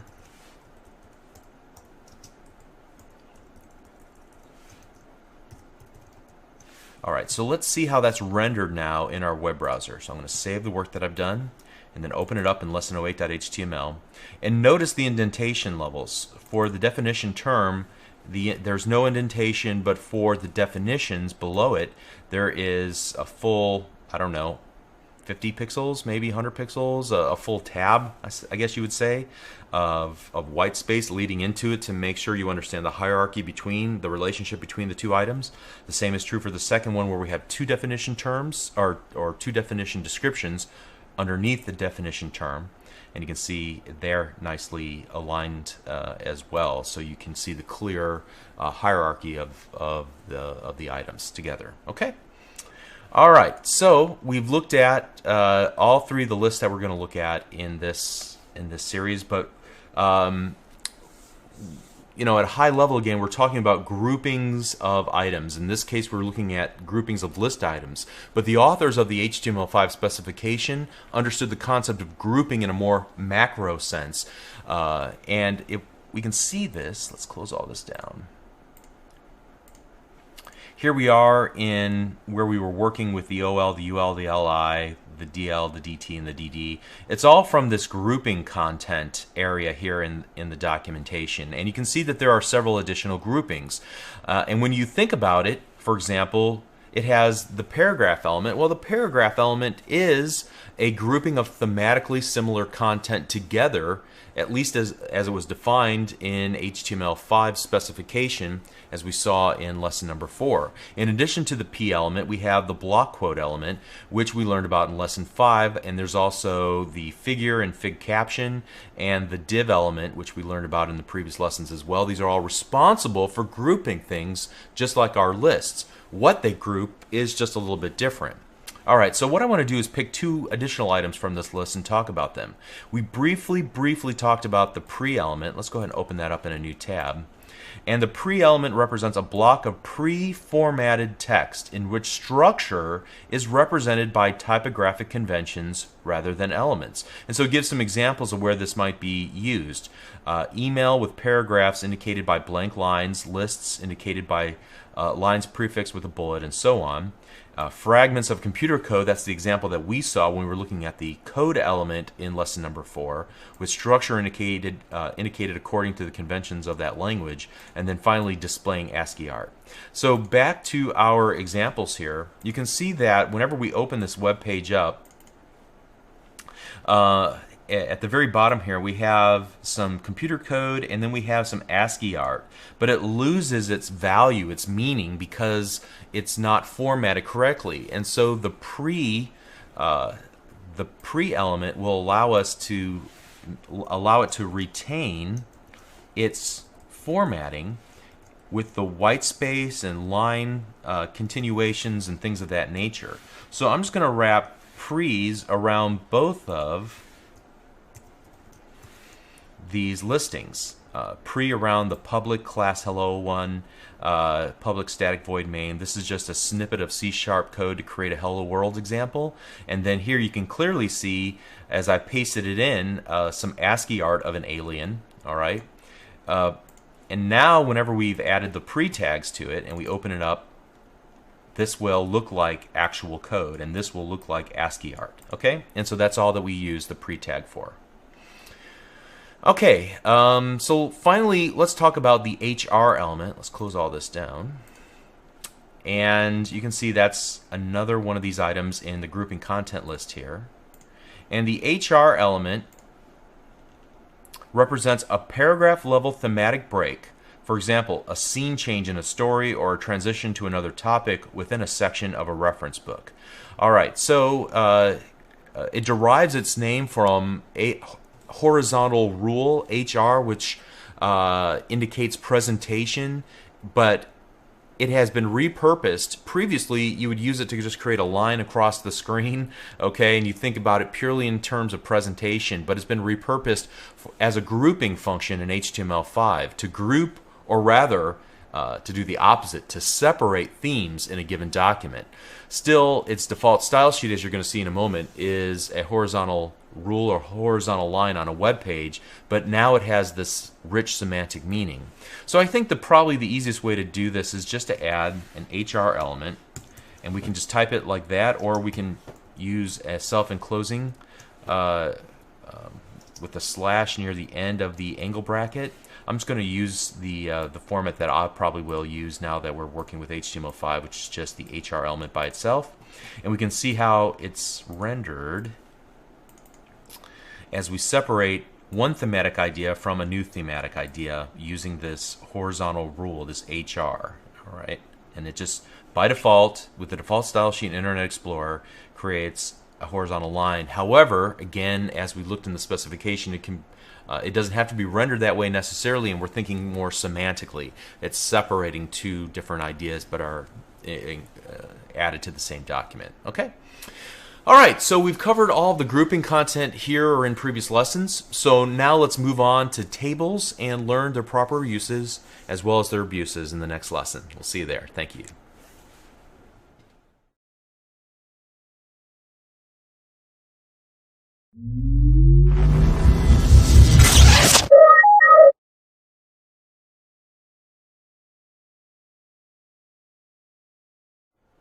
Hi, I'm Bob Tabor with LearnVisualStudio.net. In this lesson, we're going to talk about tables. So whenever you need to render tabular data, you want to use the HTML5 table, which is comprised of about a dozen optional HTML5 elements.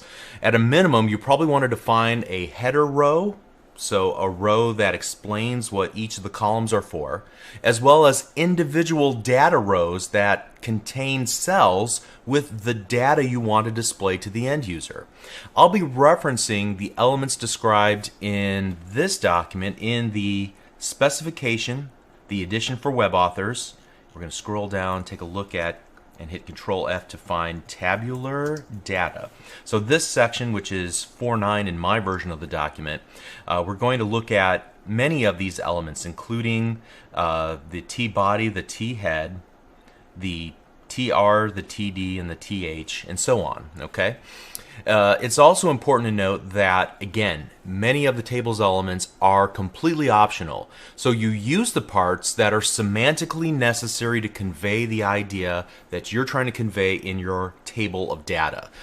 You're trying to avoid adding parts purely for presentational or styling purposes. That's the job of cascading style sheets, again. Okay?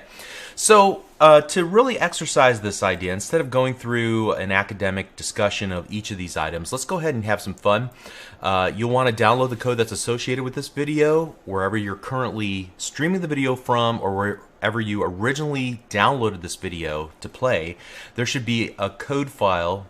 If you open up that .zip file, there should be a folder called Lesson 09. Inside of that folder, there is a before, after, and a work folder. So we want to take the before, and we're going to copy it, the lesson09.html file in the before folder, and copy it into the work folder. And so here's where we're going to do our work. We're going to open this up in Notepad. So I'm going to right-click, open with Notepad. Use whatever technique that is comfortable for you. All right, and so what I want to do at this point is I'm going to create a table of information that displays the recent statistics for my favorite hockey player, Jonathan Toews of the Chicago Blackhawks, and I'm going to display his stats over the last couple of seasons, and I'm going to use a table to display that. So let's just go ahead and get started. I'm going to start with an H2 element just to kind of explain what this is for and give it a name here. So Jonathan Toews stats, and then I'm going to start with the table element, and then I'll just go ahead and create the closing table element for the very bottom. And then what I want to do is create a header row, and to create the header row I'm going to use the T head and then a closing T head. And again, notice that I am indenting just to show levels for readability's sake, not because they have any real importance within HTML itself.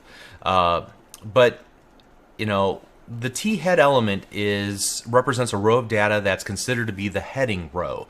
There's also a T foot, which is similar, but obviously for a footing row for whenever you want to calculate totals or whatever the case might be. But here what we want to do is have a series of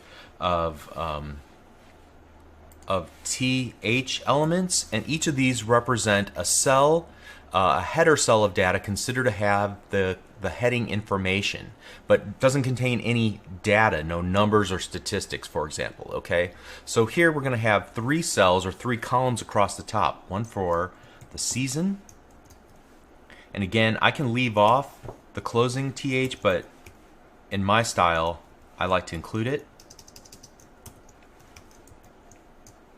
Goals and assists. All right. Now below the T head, we're going to create a T body. And this is where we'll include all of the individual rows of information, the statistics themselves. Okay, and so in the T body, we're going to create a series of rows, and you create a row by using the TR, or table row element. So opening, closing TR. And then because we want the first column to indicate the season, I'm going to go ahead and use a TH for that as well, which again is a table header, because it does provide some heading information even though it's in the leftmost column. You see this often in when you're working with tables. And then we'll have table data, TDs, for the individual statistics themselves. All right, so for example, this season will be the 2009-2010 season. He had 25 goals and then 43 assists. All right, so at this point, we have enough information to see how it's rendered in a web browser. So let's go ahead and open it up, and you can see it's not beautiful, but that's not important right now. We want to convey intent, and so we have our header row, our header cell that includes the season, and then the individual statistics 25 and 43 for goals and assists. Okay, so let's just continue on and flesh this out completely. And I'm going to take the same tact here.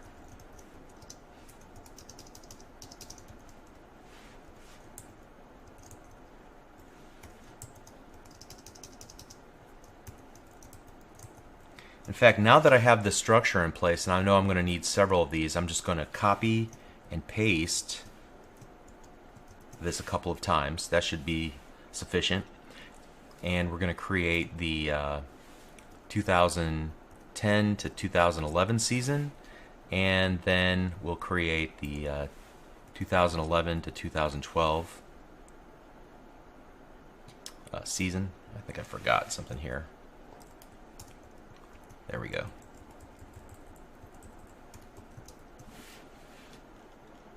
And I guess I don't need this last one. All right, so here we have 32 and 44, and then here we have 29 and 28. All right, so let's go ahead and see what that looks like. All right, more of the same. Great. Now, for example, what if I needed to create a row that describes something that he was involved in, like the Olympics, for example, and I want it to span the entire row? I can use one cell, and then I'm going to stretch it out using an attribute of the table data called callSpan.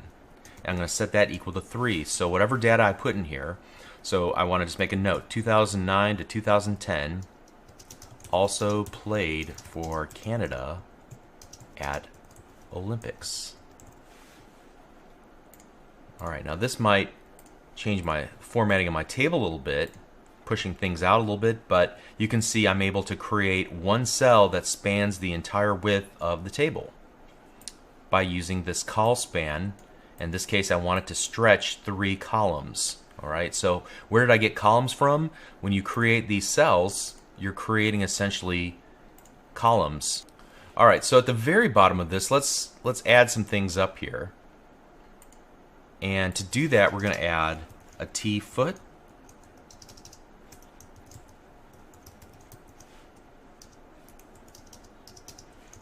And so we'll create a TR and a closing TR.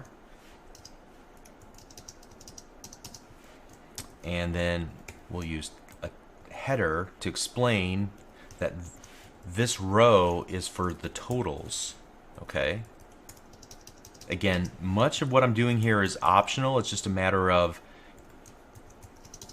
using the correct markup for what I'm intending to do here. And so again, the data will be 86 and 115, I happen to know. And so what would you expect to see here? Well, an additional row, and it looks nothing different even though it's a footer as opposed to the body, but that's what, again, CSS is for, to style this up and to make it look great. Okay, and I think that's all that I'm going to do for now. There are other tags that we could use, optional tags for creating call groups and individual columns, and that would allow us to style. If you had, like, 10 columns represented by your cells here, how many cells you've created, you could create a series of call groups and style them differently so that you can see like a light gray or a white background alternatively for each of the cells or each of the call groups. All right. So one last thing before we conclude this. In this series of lessons, I try to ignore much of the history of HTML. However, in the case of the lowly, much aligned HTML table, it's hard to ignore. You may hear people say developers should never use tables for layout, and I completely agree with that. However, that does not mean that you should never use tables at all. When web browsers first arrived back in 1992, 93, I guess, somewhere around there, they had limited capabilities for positioning major sections of a website on the screen. Somebody realized that you could use tables for this purpose to create basically a series of grid cells for your entire web page, and then it would make it easy to align things on the web page by turning it into a series of grid cells with rows and columns. However, there are several problems with this approach. From an HTML5 perspective, the most obvious problem is that semantically a table has a precise meaning, a representation of table data like we did here, we created here in this lesson. Using it for layout abuses the purpose of the table. Furthermore, it creates fixed width pages. Now, most of the internet, quite frankly, uses fixed width pages, but that's changing. As we're going to see later in this series, the new goal for web page layout and design should be a responsive design, or a fluid or liquid design that allows the web page to adapt correctly depending on whether you're working on a small device or a large screen. The layout of the page will change based on the current dimensions of the web browser, where the given the space available for the given device that the user is looking at your web page with. Again, this is a topic for much later in this series, but positioning our content in tables would take us back to a thought process prevalent in 1995, not 2012, 2013 and beyond. All right, so if you ever get tempted to use tables for and putting paragraphs inside of them in order to get everything positioned, absolutely stop yourself. Don't do it. Don't go down that road. At the very minimum, you'll be ostracized by small children in the streets. But worst case scenario is that you're not really setting yourself up for the future of web development. Okay, so I think that's all I need to say about that. Tables serve a purpose. Use them for that purpose. We'll see you in the next video. Thank you.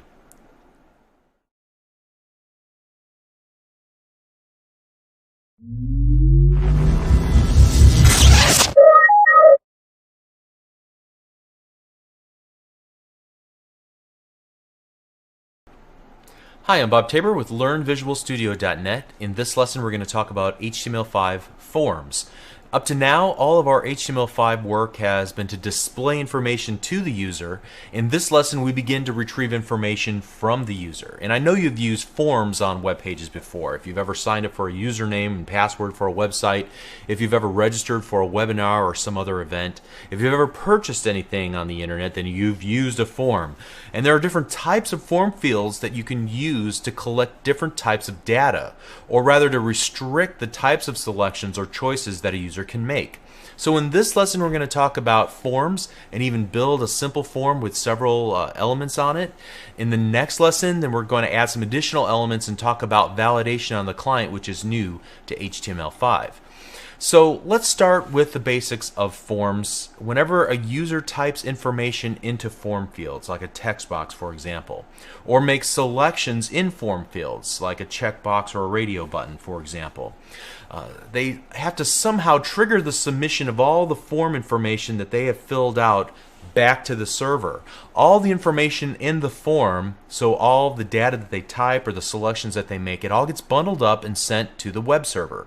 How the data is bundled up and the destination of the data is determined by the settings in the HTML element called the form element. And so here's a typical form element. We'll be writing one of these on our own here in just a little bit. But we have a form element and a closing form element, and then there are two important attributes, the method and the action. And you can see that I've set the method equal to post. Post is one of several different types of HTTP messages. A post message says that you should encode up all of the form data and bundle it into the body. Think about putting it inside of an envelope, I guess you could say, of the HTTP message. If that data is sensitive, then it will typically encode all of the stuff in the envelope, all the data in the message body, using a secure sockets layer certificate. And so when you take a look at the action attribute in our form, you'll see that there's an HTTPS. The S on the end typically indicates that you're working with the secure sockets layer certificate. Okay, so the HTTP message of post is in contrast to the HTTP get message, and that bundles up all the data and puts it in the query string as a set of name value pairs. So that's roughly the equivalent of taking all the form data and sticking it on the front of the envelope, okay, where anybody can see it as you mail it off into put it into the mail system. Honestly, most of the time you're not going to want to do this because it limits the amount of data that you can send. There's only so much space on that envelope's, front side, and it prevents the data from the benefit of being encrypted by a secure sockets layer certificate. Anybody can read whatever's on the front of that envelope. If you were to encrypt that, the postmaster would look at it and say, I have no idea what you want me to do with this. It's just garbled, right? But if you were to encrypt the information inside the envelope, that would be just fine. It could still make it to its destination. So think about it roughly in those terms. If you want to learn more about the differences between HTTP GET and HTTP POST, check out this Wikipedia article as a good starting point. Alright, so we talked about the method equals post, but now let's talk about the action. That attribute is the destination of the form's submission. Typically, the form submission will be to a server-side technology like ASP.NET or PHP or CGI using Perl or a number of other server-side related technologies. Now, that's out of scope for this series of lessons, but ASP.NET would be a great next step for you if you want to learn how to do serious web development, where you're interacting with databases, even taking that form field information that people submit, saving it into a database, or retrieving it out and creating new web pages, creating a template and filling in the areas of the page with data from a database to make it dynamic. But at any rate, that's for another day, another time. In this lesson, I can show you all the types of data that we can collect on a form on the client side using HTML5. And those form fields are defined between an opening and closing form tag. So for this video, I'm going to use a modified version of the example that we find here in the HTML5 specification. Notice I'm on this version of the specification called the Edition for Web Authors. Just as a reminder, we're looking through the table of contents for the entire specification.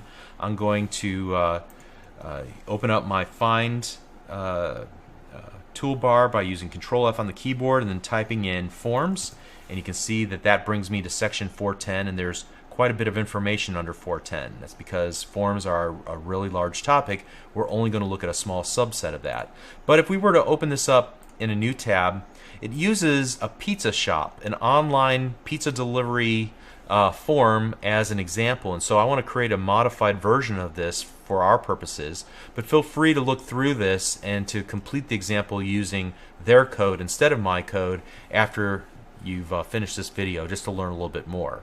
Alright, and so my example is going to be an absolute minimalist approach. Frankly, there will be a lot missing in my example with regards to attributes of the elements on the page, and so I'm going to just work through and point out the various elements along the way, but there will be much more to learn after this lesson is over, okay? And to that end, make sure that you download the code file that's associated with this video. You can download it from wherever you originally downloaded this video to watch it locally on your computer, or from wherever you're streaming the video currently. There should be a zip file with code in it.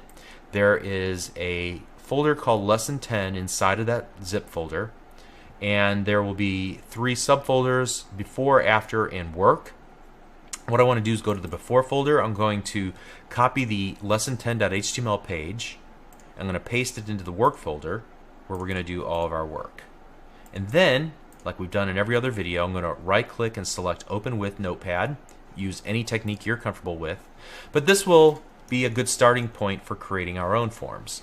So we're going to start off by creating an opening and closing form tag. As we said at the outset, we need some attributes here. In the first attribute, we'll create a post and then an action, and we're just going to set it to a fictitious page that doesn't really exist. This will not work. If we were to create a full ASP.NET example, then this might be the basis for that, but if we were to hit the submit button, once we get to that point on the form, nothing will happen because form.aspx does not exist today. Okay? Alright, so let's continue on then, and we want to collect the user's name. So we're going to use a text box that will allow them to type in their name into our form. So I'm going to open and close the paragraph, and then I'm going to open up a label, and inside that label I'm going to say customer name, and then I'm going to open up an input element. And there are different types of input elements, so I'm going to select the type that I want to use. I'm going to use a text box, so type equals text, and then I want to give it an ID and a name, and I'll discuss that a little bit later why I'm doing this for all these elements. But I'm going to name it the same, customer name and customer name. Just be sure to follow along. We'll explain why we're doing this much later in this lesson. Alright? And if at this point we were to save what we've done and open it up in Internet Explorer by just double-clicking the web page from our work folder, you can see we get a text box. And so I can start typing in the name and just keep typing and typing and typing and typing. So clearly this isn't a good situation. What we want to do is limit the number of characters that somebody can type into our text box. And to do that, I'm going to set another attribute called max length, and I'm going to set that to 10. It might be a little short for a name, but it'll again allow us to at least exercise the max length attribute. So now as I begin to type, notice that it stops at about 10 characters, which is perfect. Alright, so let's continue on. The next thing that I want to do is retrieve information like the size of the pizza that the individual is ordering and then the pizza toppings. And so with regard to size, there's only 3 options: small, medium, and large. And so you can't choose small and large at the same time. We want to restrict the selections that the user can make. And to do that, we're going to use a series of radio buttons. Radio buttons are usually just circular buttons as they're represented in HTML, and you can select one, and when you choose one, the other 2 will become unselected.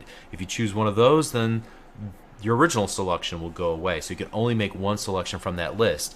And to kind of represent all of the given options together, we're going to kind of enclose them in a field set. And let me go ahead and type it out, then I'll explain what a field set is. So let's start with field set and then a closing field set. And inside of the field set, I'm going to create a legend. I'll talk about what that is here in a moment. And we're going to just call this legend pizza size. Alright? And so a field set groups form elements together with a common name, and the legend provides the name, in this case, pizza size. Alright? And the legend has to be the first child of the field set. Just a little technical note there. So you'll see that once we add our individual radio buttons here in between the field set, open and close field set elements, you'll see that it creates a little box around it with a name in the upper left hand corner by default using Internet Explorer's default style sheet. Of course, we could change that. But let's create a series of paragraphs, a series of labels, and inside of those labels we're going to put an input type equals, and instead of a text field we're going to use a radio for radio button. And now I'm going to give each radio the same name, size, because each of them are going to be submitting either a small size, a medium size, or a large size. And so to differentiate each of those sizes, we're going to give it a value, for example, small. And then outside of the boundaries of the input element, I want to type whatever the user will see. So for like a example, a 10-inch pizza. All right, so this is the friendly text that the user sees. This is the value that will be submitted back to the web server if the user selects the small sized pizza. All right, and of course we want to finish out our label as well. So now what I'm going to do, I'm just going to highlight that entire line and copy and paste it 3 times because we want each of them to have the same name value. We will change each of the values, like medium, for example, and large, and then the text that the user sees. For example, medium, 12-inch, and then the large will be a 6 or a 14-inch. Okay. So now, if we were to save this and then view it inside of our web browser, it would look like this. And so you can see the field set is what gives this a boundary. It puts a box around it, and you can see the legend up here kind of sits on top of that boundary. And here I have a series of radio buttons, and by selecting one, it deselects all the other options. Okay, which is perfect for small, medium, and large. Next thing I want to do is create a field set that will allow us to capture which toppings the user wants on their pizza. So let's start with a field set and a closing field set. And then we're going to add a legend, and a closing legend. And here we're going to type in pizza toppings. Great. And beneath that, all right, I'm going to start with a paragraph. And inside that, I'm going to add a label. So I'll go ahead and close out the label because I forgot to do that last time. And then inside the label, I'm going to add an input. The type of input I want to use is a checkbox. All right, and then I'm going to give it a name, and we're just going to call this toppings. All right, and then I'm going to set the value for this individual checkbox. I'm going to go ahead and leave it empty for now because I want to use this sort of as a template for the other items. I'm going to have 4 items total available for the pizzas. And so we're going to add bacon. So the first time I type in the value of bacon is what gets submitted to the server. This is the text that the user will see in their web browser. All right. So cheese, and we might say, like, for example, extra cheese. Onion. And then finally, mushroom. I guess we're going mostly vegetarian here. I guess bacon wouldn't fall in that category. Okay, but now let's go ahead and save this, and let's see what we come up with. There we go. So we have another field set, box around it with our legend pizza toppings, and we can select as many of these as we want to. All right. Let's go ahead and minimize that. And now let's ask what type of field set, or I'm sorry, what type of crust the user wants. So we're going to go back to a paragraph, and here I'm going to add a select.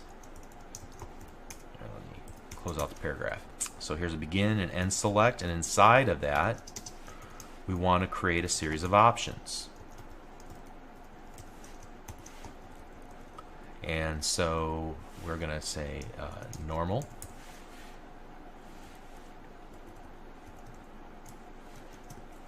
And I'm going to copy and paste this a couple times. Here we got Chicago deep dish. And we'll say that's plus $2. And then we're going to go New York thin. All right. And I want to also designate a value for each of these options, and the value is what will be sent back to the web server for this given select control, and we need to give this a name of crust. So the name will be crust, and then the user can choose at this point just one option. either, and we'll use a little coding here, a C1, a C2, or C3. So hey Vinny, we got a C3. Go ahead and, you know, work up more New York thin crusts for us, okay? Something along those lines. So here we go. Let's go ahead and save this and open it up in a browser, and you can see what it looks like. All right, so here is a drop-down list box where we can choose normal, deep dish, or New York thin. Great. And it doesn't take up any vertical spacing. Now what we could do is add an attribute called multiple, and just by adding that single attribute, notice what happens. It changes from a drop-down list to show all the options that are available. Now you can restrict that size and make it only show like 3 or 5 options. This is what I was talking about a little bit earlier, okay? So at any rate, what if I wanted to pre-select the normal option? Well, what we could do, or pre-select the Chicago deep dish, because that's our specialty. We'll just add the selected attribute and refresh, and you can see by default Chicago deep dish is selected. I believe this will work on any of these. Let's try selected and radio type medium selected, and let's see what we get.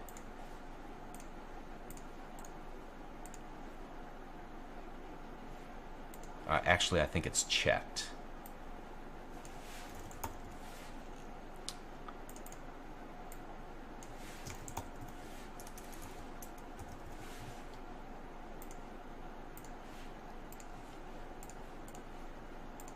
There we go. Checked is the right option.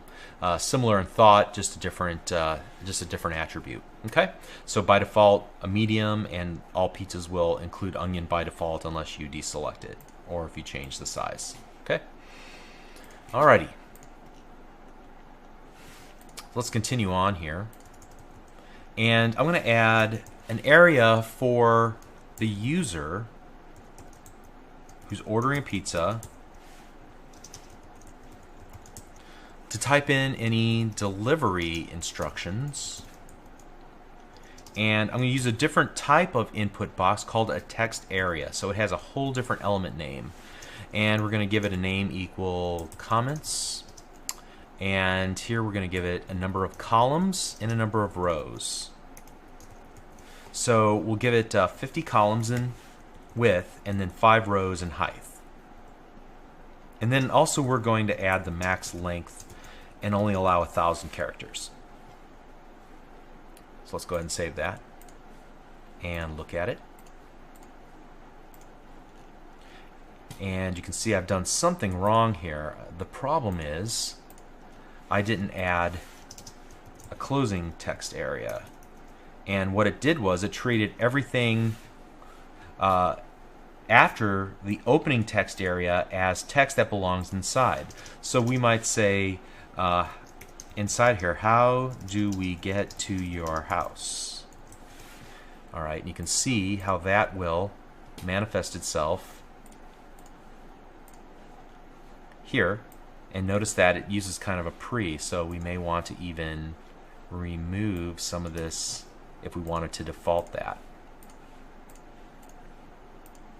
Alright, there we go. And we could delete this and say, go to the end of the street, blah, blah, blah, okay? And I think that's an important point too, because we can pre-fill these, like the text area, for example, the text input, by adding a value to begin with. What is your name? Now, admittedly, this wouldn't be too smart because it would force the user to have to go in and delete all that and then type. And there are some ways for us to kind of, you'll see this effect on some forms that they put like a little description of what the form is inside of the box in a very light gray font, and then you put your mouse cursor in and it disappears. They're using a combination of JavaScript and a plugin called jQuery. If you want to know more about at least the basics of what the foundation you'll need to introduce that into your web forms, you'll want to watch the JavaScript and jQuery foundational series also on Channel 9. Okay. So at any rate, I just wanted you to know about the value. Let's go ahead and remove that for now, and how we were able to introduce information into our text area, and I'm removing that as well. Now up to this point we haven't given the user any way to actually say, okay, I've filled out all the information on my form, let's go ahead and send that information to the web server and continue on with the ordering process. So we need a submit button, and we'll talk about the different kinds of input types for submitting forms. The easiest way to do this is input type equals submit, value equals continue to step 2. But we can also do something called a reset. So you'll see this sometimes in older web pages. Reset value equals reset values. And let's see how these are manifested. All right, so now at the very bottom you can see we have a continue to step 2. If we were to click that, it will try to open up form.aspx. Obviously we don't have that, so we get this Internet Explorer cannot display the web page, and that's perfectly fine. We'd have to pick that up in an ASP.NET series, all right? But if we were to make selections here like customer name, the options that we want, New York thin crust, and type in some delivery instructions, and then hit reset values, notice we use that input type equals reset, and it resets all the options back to their original. Okay, so those are the two different types of buttons that we can use, and there are a couple more. We'll talk about that in just a moment. One last thing that I want to talk about is the label. Up to this point we've been wrapping the label around the entire control and any text inside of it. However, there's another way to use the label control. Let me just demonstrate here, or the label element rather. We can add a for attribute, and so we can say it's for the comments, and it should look exactly the same. It's just a different way of doing it, and you'll see that used sometimes. All right, so delivery instructions, and there you go. Okay, so one thing I wanted to point out, and I wasn't really consistent with this, but I started doing this at the very top. You'll notice that in this case I use the attribute name and the attribute ID. Typically the ID is used on the client side for scripting, like whenever you're creating JavaScript to create some validation on the client, to make sure that somebody filled in the information here, it wasn't too long, that perhaps it really does look like a phone number, some initial validation on the client side using JavaScript. You'll typically want to reference items using an ID, whereas on the server it expects to see a name. That's part of what gets packaged up in the HTTP post and stuffed into the HTTP request envelope, I guess you would say, and sent over to the web server. And so you have to use the name for that purpose. And so I would recommend using both on your elements and then keeping the names identical just for clarity in your own mind whenever you're doing web development. Okay, let's continue on here. We've seen several examples of input elements. We've looked at input type equals text, input type equals radio, input type equals checkbox, input type equal or select rather, and then also the text area. Input type equals submit, input type equals reset. But there are quite a few other input elements that can be used. You can see these on screen right now. Here's a complete list. The ones that we haven't looked at are input type equals password, hidden, file, if you want to upload or allow a user to upload a file. There's some work that has to be done on the server as well to accept the file, but creating the ability for somebody to click a button and choose from a file picker off of their local computer which file they want to upload, that gives it that capability. There's also, we looked at the submit and reset. There's an image for an image button, so you can use a image instead of the Battleship Gray style buttons like we've used here in our example. And then there's also just a type equals button. And then there are different types of buttons. There's the button type equals button, button type equals submit, and the button type equals reset. So you might be wondering what the difference is between input type equals submit and button type equals submit. And so basically the button has more CSS properties available to it for the purpose of styling. One of the biggest features is the ability to include images on the button itself using the button control or the button element. So the creator of a tool called Wufoo, a popular forms product on the web, he wrote up a really interesting blog post about his experiences at this URL that you see on screen. It's one of the best articles for an in-depth look, and I recommend that you look into that if you're interested in that information. Okay, so to wrap up this lesson, I just want to say that this is really only half of the story when it comes to forms in HTML5. We've covered the basics that are supported by older versions of HTML, and in the next lesson I want to specifically target the new features that are added in HTML5. I promised that I would try to avoid this. However, the fact of the matter is that at the time that I recorded these lessons, Internet Explorer 9 doesn't support many of the HTML5 features related to forms. However, Internet Explorer 10.0 does support many of them, and so we'll want to see that in action in the next lesson. But don't worry, I'll explain the ramifications of using these new HTML5 form elements in the next lesson. Be sure you watch it. We'll see you there. Thank you.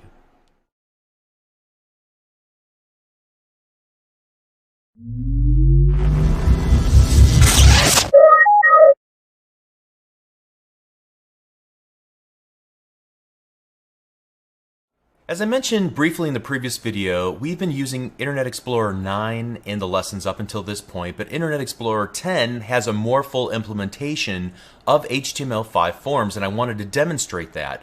Now, at the time when I'm recording this, Internet Explorer 10 is in a preview phase and can only be run from a preview version of Windows 8. So by the time you watch this, you might have the full version of Internet Explorer 10, and if so, you can easily follow along. Otherwise, you might just want to consider this a preview of what's to come. So prior to HTML5, a user would type data into form fields and then submit that form back to the server like we saw in the previous lesson. Now, all user input should be considered suspect. In other words, we should expect it to be guilty of being in the wrong format, contain the wrong range of valid values, and so on until it's proven innocent. Developers create code to perform validation of the data, sort of a first check of the data to make sure that it contains values in the desired range, that a required field of information wasn't left empty, whether it was numeric, alphanumeric, or conforms to some pattern like an email address or URL, or it has at least one item selected from a list, and so on. So these validation checks could take two forms. There's validation on the server side that's written in code logic like C#, Visual Basic, Perl, PHP, or whatever back-end server technology is required. On the front end, on the client, developers would also create validation checks of JavaScript. Typically is used for this purpose to perform some preliminary checks. So why do you check the data in both places, both on the front end and on the back end? Well, the idea is to reduce the time for feedback to the end user. In other words, to avoid a full post back to the server, and then we get to tell the user as quickly as possible why the form could not be submitted. If the user has JavaScript disabled on their web browser, then no problem. The server would be check would be performed with nearly identical validation on the form submission before proceeding then with additional logic, saving to a database, or whatever the case might be. However, in HTML5, no JavaScript is necessary to perform validation checks on the client, again, if the browser supports it. So what we want to do here is, again, using the beta version at the time of this recording, I have lesson 11. You should be able to download this zip file from wherever you downloaded this video, or you're currently watching this video. And there will be, just like before, a before, after, and a work folder. In the before folder, there's simply a lesson 11.html. I'm going to copy that and paste it back over here in the work folder, where I'm going to do all of my work. And I'm going to open this up in Notepad, and you can see that, well, just for fun, I went ahead and make sure this isn't a viewable area here. I added some CSS right into the head section of our document. So just ignore this. You'll see it as we begin to work with the form, how it formats it. Okay. So let's start off with some of the new input types that are available to make your job a lot easier. Let's start with an email. So paragraph, a label, and then I'm also going to use a span just for styling purposes. Input. Okay, so input type equals email, name equals email input, and I'll also make this a required field. So notice that attribute, I can just turn it on like that, and then I'll go ahead and close the label and then close the paragraph. Okay, hopefully you got that. All right, so now let's save this and let's see it opened up in Internet Explorer. All right, so let's try to submit this form, and it says what? This is a required field. I didn't write any JavaScript, did no styling to get this little red box highlighted around the input box, did nothing to get the little pop-up bubble. This is probably stylable. I haven't gone quite that far with this example.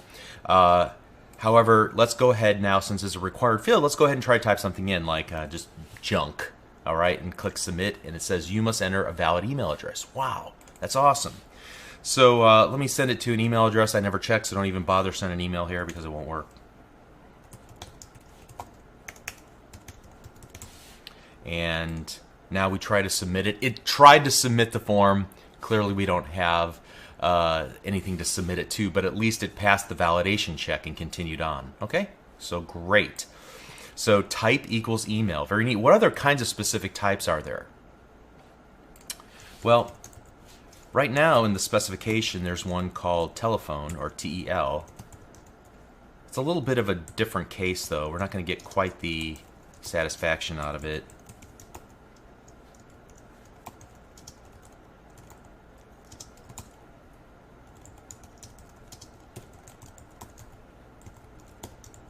And I'm just going to type out this note. Oddly, the spec says the browser should do nothing special. And then I'm going to just go, that sounds kind of weird. But if that's what the specification says, let's see how this behaves. So let's go ahead and put Bob Tabor at yahoo.com to pass that check. And here we're just going to put in some random numbers and then click submit. And it goes ahead and takes it. So unfortunately, there's really nothing all that special about type equals tel, but it is supported, and I wanted to point it out. At least semantically, you would know that this input box was for the purpose of the telephone, but it doesn't have any inherent validation capabilities. Okay, let's move on to something that is a little more interesting. We'll start with a label, another span, whoops. And let's create a URL input. Input type equals URL. Name equals URL input. Just the name I'm giving it, and I am going to make this required.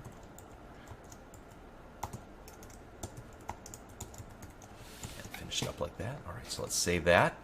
And let's see that one in action. All right, so here we go. Bob Tabor. We'll just go ahead and put some random numbers in there, and then here we'll just put some random text and go ahead and click submit, and it says you must enter a valid URL. So let's just go www.learnvisualstudio and then just click submit, and it says you must enter a valid URL. It won't take it because it requires .com, .net, .co.uk, whatever the case might be, and apparently, oh, it needs http:// too, I believe. Yes, okay, so there, passed validation. Excellent. All right, and so now moving on, let's try another one here. In fact, let's go H2. In fact, I forgot some H2s around here. Just for, bear with me for a second here while I catch up.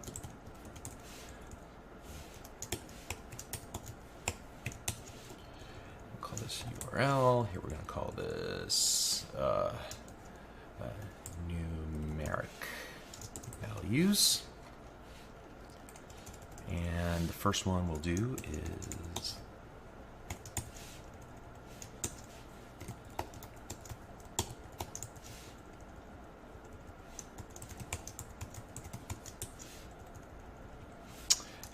number input, and here we'll add our input type equals number, name equals number input, and required.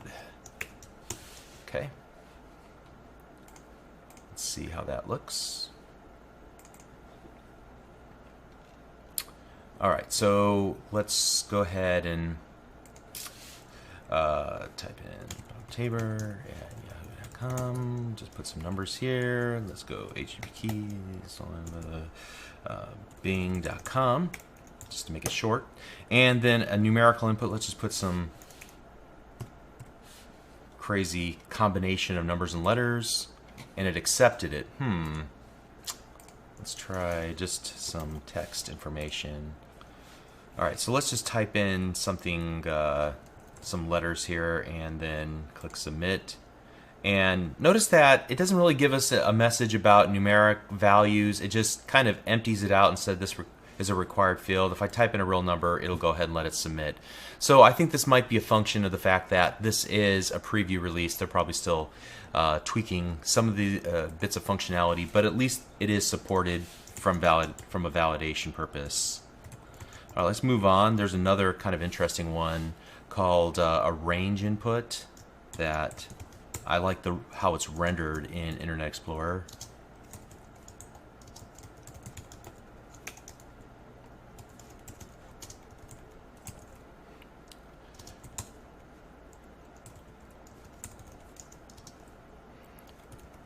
And I'm going to set its pre-selected value to 42.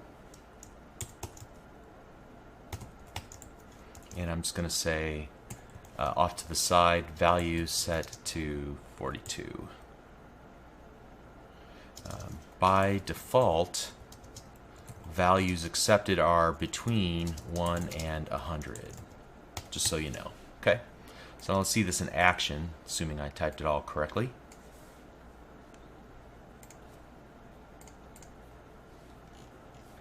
And notice how it's rendered here as kind of a progress bar.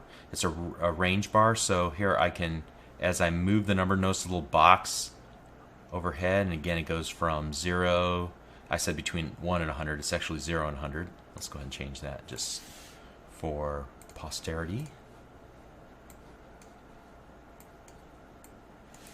Great, very cool. All right, so let's move on now, and I want to demonstrate another cool little thing here. It's called a data list.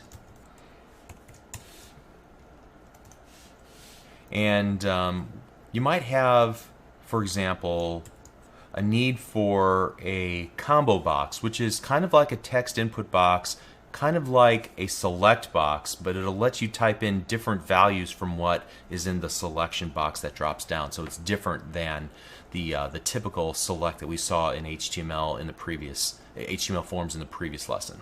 So here, let's do this.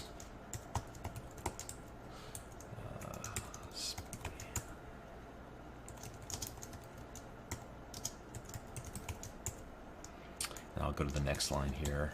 Input type equals text. So we're just going to use a normal text box, and we're going to set a property called list to something called some list. And I'm going to define a data list, and I'm going to set the ID equal to some list to link these two together. So the ID of this data list is some list, and I'm going to reference it here in my input type equals text. And let's close our data list. And in between our opening and closing data list, I'm going to create a number of options. Option label equals first, value equals, all right.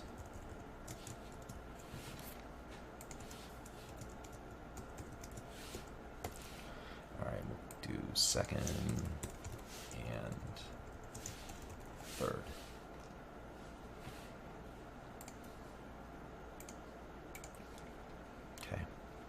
And now let's see this in action.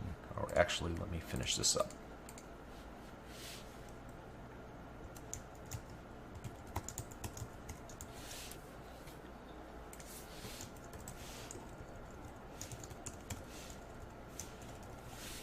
All right, so let's try this out now.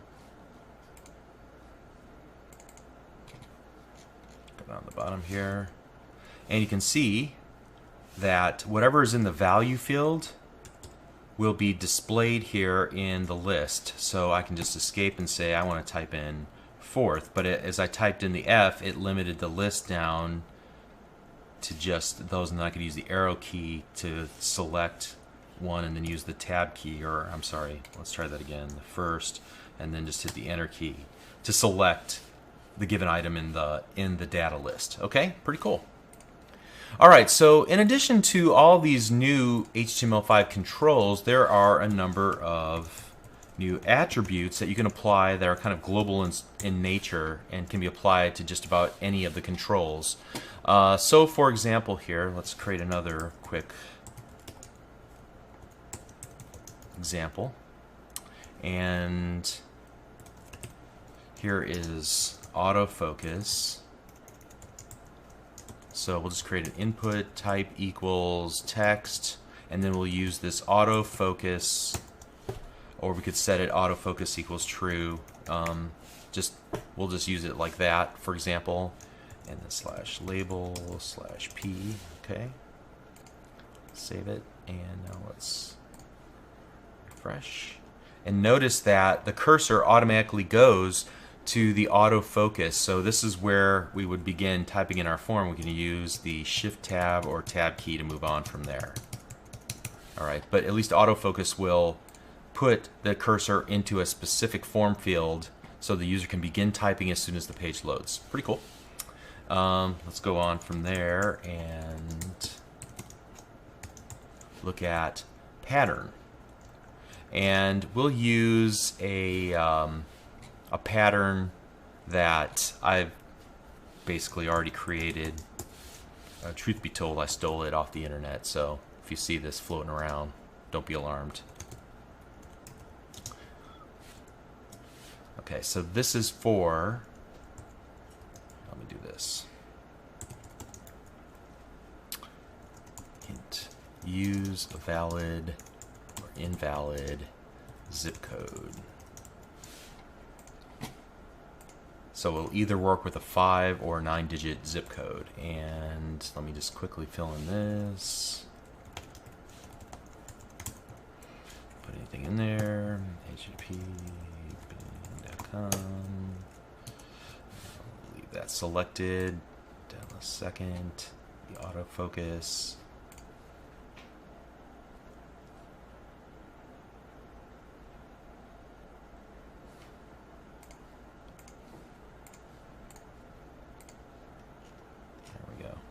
So here we go, Bob Tabor at yahoo.com. Just put some numbers in there. http://com. Number.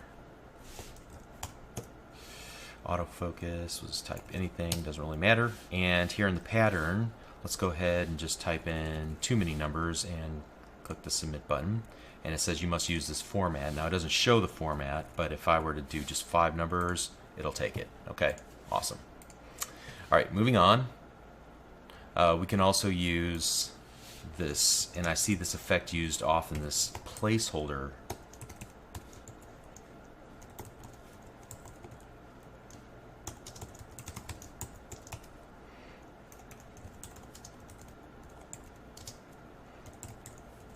So we're going to set the placeholder property to just hello world. And this is different than an initial value that we could default our form fields to. This will actually disappear as we start typing. So it's useful for giving a hint inside of a form field. Let's see if we can get back there real quick. Okay, see, it's kind of in a grayed out font, hello world. As we put our mouse cursor inside of it, it disappears. So it's there just for a contextual hint. And moving on, we've already looked at the required field, so I'll just go ahead and put that in there for reference sake. But we've already seen that one at work earlier.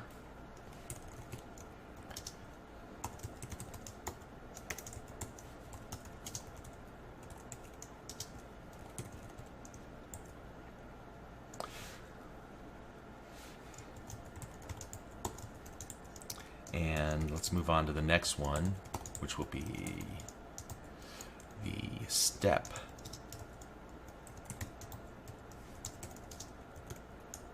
So here we're going to use type equals number. This is specific for number, and I'll just type a hint. Must be divisible by 5. Alright, so this is the last one, and let's fill out our form one more time.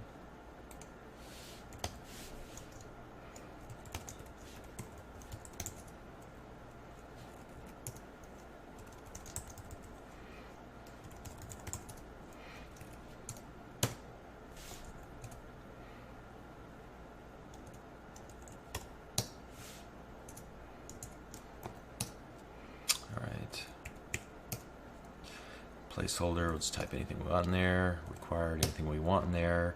Alright, steps. So I'm going to type in 74, and then I click submit, and it says you must enter a valid value. Alright, but if I type in 75 and click submit, it'll take it. Okay?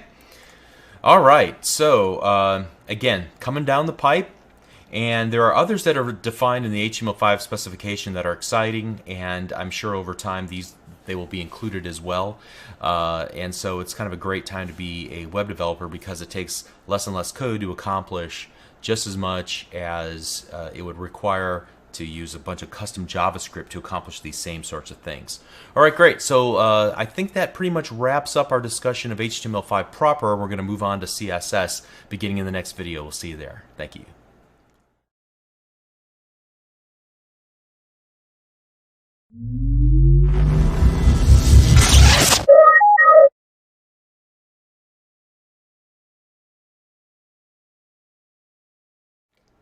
In this lesson, we'll formally introduce the topic of cascading style sheets. We'll talk about the purpose of CSS, how to define styles inline, on page, and in an external file. We'll examine the most common selectors and briefly overview some advanced CSS3 selectors that have just been added to get to portions of the HTML5 document that we want to apply a style to. We'll look at both normal CSS3 syntax as well as some special syntax used in special situations. And then I think this is probably one of the most important parts about understanding CSS, the order in which the web browser will interpret CSS styles that have been defined when there are selectors that are in conflict or that when they overlap. Which one will win? Which one will get its style applied? And what is that order of precedence? Okay, so let's start at the beginning. The purpose of cascading style sheets. I've repeated it over and over up to this point in this series, so it shouldn't be much of a surprise. The purpose of CSS is to apply visual styles to the HTML5 code that you write and affect the presentation of the content. A style is simply a collection of name-value pairs representing a visual attribute of a given HTML5 element. Could be the typeface, the font size or color, the background color or an image used for the background, the amount of padding or margin for a given area, and much more. So we're going to examine many of these common properties that you can modify in CSS throughout the remainder of this series. So a style, you've seen it before, it looks something like this.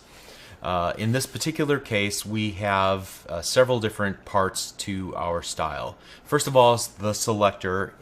We are selecting, in this case, the H1 element, every H1 element in the document. The styling will be applied to all elements that match that requirement, namely all H1 elements.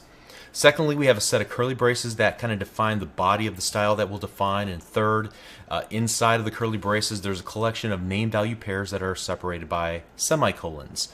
And then finally, in the innermost parts on each line, you see a combination of the CSS property name, colon, and then the value you're setting it to. And so the colon is the separator between the property name and the value you're setting it to. All right, so cascading style sheets. The word cascading describes the nature of how styles are applied. There could be many style sheets, or at least many styles that are applied that affect a given HTML5 element on your web page. And there's this natural order in how they're interpreted and applied when there's a collision between the two styles. Again, let me push that deeper down into this lesson. We'll talk about that order of precedence in a little bit. But before we leave this topic of the basic format of a style definition, there's a number of common conventions that I've seen where developers and designers have formatted their cascading style sheet styles, and I actually prefer one of the more verbose styles, only because I'm teaching and it's easier to point things out. First, there's what I would describe as the clearest way to write your CSS, where you separate everything out kind of on its own line. Some people even prefer to add one more space between the style selector, in this case H1, and that opening curly brace. And then there's some people on the other end of the spectrum who prefer to keep everything on one line.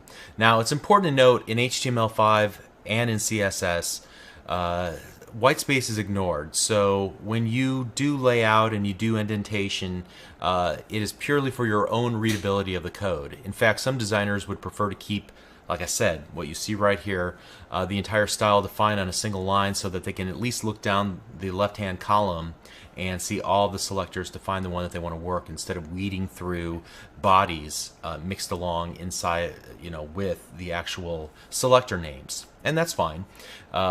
Some designers are particular about the order of the CSS properties that are listed in each given style. Now, there are a few cases where there's a technical reason to keep a specific order. However, in most cases, it's up to you to decide how to approach this. One of the most common is to keep the properties in alphabetical order. Now, that's fine.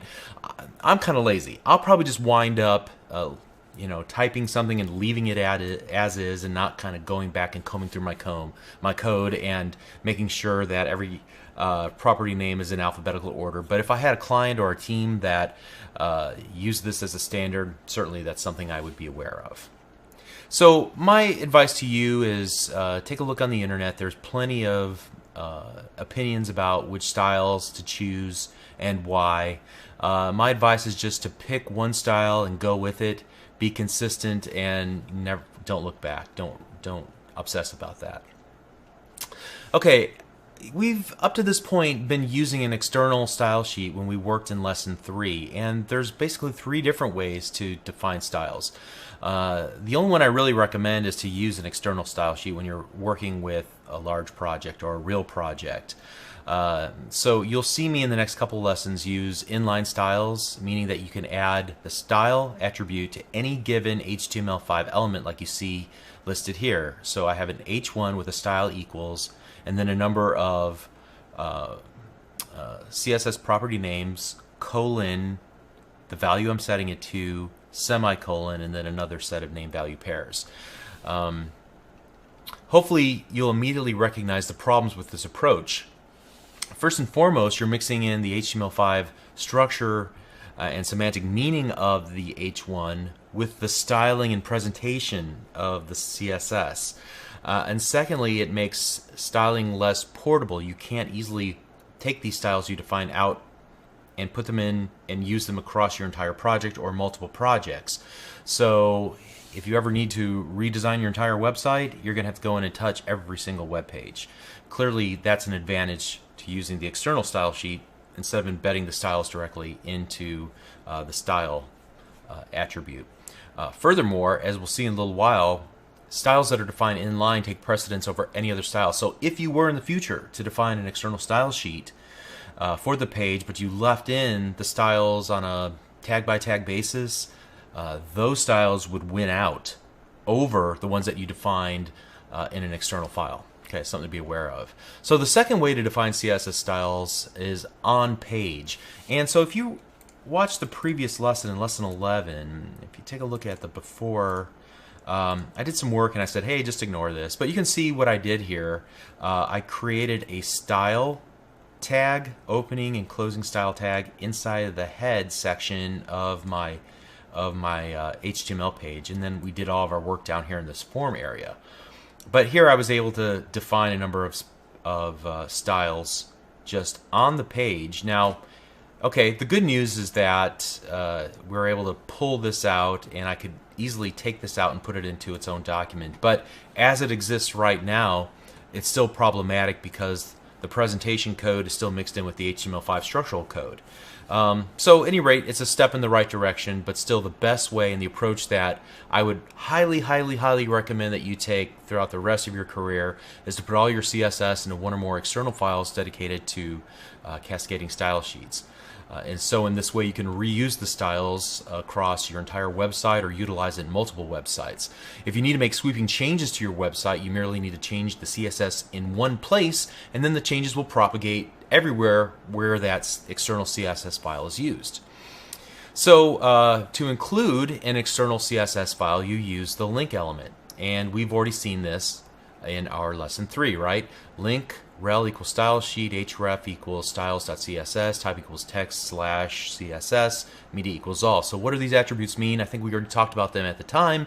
Just a quick reminder, the rel attribute is the relationship, the link's relationship to the current document. In this case, it's a style sheet. Secondly, the location is the href. So where do you find this?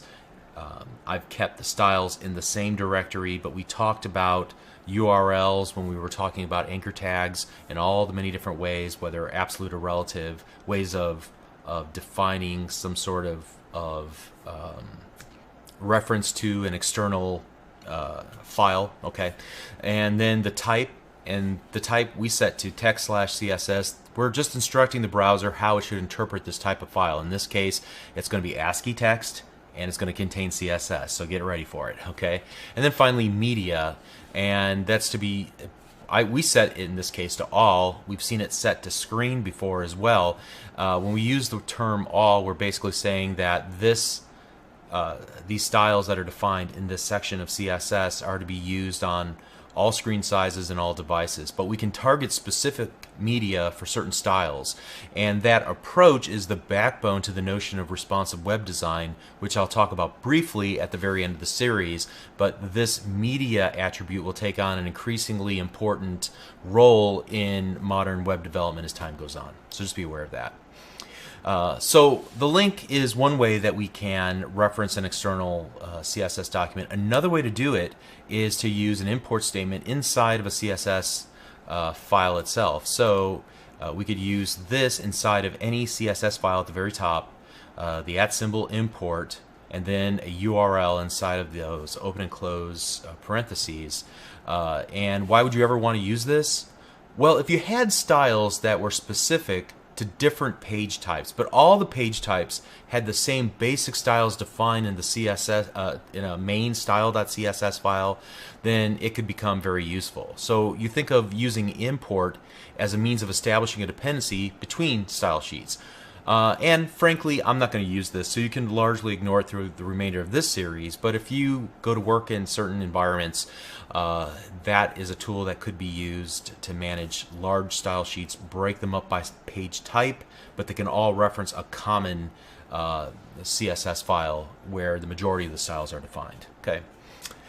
So two things that I want to interject at this point, and then we're going to get our hands dirty writing some CSS of our very own. First thing to keep in mind before we continue is that the web browser has its own built-in style sheet. You might say, well, wait a second, what built-in style sheet? I think I've alluded to this already once or twice. So we've been working the entire time with a built-in style sheet. Whenever we create HTML, Internet Explorer has to display it somehow. So that's why in lesson 2, whenever we opened up, let's look at our after folder here.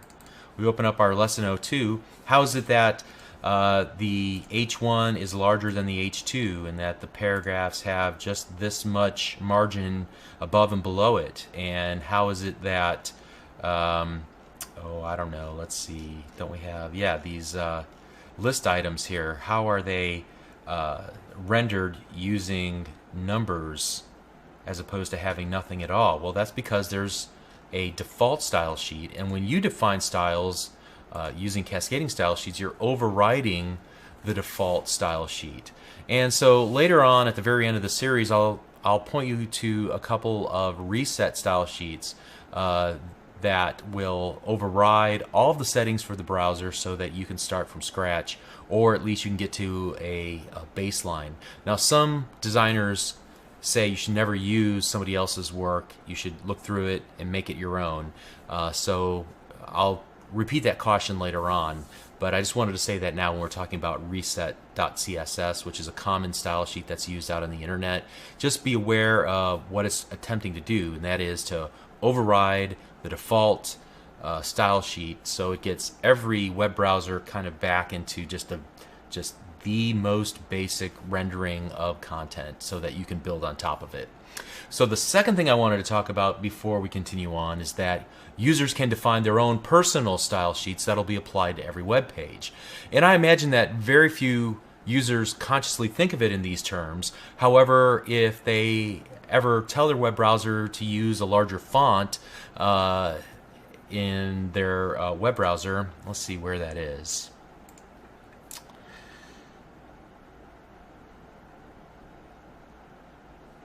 Yeah, so under text size I can use largest, and if I am counting on my font sizes to be a specific size based on a specific browser's rendering, I have to keep in mind, like in this particular case, by using a larger font, it pushed some of the content onto the next line. Now the designer of this web page may have realized this and just decided not to worry about it because most people don't mess with these settings, but I've had people tell me, hey, your web page doesn't look quite right in my web browser, and then I'll go off searching for the problem for days and days, only to realize that they have set their fonts or made some other changes that would affect the layout.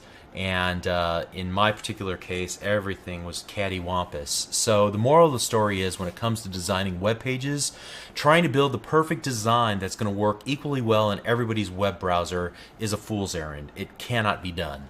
At least I can't do it. Okay, I can get close, but I can't guarantee it 100% of the time. I can get most cases, and then I guess everybody else is on their own.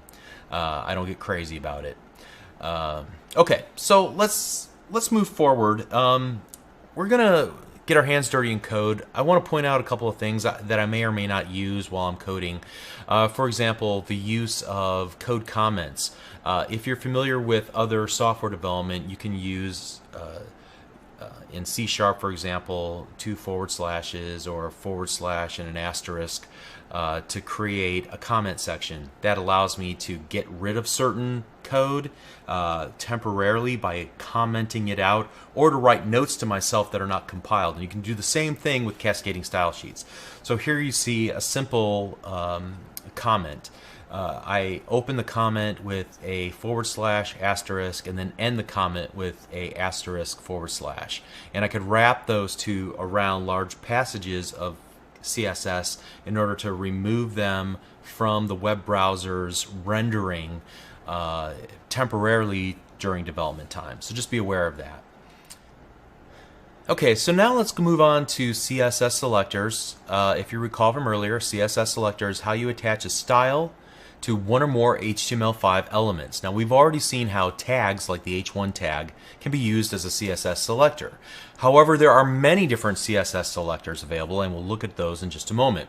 So in addition to using tags as a selector, the most common CSS selectors are classes and IDs. If you recall from much earlier in the series, I said there were global attributes that can be used on all HTML5 elements, like the ID and the class. The ID was a unique identifier that we could optionally add each HTML5 element that we wanted to access for the purpose of styling or scripting.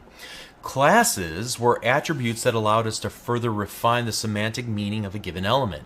So we said at that time that we could apply a class to an element such as red text in order to make with the intent of making whatever that class was applied to red. But a better semantically correct class name might be important message, and then style the text to be red, okay, using a red font. So now we can see the real value of using those global attributes of ID and class. They become hooks that we can use in CSS to style precisely what we want. It also gives us a tremendous amount of flexibility. Take the class, for instance. A class, let's say important message, could be used across many different tags, not just a paragraph or the H1. So we can apply a style to many different tags regardless of which type of element it is, as long as they share the same class in common. All right. Likewise, we can get very specific, targeting a style at an individual element on our web page by creating a style for individual IDs. And there are so many combinations it'll make your head spin, okay? And we're not going to be able to cover them all. One other thing I wanted to point out, because we didn't talk about it at the time, but whenever you define a class for a given HTML5 element, you can actually define multiple classes, like so. In this case, we have a div tag. The class equals, and I just created 3 arbitrary classes, my class 1, my class 2, my class 3, with spaces in between each of them. And that basically says that it is a member of all 3 classes, or that all 3 classes apply to this particular div tag. Okay, so what I want to do right now is actually I want to turn this off, or back to medium. Okay, so now for the fun part. You should be able to download a folder called Lesson 12 from wherever you downloaded this video or where you're currently watching this video. Inside of that zip file there should be 3 folders, a before, after, and a work folder. What I want you to do is go to the before folder and copy the 2 files that are there and put them in the work folder so that we don't mess up the originals here. And what I want to do is just double click on the lesson 12 in the work folder so you can see that we have a web page with a bunch of nonsensical lorem ipsum text, which is, it can be generated, just a bunch of Latin, Pig Latin, I'm not sure exactly which, and it's just marked up with a bunch of HTML. It's more fun to look at the source code for this particular file because you can see things like span tags added into the middle of it with classes. There's articles that contain paragraphs with IDs, with class references. There's spans that have title attributes, and we'll use all of these to make different selections inside of the document. You can see there's an unordered list with some text inside of it, and I'm going to go ahead and minimize that. Then we can take a look at the styles, which is blank, and it's a fertile playground for us to play in. So let's begin by styling up our H1 just to quickly demonstrate all selectors. We're familiar with this one. In this case, I'm going to select font family as Arial, and we'll set the color to purple. And let's go ahead and save that, and then apply it to our style sheet. You can see we've changed both the font and the color of our H1. Great. Now also want to select all the HTML5 elements that share the same class, and I happen to have a class used in a couple different spots called important. There's some paragraphs and some span tags that have important, and now we're going to make them pop out with the color red. So let's do that and refresh our document. You can see we have a span here that's got a class of important, and then 2 paragraphs at the very bottom of our page that have the class important. Or we can reference individual elements by referencing their ID instead of the attributes. So we have an ID of one of the paragraphs called some such, because I couldn't think of a good name for it, and we'll set its color to blue and see how that affects it.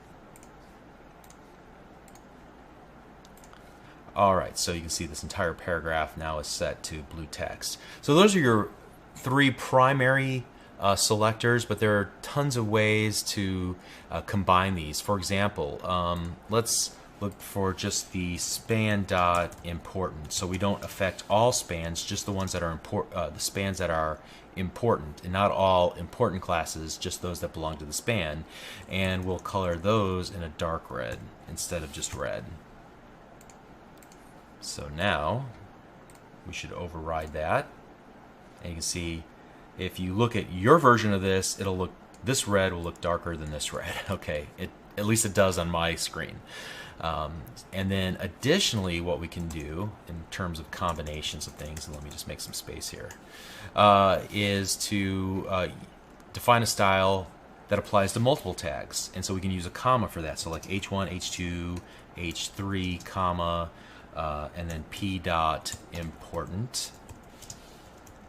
And we'll set the margin left to 50 pixels, and let's save that. So now I would expect everything that is in H1, H2, H3, or these paragraphs that have a class of important. Let's see what happens. They're going to move over to the right 50 pixels, and you see it worked. Great. All right, and then there are things like pseudo tags, which they have this interesting little syntax. For example, we talked about the anchor tag and its various states and how to reset those states, but we can style those states as well. So if you have a tag that's been visited, you can style it separately than a tag that, for example, hasn't been. Here, let me start up here with a... So this is a tag that's not been, a hyperlink that's not been clicked yet. So we'll go text decoration none, and then we'll color it green, yellow, which is one of the default colors. Then we will go h.hover, and we'll merely add a underline, and then for those that have been visited, we'll color them dark green, so you know that you've already clicked that link. All right. So let's see this in action if I type that all in correctly. Let's refresh our web page. All right. So now you can see that I've already visited this link. Let me go and to my internet options, and let's delete my browsing history. And then click OK, and then shut it down, and then open it back up, and now it should look fresh again. There we go. So very bright green, this green yellow color, and when I click on it to go to the page, in this case wikipedia.org, we come back and it's now a dark green. Notice also when I hover my mouse cursor over it, a underline will appear. I'm not sure this is a great usability choice. It's not obvious that this is a hyperlink because it's missing its underline, but it's certainly a trick that some people use, and they feel that they can style their web pages that way, and that's how they do it. All right, and then there are some new CSS level 3 selectors that are awfully funky, especially to those of us who've been doing this for a while. So, for example, this is kind of cool. So, so every paragraph's first letter, I want to style it differently, and I'm going to go font size, and we'll make it 3 times the size of a normal font. So let's do that, and refresh. So now, whoops, let me look at my 3EM. There we go. Now let's refresh. There we go, and notice there's this big leading character on every paragraph. Okay. Kind of cool. You can also use a before and after, so we can select the space before and after. I'll just show the before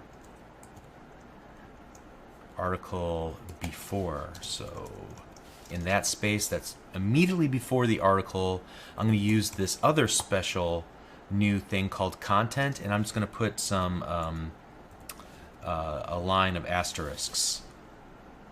And I could also do the same thing with after, to add some content after whatever it is. So some people use it to put decorative fonts around divs and things of that nature. It's definitely a good approach for that. And you can see around before both of the articles that I have defined, we now have these asterisks. Okay, so a good way of inserting content. If you wanted to insert a URL, you could just go content URL and then do that, and then put the actual URL here, http:// or to whatever .gif. Okay. But for now, let's just go back to just a bunch of asterisks. Okay.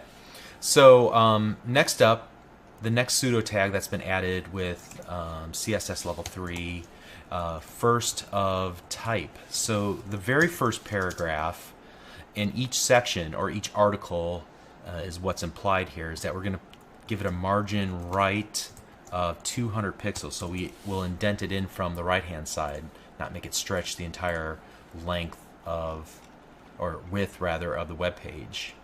And you can see it indented it in dramatically for each first of type paragraph. Okay. Let's move on to these list items because there's some cool things we can do with these as well. Or anything where we have this parent-child relationship. So in this case, let's look for those list items that are the first child. And if you are a first child list item, then we're going to style your font as an italic.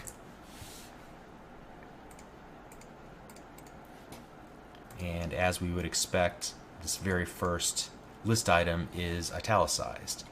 We can do the same thing with the last child.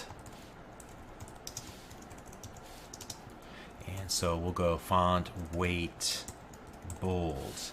And again, we haven't talked about any of these properties. That's what the remainder of the series is for. Right now we're only focusing on these selectors, okay? Just to make sure you understand, I'm going to come back to those concepts. And we're just kind of throwing these out here. But you can see now the last child is weighted bold. And then we can also get to each of the individual items individually by going nth of type.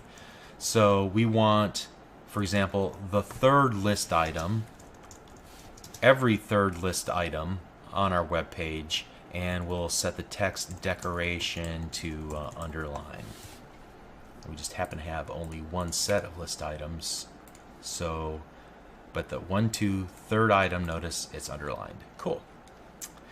Alright, so now I've got a bunch of spans that are defined somewhere down here, and we're going to start styling those up. And we can use these special selectors to do that.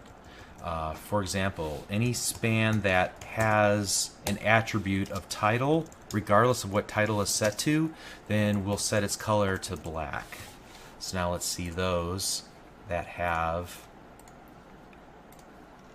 and you can see there's 1, 2, 3, 4 spans that we have set that each have a title attribute. Now we can even get more specific than that. For example, for those spans that have a title of first idea, then we'll set the text decoration to line through. Let's see how that impacts it. So I would expect only one of these items to have a title of first idea. As I hover over, you can see it says first idea. Okay. And let's take a look at, here's 2 other really complex ones. Somewhere I have an anchor tag with an href that begins with, so that's the operator for begins with the word email. So I can create an email hyperlink that when they click it, it'll automatically open up their email client and address it to the person that I put after the semicolon, or after the colon rather. So just so you can see this for yourself, I have that defined here.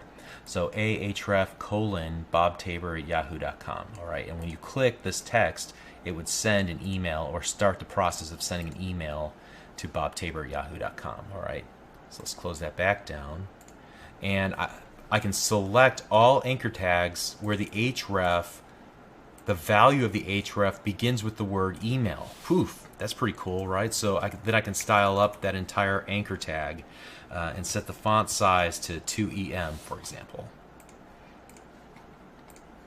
And refresh. All right, and it makes it huge, but now I could click that and send an email to myself if I really wanted to. And then I guess the last one we'll look at here is kind of along the same lines. So we'll look for the span where the title attribute ends with, so that's the ends with operator, idea. And we'll set its text decoration to overline. And we'll save that. And I think I have two of those. I do. First idea and third idea. All right, they both end with the word idea, and so we put an overline decoration on that text. Okay, and there's several others that I just didn't take the time to incorporate into this example. Let me just pop them here on screen. There are descendants. So in this case, article span, it would select all span elements that are descendants of article, as opposed to span elements that are descendants of section or some other, tag. Then there's where you can use an asterisk character, which means universal. So give me any tag within this other tag A, regardless of B's parents. Okay, and then you've seen this used, the direct child, where the list item is a direct child of an unordered list. So style up those list items. And there's also for adjacent siblings and just siblings in general. And there's tons and tons of other selectors. You really need a reference of some sort, maybe a wall poster or a little cheat sheet card or something, especially as you're learning them. I'd probably encourage you to keep your CSS as simple as possible for as long as possible, and only resort to some of these special cases when there's no easy way to get at it. I wouldn't be poking around these hard ones because they have unintended consequences sometimes, in my experience. I try to keep things simple. My brain works that way. Okay. But at any rate, the moral of the story is that there's more than one way to attach a style to a specific element of your document. You can get really creative with especially some of the new CSS Level 3 selectors that are available. All right. One more topic I think is of extreme importance. There clearly will be collisions between styles that you've defined. There's a prescribed order in which the styles will be applied, and certain property definitions can be overridden.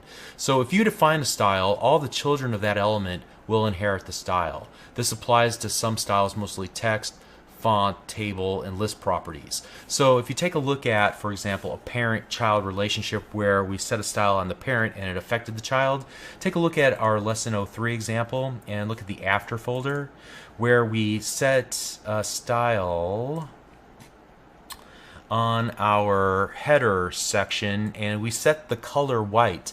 Now the header itself, its color was black, its background color was black, but now any text inside of, so any children of the header, I think there was an H1 and H2, and then there were some other, the links, but they were styled a little bit differently. But any children's text for color would be white. All right, so that's a good example of that idea. So there's a sense of inheritance, and you can also control inheritance using the following values that you see on screen. So there's inherit, which means it forces a property to be inherited from its parent that normally wouldn't be inherited, or it overrides other applied style values and it inherits the parent's value.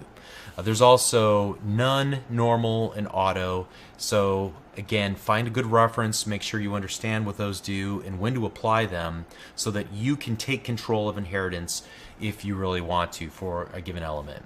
There's also something called important, and it gives maximum weight.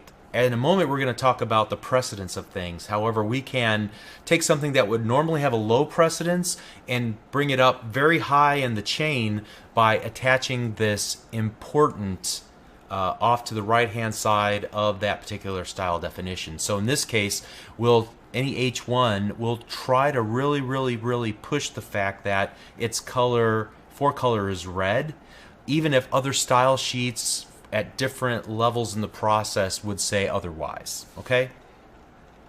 And so let's go ahead and talk about cascading order.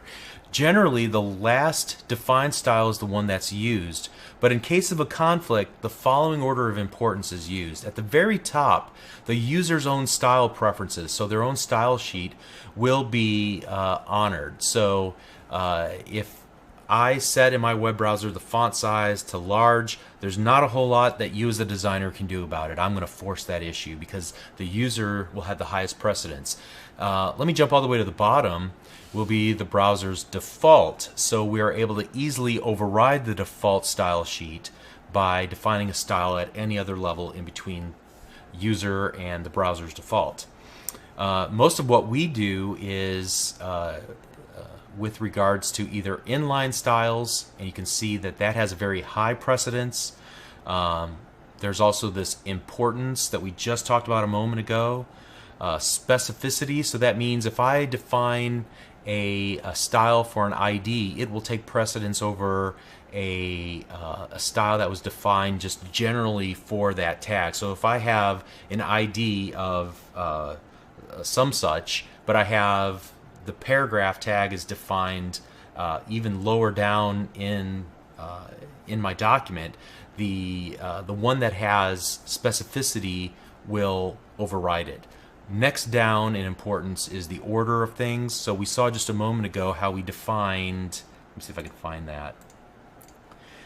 There was a span that had first idea and then a span that had where it ended with the word idea, and this order, the last one, has precedent over the one that was defined higher up. So as you move through your style sheet, the ones that are lower and lower have greater precedence. All right. So hopefully that made sense.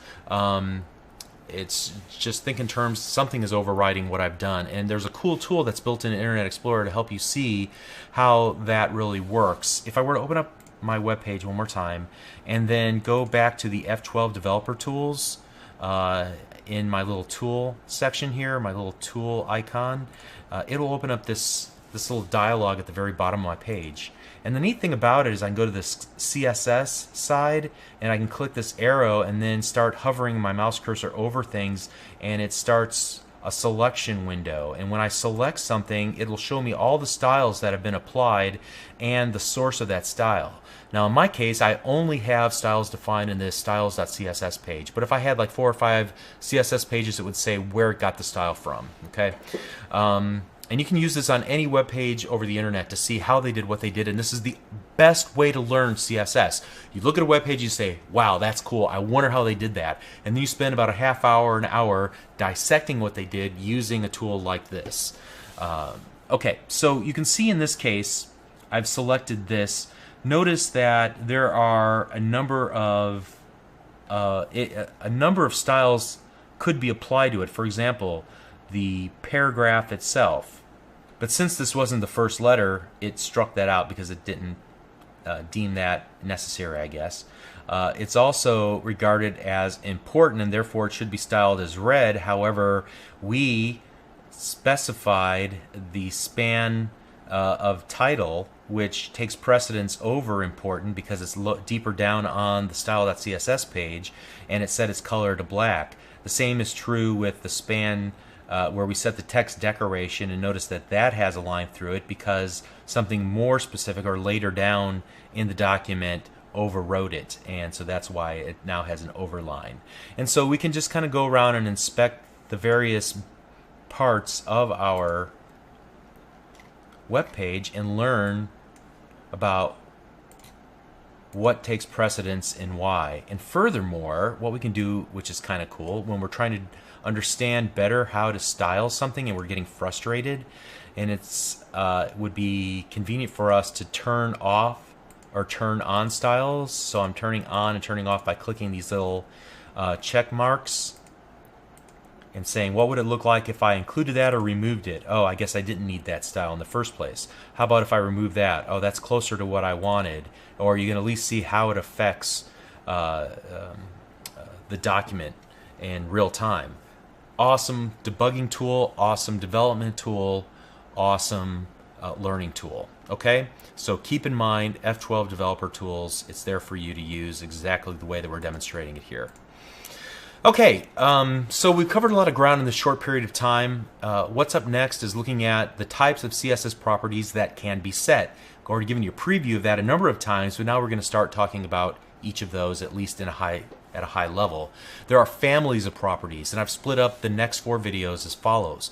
We'll talk about properties that affect the font and the text, properties that affect color and background, properties that affect lists and tables specifically, and then properties that affect block or box style HTML5 elements, and we'll talk more about what those are when we get to that point. Okay, so to wrap up, we've seen how to define styles, how to attach them to specific HTML5 elements using the CSS selector syntax. We talked about how styles are applied, how they're overridden, how they're honored through a very specific sequence and order of precedence. We've used the F12 developer tools. Man, we've learned a lot. I hope you enjoyed it. Stay tuned. The hardest part is over, I promise you. It's all downhill from here. We'll see you in the next video. Thank you.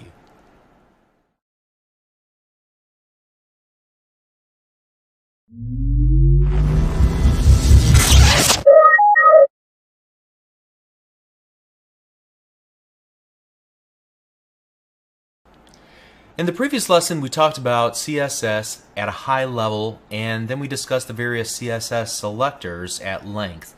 Now we're going to begin the process of examining the CSS properties that can be set, focusing first on font and text related CSS properties and then moving on from there in subsequent lessons. Now, for the next 4 videos, I did a little experiment. You can use what I did, or I would encourage you to spend a few days and take the approach that I took and do the exact same thing on your own. But I basically went through almost every single CSS property and then I created a cheat sheet for it. And so I created a few web pages, one for each video in this case, and that utilized the actual CSS properties and all possible settings so that I could ensure I knew what I was talking about for this video series. It was a great learning experience. I highly recommend you do the same. It is time consuming, but what you need to do is find a website, a book, something that references every single CSS property, and then begin just typing out like I did. Here, let me show you the source to this. Actually, this will be in its own folder by the time it gets to you, but you can see what I did here. Very simple, just created a heading and then styled number of paragraphs. In this case, I used inline styles. Again, I wouldn't recommend that you do this in a real application, but in this case I just wanted a quick down and dirty way of getting that style information into every paragraph without having to find 1,000 styles in an external style sheet. Okay, so I just used the inline style attribute, and so you can see here where I've set the font family to various fonts, the font sizes, font weights, and so on, and just went through and created this cheat sheet for myself. And now I feel prepared to have this conversation, and then also it was a good refresher for some things that I'd already known. But what I want to do in the course of this video then is just review this cheat sheet that I created for myself and call your attention to several properties that might need a little elaboration. For example, we can start with the font family. The font's typeface is called a font family. In fact, you can stack them, although I didn't do that here in this. You many times will see them stacked like you see on the screen right here. And the reason you stack them is to make backups for selection. So the browser, if it doesn't have access, for example, to the Arial font, it'll look for Helvetica. If it doesn't have access to the Helvetica font on the person's system or device, then it will look for any sans serif font. And so this is a means of just stacking up the fonts, making sure that there are adequate substitutes in case somebody doesn't have a specific font on their system. All right. Moving on, I think one of the most confusing things about working with cascading style sheets is how many different ways you can define sizes of things like fonts and text related sizes, as we'll see a little bit in a moment. There are basically 4 ways to define sizes. The first is a point, and a point is traditionally used in print media. 1 point is exactly 1/72 of an inch. They are fixed in size. They cannot be scaled. The problem with the point is that it's really dependent on the resolution of the computer screen, not the actual size that's rendered on the monitor. In other words, I could be running at a small 13-inch screen at 1280 by 720 resolution, or a very large screen at 1280 by 720, and neither of these will be one point won't be 1/72 of an actual inch. So points are generally considered a bad idea in web design, especially since they don't scale upward or downward to fit the given device that they're displayed on. Then there's pixels, or px, like we've used a couple times up to now. And pixels are another fixed size unit used for screen media. A pixel is supposed to be equal to one dot on the computer screen, a single pixel of the screen. However, here again, pixels don't take into consideration the screen resolution, and so they're not really a reliable measure. Furthermore, again, they're fixed so they don't scale upward or downward to fit the given device that they're displayed on. Then you have EMS, EMS, or EM, a scalable unit that's used in web document media. And M is equal to the current font size set by the browser. So if the font size of the current web document is 12 points, then one EM is equal to 12 points. Two EMs would be 24 points, and so on. It kind of works like percentages. If you want a 20% larger font than what the default document has defined as the normal font, then you would use 1.2 EM, all right? And then there's percentages, and this is a lot like EMs, except it's expressed in actual percentages, not decimals. So 100% is equal to 12 points, 200% is 24 points, and so on. Now there's a couple of great articles out on the internet. Let me copy one and put it here. So I really enjoyed this article. I think that it does a really good job of explaining what I just said in a little more detail with some obvious examples here and some good upsides and downsides. As some people note in the comments, this article is a couple of years old now, and perhaps some of these things, it was written in 2008. So some of these things may have changed as styles and browsers have been updated. So keep that in consideration, but I haven't found a better source than this, quite honestly. And there are endless debates on the internet on which way is the best way and why, and I'm not sure what to tell you, quite honestly. As of now, the most popular way seems to be to define sizes in a relative manner using EMs or percentages.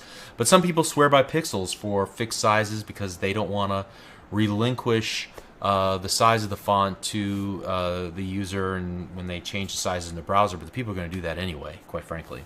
So to add to the confusion, there are relative name sizes and named weights and so on. So if you take a look here, we have not only the font size expressed in M's, percentages, and pixels, but also there's a number of name sizes like smaller, small, which look about the same on Internet Explorer, medium, large, larger, which look about the same, extra large, and XX large. Okay, so again, another relative way of defining sizes.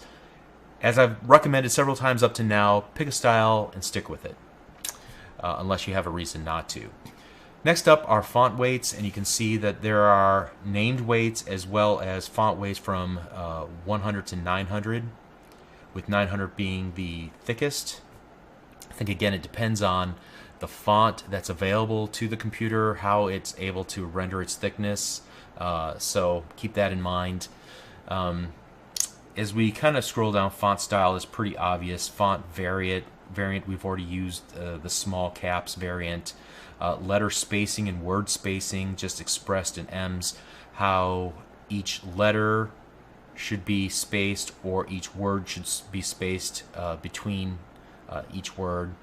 Line height, I've demonstrated two styles, with a normal and with I think a 2 EM, where there's a bunch of space in between each line. Text transform, uppercase, maybe that's one that I used in lesson 3, I can't quite recall. Text alignment, vertical line, and vertical line has to do with the text that it's butted up next to. So in this case, I have some very large text, and then the text next to it will be aligned relative to its neighbor. So in this case, vertical align top puts it at this top section of the serif font, whereas a super, you can see vertical align super puts it at the top line of the capital letter, not the lowercase, I guess, imaginary line for the serifs. Again, the same would be true for subs and bottoms, baselines, and so on. So that's a good reference to see exactly what to expect whenever you're working with the vertical alignment. Text indent in terms of pixels, how much from the left-hand side should be indented. White space, there are 3 settings: normal, pre, and no wrap. Pre will include any empty spaces, white spaces, in the rendering of it, and will not wrap to another line. no wrap, ignores the white space, and will not wrap to another line. Okay, so that's the difference between those two. And then finally, there's text decoration. We've already used underline, overline, and line through in the previous lesson just to demonstrate some selectors and to call out attention to some of the selectors that we've created. All right, so it's as simple as that. What remains in the rest of the series of videos is pretty much a similar format to what we've done here. Just a review of the types of properties that can be set and the properties that they can be set to, calling your attention to ones that need a little more explanation. So we'll pick it back up in the next lesson. We'll see you there. Thank you.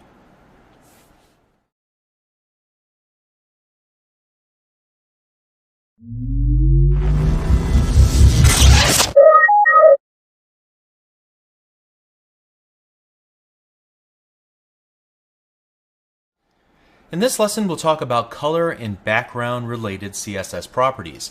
Now, some HTML5 elements can have a foreground color or just color, while others can have a background color, while others can have a background image, and that image can be configured in a number of different ways. So to kind of exercise this, I created another one of my little experiments like I talked about in the previous lesson, where I went through and just created every variation possible so that I could get this firmly ensconced in my mind as the differences, what the different values were possibly, and be able to talk about this intelligently. Great exercise. I highly recommend that you do something similar to this for yourself. Create a little cheat sheet. Okay, so we're going to start with various ways to define color in CSS, and there are quite a few actually. The three ways that I have demonstrated here are defining using named colors like blue, black, white, red, so on. And there's quite a few. I think there's I don't know, 120, 240. It's several dozen different ways, and you can just search for CSS color named, and Bing will bring back some websites that have a definitive list of every possible value you could look for, and that's the way I usually do it when I go about to work with colors. Or you can use a hexadecimal value, and a lot of applications like Photoshop, and my preference is Fireworks, but there are other tools as well that use hexadecimal values whenever you're kind of laying out what your web page might look like. And then there's also RGB values, which stands for red, green, blue, and the combination of those values between 0 and 255 will create every color that's possible, at least, that are web safe anyway. There are a number of other different ways to define colors as well. RGB percentages. There's something called HSL, which stands for hue, saturation, and lightness. Then there's RGBA and HSLA, which include alpha transparency as well. And so, for me personally, I stick with either name colors or hexadecimal values for consistency's sake. Still, if you're so inclined, you're probably more likely, if you have a tool that automatically generates these values for you, then you can use any of these ways in defining a color in CSS. So you can see that in several of these cases, I work with div tags. If you were to look at the HTML for lesson 14, and the div semantically is probably correct for this because we're not really giving any true meaning to our document, just a general area that we can style, so I feel good about that. And you can see in this case I have the style attribute, and I start defining inline the various styles. So in this case I set a background color as well as the sizing of the div itself and the margins for spacing purposes or what have you. That's not as interesting as the actual values we've set here. For example, using a hexadecimal value, I can get a light gray color in my div. Here I'm going to set background images. Background image set to none, leaves it empty. Or I can use an image, in this case a 50 by 50 image. Where did I get this from? It's a funny little utility that somebody put out there called placekitten.com. And you can use these as placeholders on your web pages. You just send in a width and a height, formatted like so, and it will give you back an image that you can use temporarily on your website as you're going through development. Okay, so I just used that for this purpose. So you can see by default it will tile your image to fit the space available within your block style element. We'll talk about block style elements when we talk about block properties 2 lessons from now. Okay. Here we can set the properties of the background. By default, you can see it will repeat, or we can set repeat X to only tile our background image using the x-axis or vertically, or rather horizontally, and then use the repeat Y value to repeat that tile vertically. Or we can use the no repeat, which will only put the image in your background of whatever element just one time. Furthermore, you can set the background position so that you can position it, in this case, right top, left bottom, and so on. There's also a background attachment. However, it seems to be only applicable to the entire web page, and so I didn't create a firm example of this. You can see how it's used here. There's 2 possibilities, scroll and fixed. The scroll means that the background image does scroll with the page, whereas fixed means the background image does not scroll when you scroll the web page. Okay?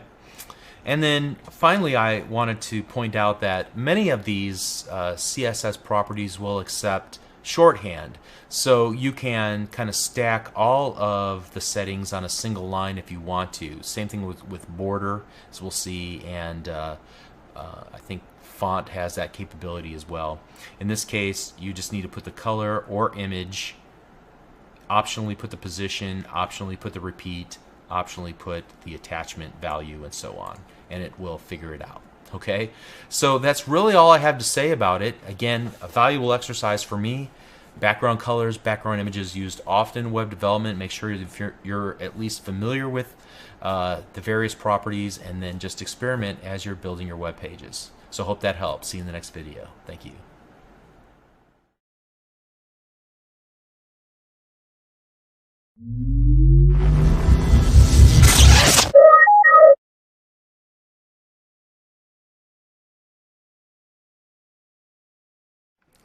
In this lesson, I'll briefly point out the CSS properties that are unique to lists and tables.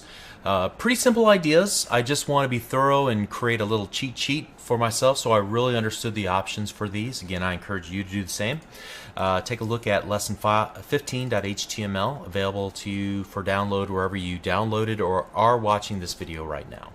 And what I did here was merely look at all of the list and table specific CSS properties and then exercise them in a number of little examples. So what I want to do also is open up this in Notepad so we can take a look at the styles. Now, I did cheat a little bit here with the table because it got a little hairy to put all this stuff inside the table definitions themselves. So just keep that in mind, that I have table 1, table 2, table 5, table 6 defined. I also have some specific things like first row and first column, and we'll dissect these in just a moment. For the list items, notice that I'm using the style attribute and then defining the styles in line, like so. So let's go ahead and start with the lists, and notice that by default, whenever we create an unordered list, the list style type is disk, but there are other options as well that we can set, like none, for example.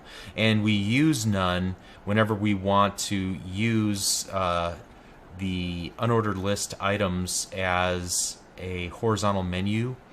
So we've already seen how to do this in lesson 3 whenever we took our unordered list, made it into a horizontal listing, removed the bullet points. So that's what setting list style type to none will do for us, remove the bullet points from our list items.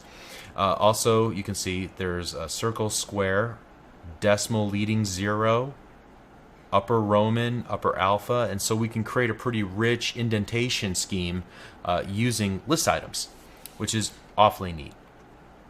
There's also the ability to create a custom list item. So using the list style image, we can use an image instead. So I just use a URL with an open and close parentheses and then point to a valid URL. We talked about place kitten in the previous lesson, so I'm just using a 10 by 10 place kitten and a 50 by 50 place kitten to show how each of them kind of could be used in a series of list items. Also, line style position, whether we want to be on the outside or the inside of an imaginary indentation line with the bullet itself. And then I demonstrate a shortcut for list style so that you can kind of put all of these on one line instead of separating them out into separate CSS property definitions. All right, so that's it with lists. Pretty simple stuff. Tables are a bit more complex because of how many optional parts there are. As I note on the web page itself in this little explanatory section, I said basically that great table design is really the domain of a talented designer. However, it's important to know what your options are when you're trying to match a designer's stylings. So let's take a look at the examples that I put together here, and let's scroll down to the first example in our source. And here we are. Okay, so I have a table with an ID of table 1. I've created a caption, and then I create a row with several, it looks like 3 columns, another row with 3 columns. So it's a very simple table. And if we take a look at the stylings for this in table 1, we're simply putting a 1 pixel solid black border around it. So let's see, that goes around the entire table itself. Let's kind of put these side by side if we can. Border spacing of 1.5 EM. So every time there's a border involved, it will create an extra space. And then I'm also setting the caption side to the bottom, which is neat. All right, so let's compare that with table 2. Now let's take a look at the source for table 2 here.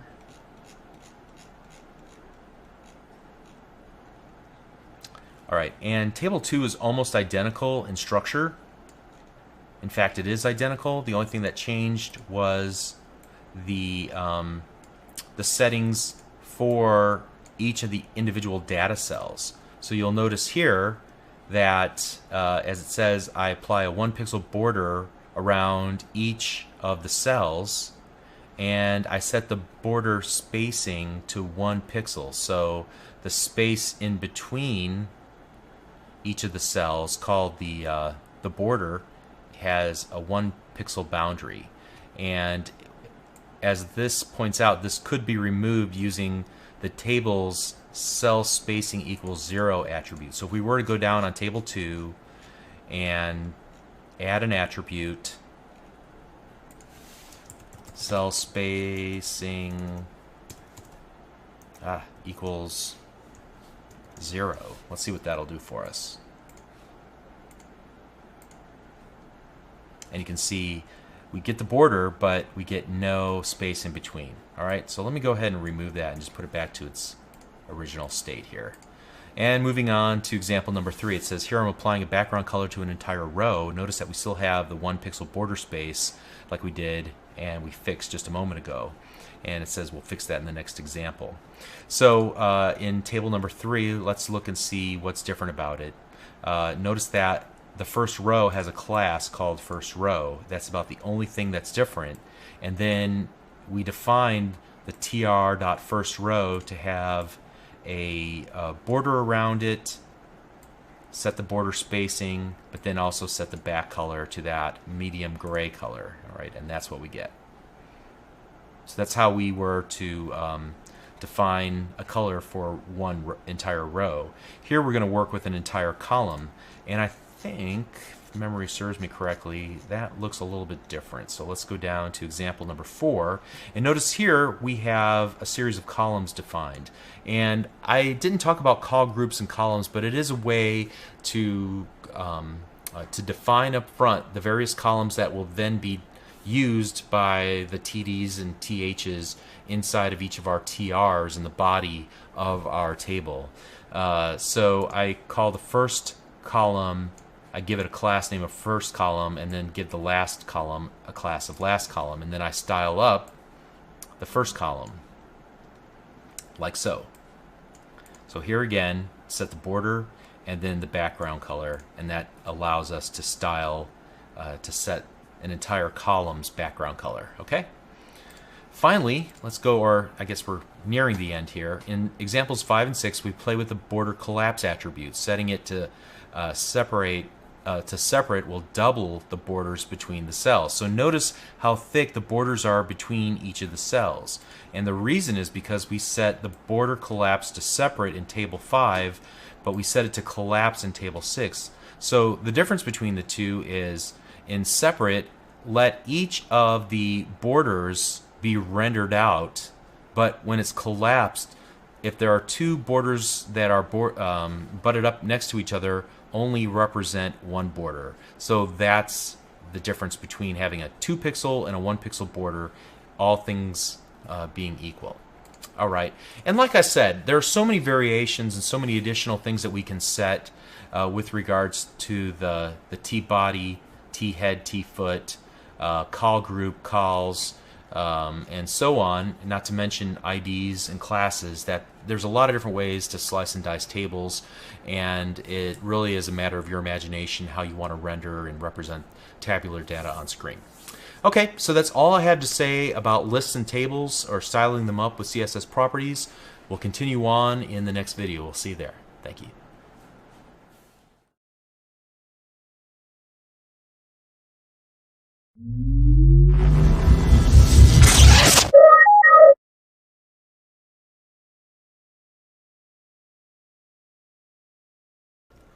In this video, we'll discuss the box model and the CSS properties that you can modify on box style elements. What do I mean by box style elements? Well, throughout the series, I've split up HTML elements into 2 categories. There are elements that are used in line, inside of, for example, a paragraph of text. Here's a quick list of those that we've covered that fit into this category of being in line. The anchor, the code, the M, the I, the U tags, the image, the label legend, the nav, the small, the span, and there's quite a few others, okay? These inline elements take up an amount of space as indicated by the line height and the font size, the weight, and so on.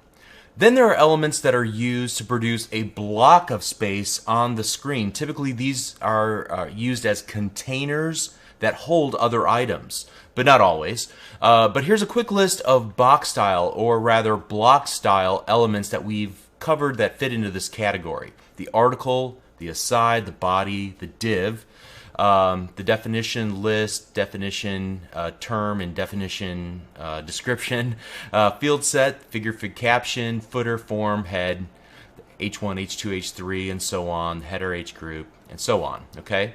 And there's quite a few others as well. This is not a comprehensive list. So take a look at this diagram. This should hopefully help you see the fundamental difference between inline elements and block style elements. You'll see that in the simplest terms, the biggest difference between inline and block is that inline elements flow horizontally, and then when they reach the border of their parent element, they employ a soft line break to wrap to the next horizontal line. But block elements stack vertically on top of each other. Now there's some other offshoots of that idea, like setting their float either left or right. And when you set the float, then there's more horizontal space, and the block elements will attempt to fit next to each other from left to right or right to left, depending on their float and the amount of horizontal space available. We'll see some examples of this in this lesson, but for the most part, think stacking vertically. All right, for this lesson, we're interested in the CSS properties for block elements. Let's talk for a moment about the box model, and in particular, the fundamental parts of the box or the block. So you can see there's a diagram here that I've created to help us understand this a little bit better.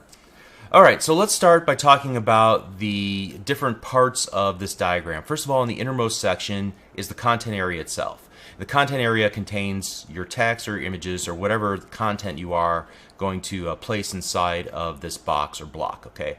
And they have 2 dimensions, a width and a height. Outside of that, there is a padding between sort of the edge of the block or the box and the content itself. Behind all of that is a background. In this case, the background is set to white. Then there is a border. In this case, it's the light gray color. And it takes up a certain amount of space as well, and it extends sort of the footprint, I guess you would say, of the blocks or the box. And then I don't have an outline shown here. We'll see some examples of outline, but it's similar to the border, but it doesn't add any space to the total width and the height, or the total footprint, all right? And then there's a margin, and you can see the margin I've used indicated by a white, thick, dashed area around our block. And it's the space between the bordered or backgrounded area and any other elements on the page, which you can see indicated by text that wraps around this particular block. All right, so that in a nutshell is the box model, and being aware of how adding padding and margin as well as an outline add to the total footprint or the total width and height of that given block or box. Okay? All right. So I guess the next question is, what properties can be set and adjusted on a block style element via cascading style sheets? Well, that's kind of the remainder of this lesson, and I've created another one of my little experiments here, the lesson 16 experiment. Let's go ahead and just open that up, and we'll walk through each of the given parts of this to better understand the propensities of a box or a block, and how we're able to modify it using padding and margins and floats and things of that nature. Okay, so it'd probably be helpful as well to look at the source code for this in some cases. So I'm just going to keep that open here to the left hand side. All right, so you can see first of all in example 1 I have a very simple div with a 200 by 200 dimensions here, and I put some text inside of it. In the second example I have another 200 by 200 div. However, it's quite a bit larger, as you can see in your browser. Why is this so? Because it has a 10 pixel padding and a 10 pixel border, and so you can see the net result is about 40 extra pixels because you have 10 and 10, 10 and 10 width, and the same would go with the height as well. Okay? In the next example, kind of 3 and 4 go together here. We have 3 divs that have a value inside, and by default their display value is set to block, so display : block. However, in example 4 I've set display : inline, and you can see how they now line up next to each other. So it's the difference between block, which again stacks vertically, versus inline, which stacks horizontally. Alright? And the same thing would be true with the H3 tags. Notice that by default they display : block. And so you have 3 H3 tags. Notice that they by default take up 100% of your of the width of the page. However, we're able to change that by changing their display value to inline, in which case they butt up right next to each other. Pretty cool.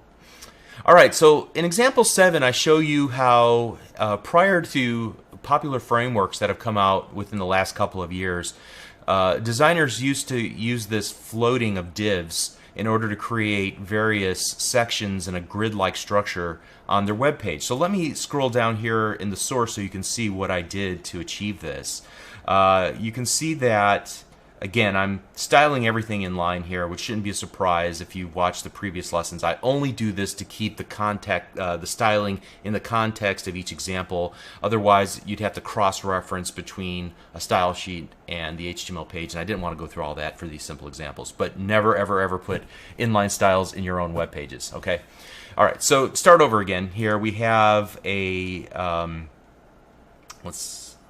do a quick review here. Okay. So first of all, we have a div, and this first div contains a paragraph, and that div has a width of 30% and floated left and a margin right of 10 pixels. So that's this area right here, and it creates a little margin area so that the next paragraph doesn't butt up right next to it. All right, then we have, sort of in the main middle area, another div. Its width is set to 50% and it's floated to the left as well. Doesn't butt up because of that 10 margin border. Now the beauty of this design is that as I change the scale of my or the size of my browser, everything stays pretty much in line. It'll fall apart when we start getting really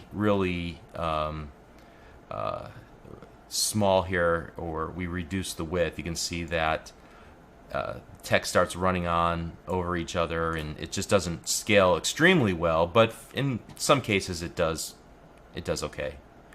Alright, and then off to the right hand side, notice I'm floating to the right. I have a width of 15% containing a little navigation area. Okay, and so that is, again, a very common approach to laying out web pages. There might be a little bit more to it. People take a little more precaution, but in a nutshell, that's what they're essentially doing.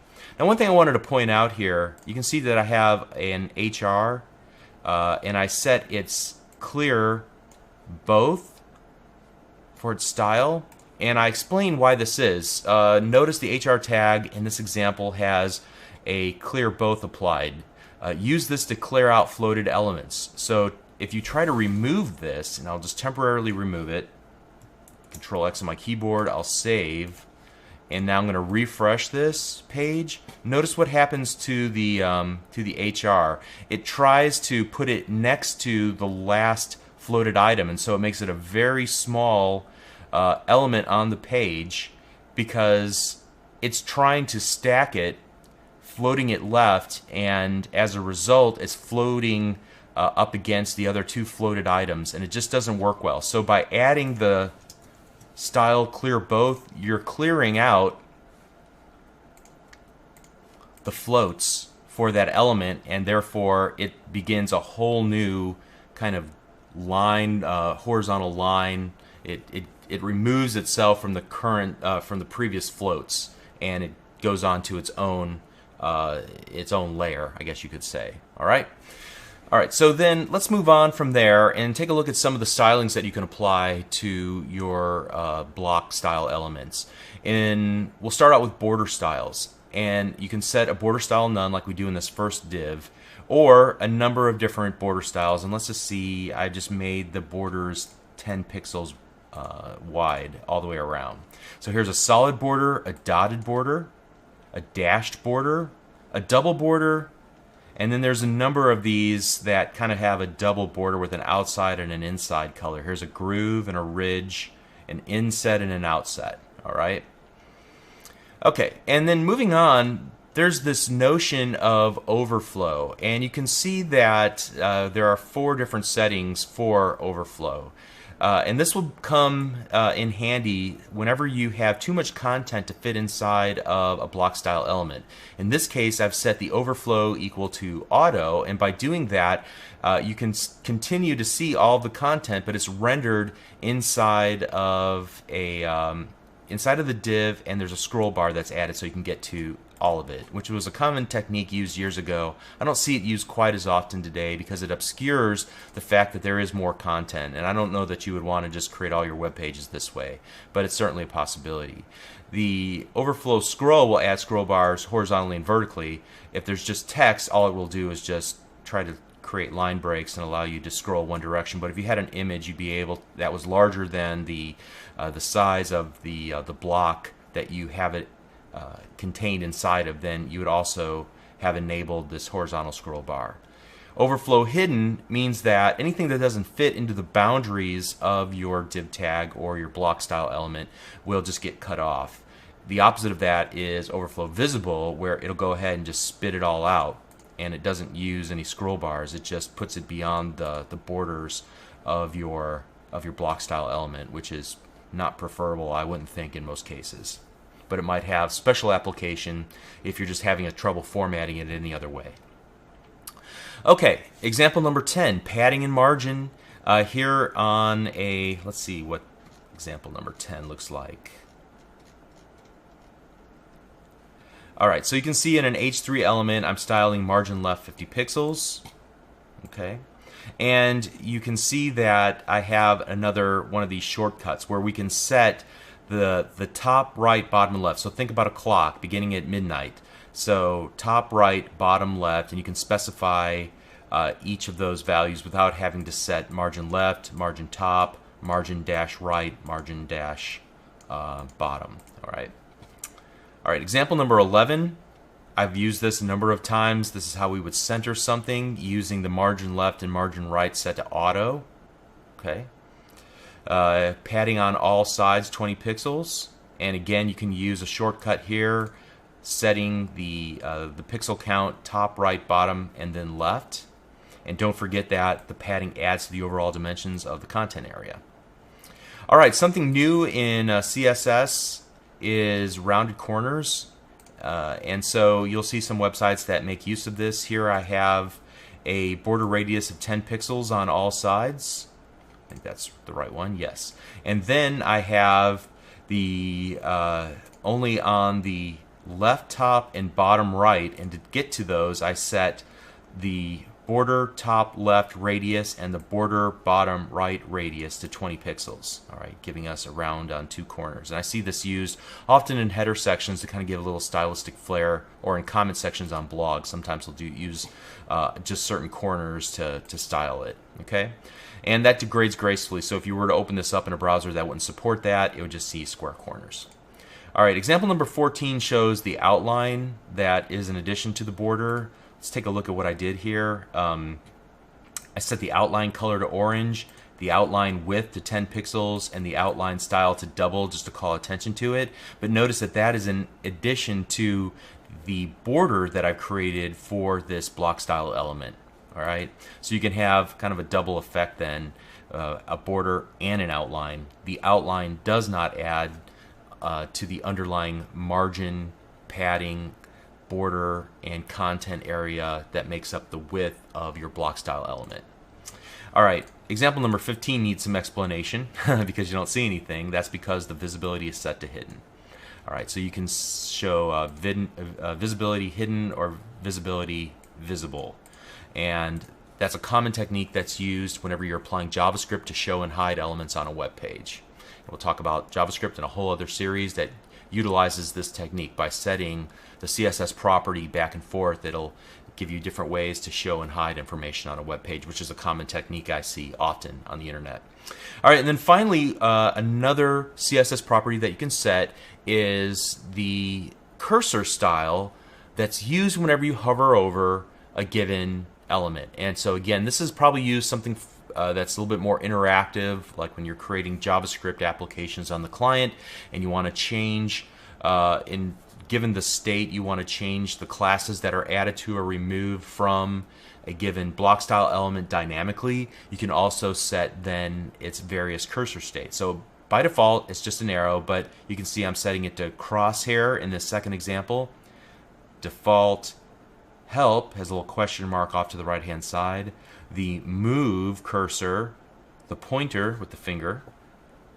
The text gives a little caret. Let's scroll down a little bit more here. The weight, which can be just an hourglass, or in one of the newer versions of Windows, kind of that circle with that rotates. The resize, east, northeast, northwest, north, southeast, southwest, and south, okay, and west. All right, and so then you can also use a custom cursor, and I note here that it's risky to do because you have to download that cursor to the end user's computer, and who knows, there's a variety of reasons why that may or may not work. But if you wanted to do that, you can set it like so. So cursor and then that common URL with the open and close parentheses to access an external resource, and then if you can stack them so that if for some reason this won't load, you can just say, all right, well then just go back to the default so that there's some cursor visible on the screen, okay? All right, so that is in a nutshell the difference between inline and block style elements. Block style elements are represented by a box model. The box model has several parts. Content has background, padding, it has a border, a margin, may even have an outline, and so just keeping that model in your mind as you are working with styling up your web pages so that you can make the appropriate adjustments to make everything lay out just nicely. We looked at a plethora of CSS properties for the box, or rather block style elements, and we're getting close to the end. If you followed along this far, you're doing great. Hang in there, just a couple more lessons, and then you'll have the stuff on your belt. I would recommend, once again, if you haven't already decided to do so, take a few moments, a day or so, and create the little cheat sheet like I did fully exercise all of the CSS properties that are available for block style elements so that you really get this firmly cemented and under your belt. Okay? See you in the next video. Thank you.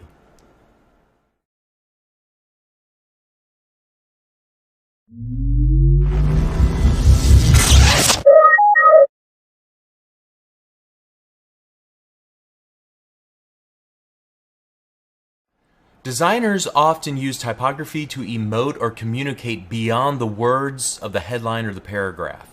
Until recently, their typographic choices were severely limited by the fact that you couldn't reliably choose fonts that would work equally well in everybody's browser or device. Now, there were ways to install decorative fonts on the end user's computer. However, it wasn't a reliable process and certainly not supported by all web browsers. Additionally, there was the added challenge of licensing a font correctly for use on the web. Now in CSS Level 3, the font face attribute, along with a healthy ecosystem of font publishers creating fonts for use strictly for the web, allows for a much greater choice of fonts for websites. Now obviously we're drifting here into designer territory, but I want to look at how you can employ the font face purely from a technical perspective. In most cases, whenever you license a font face style font created specifically for use on the web, they'll provide you some sample code that you can copy, paste, and then modify to suit your purposes. And that's exactly the technique that I want to demonstrate for this lesson. So what I want to do is start by looking at a company called Font Squirrel. They provide a wide selection of fonts that can be used for free, even for commercial purposes. And you see they even kind of note that here, only the best commercial use free fonts. Now, even so, you still want to be aware of the licensing terms and abide by the agreement that they set forth. If none of the free ones that are available suit your needs, then there are clearly dozens of publishers that would love to sell you a non-free font, and there are plenty of them out there. Okay, so let's take a look at what it would take to include a decorative font on a fictitious website that we're working on. To get started in this example, I have a folder called Lesson 17. You should be able to download the zip file containing this folder from wherever you're currently watching this video or from wherever you originally downloaded this video. There is a before folder, and we're going to want to copy the two files and paste them in the work folder where we'll do the majority of our work. If we open up Lesson 17, you can see that it's simply a very simple web page. The paragraph has been supported, has been styled using the styles.css style sheet. I simply used a font family setting Arial, Helvetica, Sans Serif to the paragraph, and now what we want to do is apply a decorative font to the title, to the H1 of this web page. All right. So to do that, actually let's start back over here on the Font Squirrel, okay? And what I want to do is take a look at the popular fonts. And I love this Good Dog font. I think it's kind of a neat hand-drawn font. I'm going to go ahead and click View to review all of the individual glyphs that are a part of this font, and I think they're just really well done. So what I want to do is click on the Font Face Kit over here on the right of this little bar. I could review the license and look at the character map, but I'm ready to go. So I'm going to click on Font Face Kit, and you can see that we can choose a subset of the font face kit specifically for different font formats. What are the different font formats for? They give you a little cheat sheet here on the right hand side. Fonts that work in most browsers, those that work in an Internet Explorer, those that work in other mobile devices, and so on. I'm going to go ahead and allow it to choose the entire plethora of fonts that are available, and I'm going to click the Download Font Face Kit. I'll save it to my Downloads folder. I want to view my Downloads folder, and I'm going to go ahead and actually, let me just open it up from here. All right, there we go. And I'm going to drag this onto my desktop, double click it. I can see the files inside of it. What I really need to do is extract those files out. So I'm going to right click and select Extract All, or use your favorite method of extracting zip files. Click Extract, and now we have a folder unzipped containing all of our information. If we click on Demo, you can see it does indeed display the demo web page, and that's exactly what we want to use as kind of a template for what we're trying to do with our own web page. So if I were to right click this and open with Notepad, and I think that, you know, if you turn on word wrap, at least you can see it all. They've compressed everything, so it's a little bit difficult either way, either reading it on one line or reading it in this word wrapped manner to kind of see what's going on here. But I can make out a couple of important features. First of all, there's a stylesheet.css that we're going to need to look at. Furthermore, there's this h1.fontface where they're setting a font using a font family called Good Dog Regular, which I'm going to assume was created in that style sheet. Furthermore, if we look at the their H1, it has a class of font face, so that's where this is applied. And then there's a P style 1 that also uses the Good Dog Regular, and you can see it's styled using this class equals style 1. Okay, so I think at this point what we need to do is probably pull from a couple of different places. Let's go to the style sheet, open with Notepad, and here again it's all on one line, not very helpful for our purposes. So what I'm going to do is format this a little more nicely. And every time there is a logical break, like a semicolon or a comma, I'm going to go ahead and put my cursor right after it and then hit the enter key on the keyboard, and that will retain most of the styling for me, like so. Now it's comprehensible, I can read it and understand what's going on here. Awesome.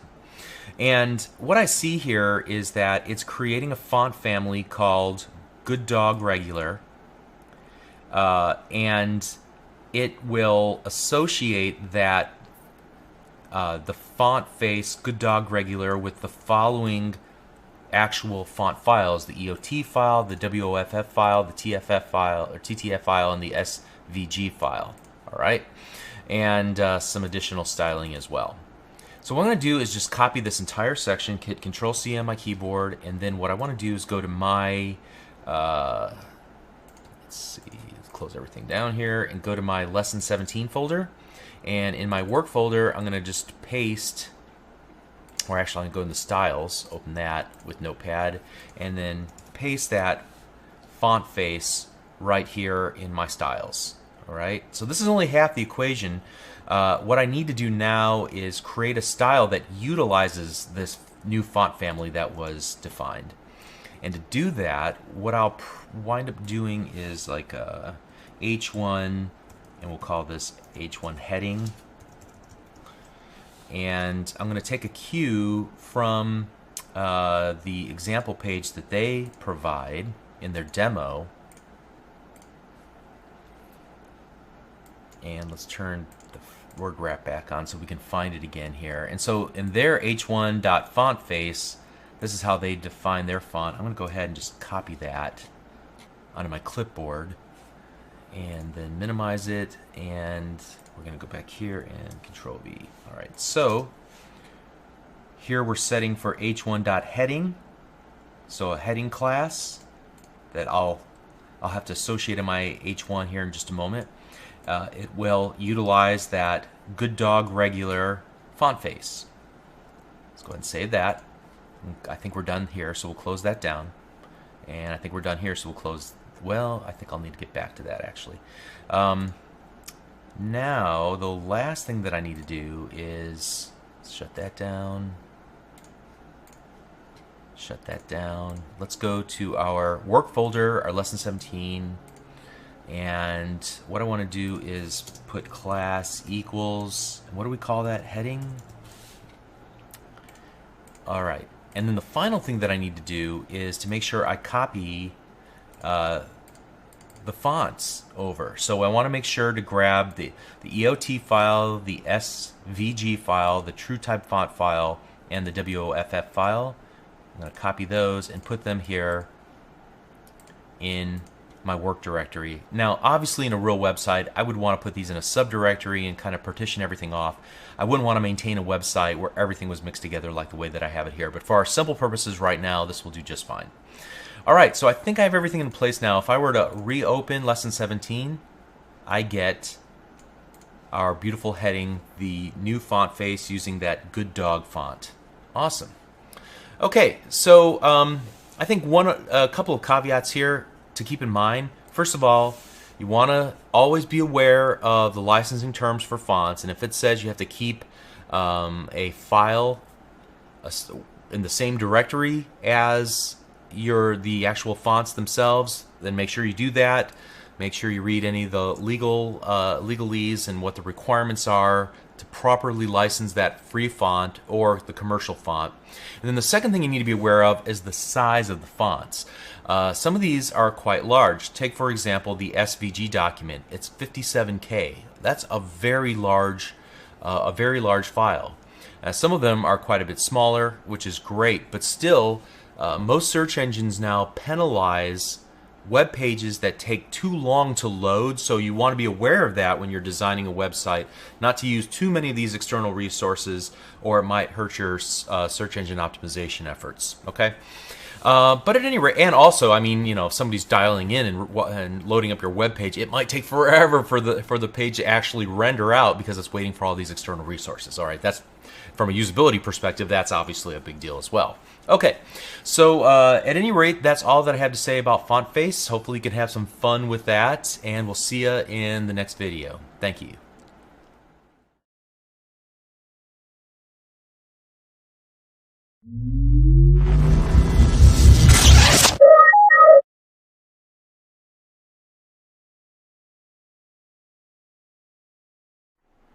Hi, I'm Bob Tabor with LearnVisualStudio.net. In this lesson, we're going to talk about the video tag. Before we get there, I just want to say that the next 3 lessons were kind of an afterthought.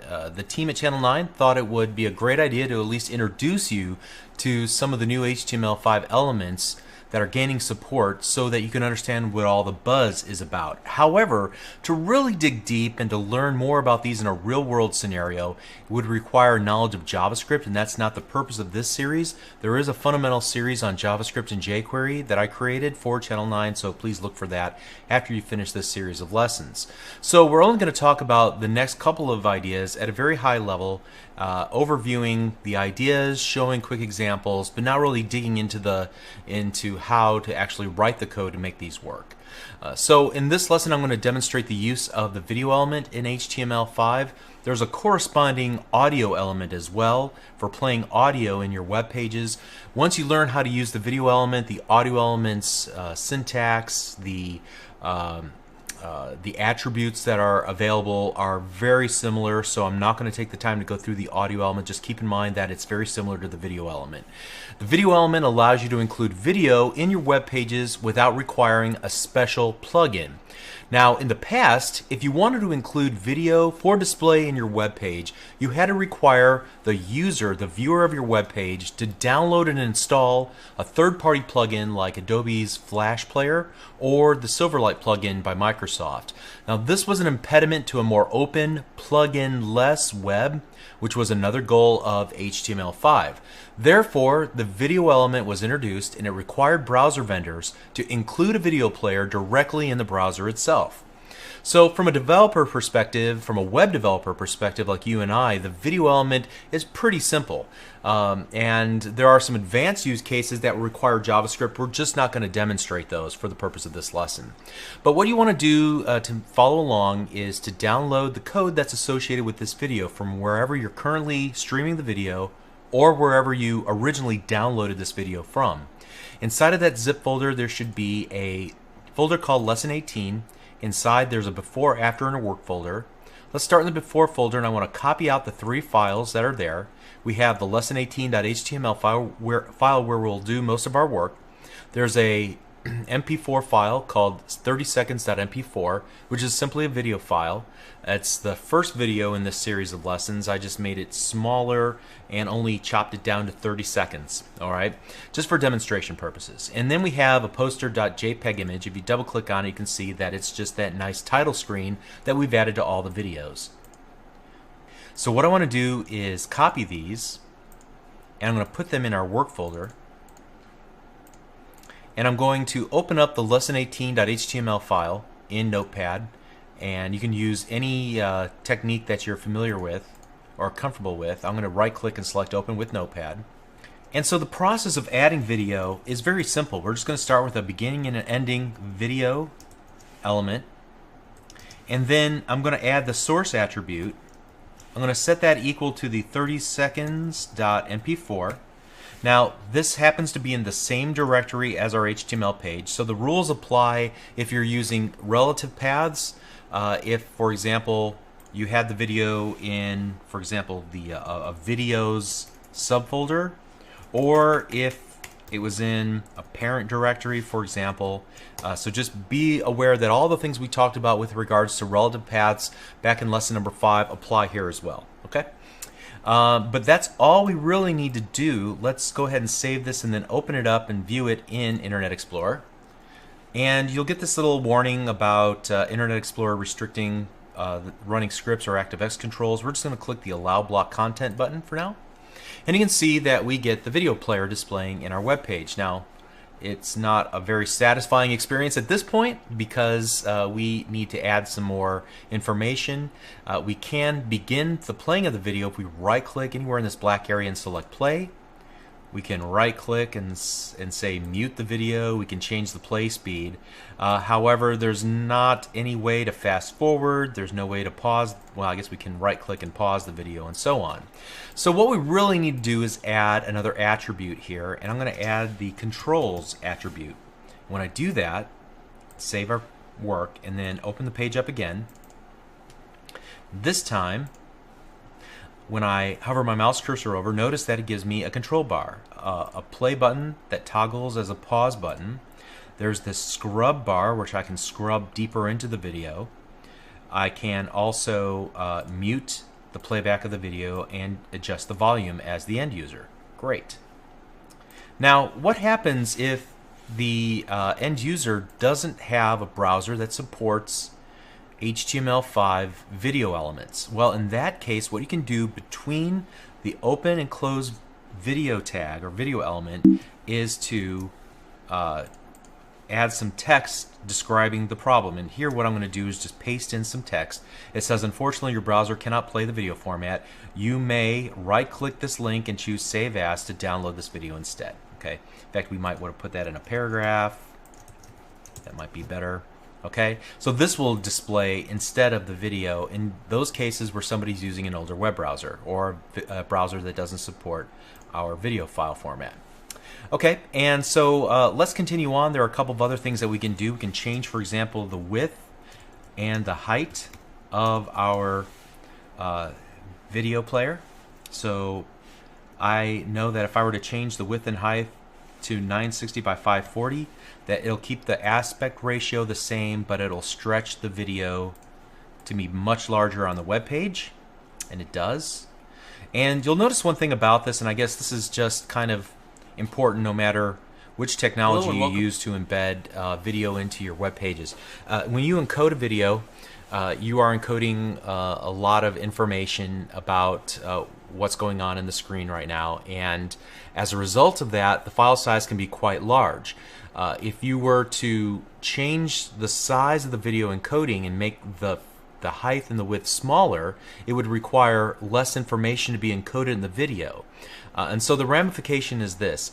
As we take a video that was encoded for a smaller playback experience and we expand it out, we stretch it out, each individual pixel has to cover more space, and therefore you get this cloudy effect that you might see if you're playing this back and working through this example like I am.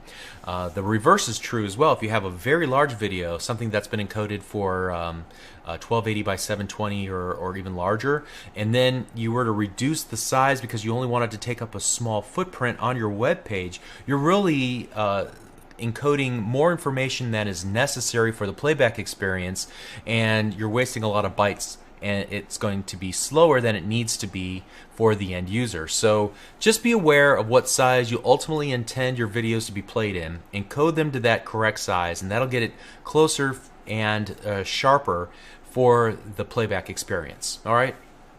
Okay, so let's go ahead and continue trying new things. Like, for example, what if we want the video to begin playing automatically as the user begins or loads the web page? Let's just go ahead and refresh. And you can see by adding the autoplay attribute, the video begins playing right away. Hello and welcome to this. And they can still control the playback experience. You know what? For now, I'm going to remove the width and the height. And also, what I want to do is remove the autoplay for the moment. And I want to talk about this poster attribute. You can see I'm kind of referring back down here. I have an unordered list of things that we can add. We've already looked at width and height and autoplay. We can use muted if we want the video to start with the muted option chosen, or loop the video for continual playback. There's also this preload. It'll start downloading the video immediately so that it's ready when the user wants to play it, which is a very useful attribute if you're streaming a large video and you don't require them to play it right away. You can at least begin the download process even before they put the play button, so there'll be a more immediate playback experience. In our case, what we're going to do is set the poster equal to our poster.jpg file, and we would expect to see that in the web browser prior to the playback of the video. However, we don't see that. And the reason is because the poster will continue to display as long as the video is downloading from its target web server. And because we're running this video locally, it loads into memory instantly off of our computer's hard drive. So we don't see the poster in that case. But if we were to upload this video to a server and then try to download it, we would see maybe for 2, 3, 4, 5 seconds, however long it takes to download the video, our poster image would appear. Okay? And I think, let me think for a moment here. I think that's all that I really wanted to say about this for now. I would just invite you to try different combinations and learn a little bit more about this. As I note, there's no video codec format in the specification. Internet Explorer supports the very popular H.264 codec that typically is encoded in .mov or .mp4 movies. Apple also supports this.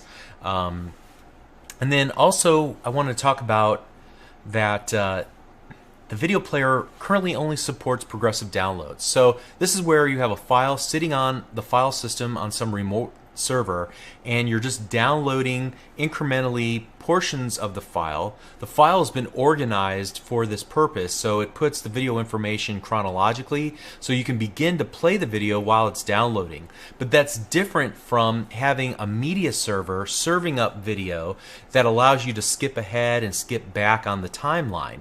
If you were to try to skip ahead with a progressive download and the information hasn't yet downloaded in the video, you'll just sit there and wait for the video to continue to download. So just be aware of that you're working with progressive or pseudo streaming.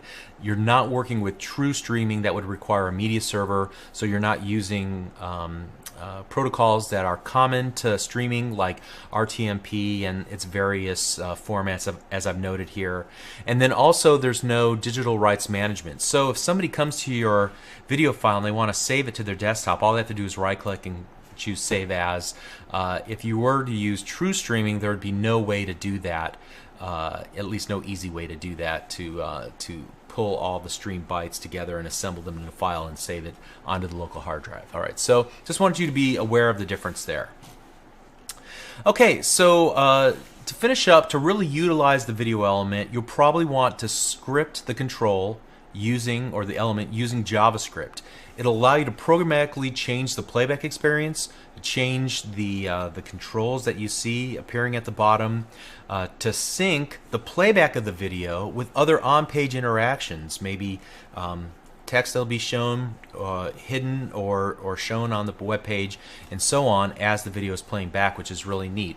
And so again, after you master HTML5, move on to JavaScript, learn about that, and then there are plenty of great resources on the internet that can explain to you how you can create a rich interactive experience using JavaScript with the video element.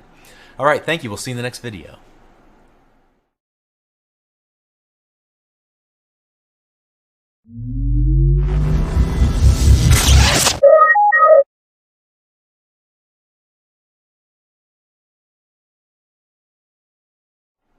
Hi, I'm Bob Tabor with LearnVisualStudio.net. In this lesson, we're going to talk about the HTML5 Canvas element.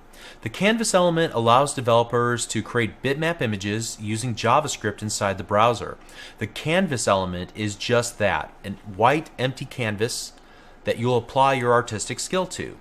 All the real work has to be done in JavaScript, which makes this a little bit of an advanced topic, but still the canvas itself, the element, is technically part of the HTML5 specification, and we wanted you to at least know what it is and see a quick example of what you can do with it.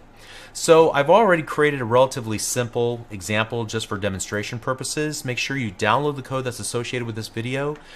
Inside of that zip file, you'll see a Lesson 19 folder. Inside of that folder, there will be a single lesson19.html file.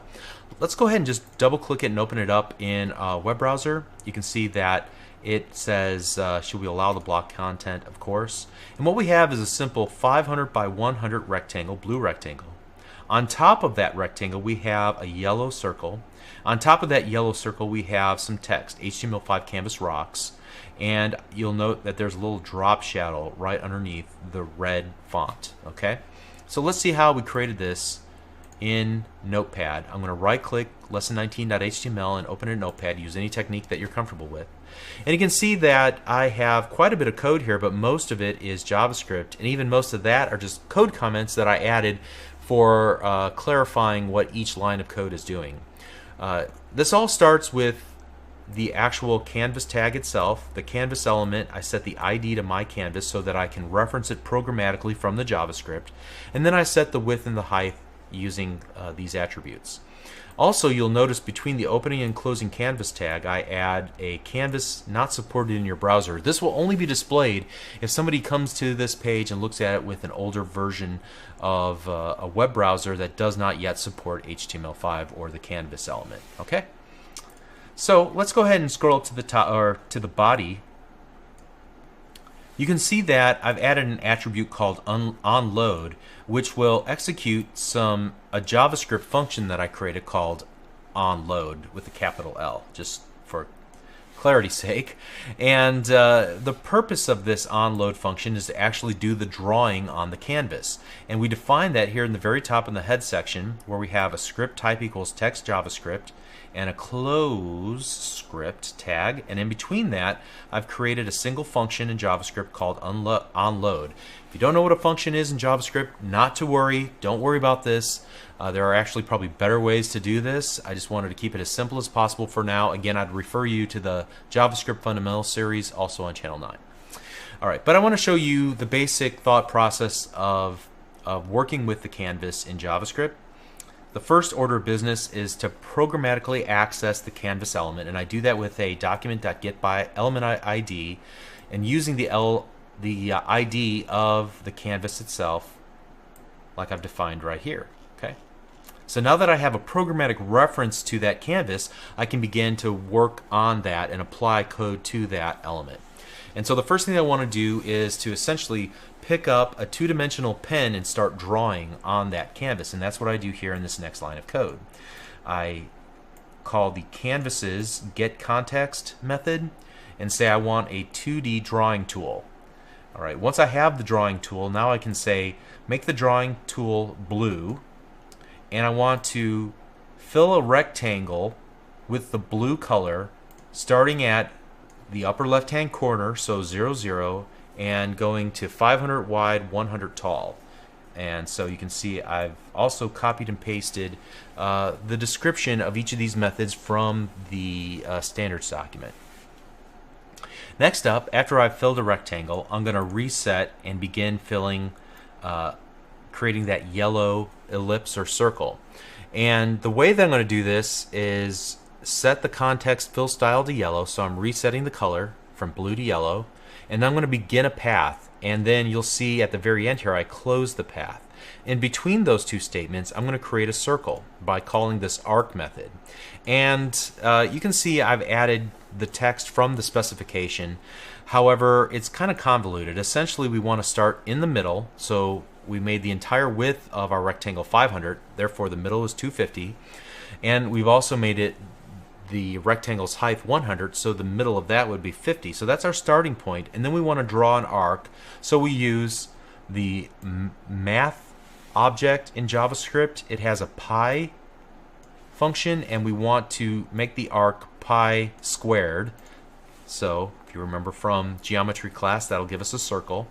And we just use this true as an attribute that says draw it starting, from a clockwise position to draw it all the way. So we've defined our path, and now we're going to call the fill to actually apply that path and fill it with the color yellow. And so that'll give us our circle. A lot of code, maybe not so obvious. It's not as easy as just calling, just create a circle for me in the middle. Okay, you have to put a little thought into creating some arcs and some things of that nature. But ultimately the fill will execute it and apply it to the canvas. Next up, we want to create a variable that holds our message. So this is the message HTML5 Canvas rocks, and I've just put it in a variable called text, and I'm resetting the fill style. It was blue, then it was yellow, and now it's going to be red.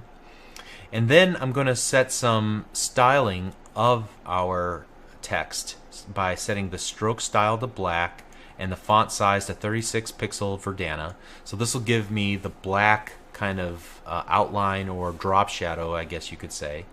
So the first thing that we're going to do is stroke the text using the message, and then also the X and Y position. And then we're going to call the fill text, which will fill the style with red. Okay? And so that's essentially all the steps that are required to create those three shapes, the rectangle, the circle, and the text on our canvas element. Alright, so like I said, this was a relatively simple canvas example. It's not all that impressive, but it did show you how it works at a basic level and gives you an overview of the basic steps to create these shapes. So again, if you take a look at this page, I reference two different things that you can refer to for more information. There's, first of all, the developer's documentation. So you can definitely take a look at all of the information there. But even that is a subset and kind of it doesn't flow like a tutorial. One of the best tutorials that I've found is this 5-part tutorial by Andrew Duthie. He's a Microsoft evangelist, and you definitely want to spend some time after you've studied the JavaScript series, come back and then look at this HTML5 Canvas introduction. Again, it's 5 parts, and he draws a Pac-Man and makes it animate on screen. It's kind of cool. Okay, so that's all I have to say about the canvas for now. Let's continue on. We'll see you in the next lesson. Thank you.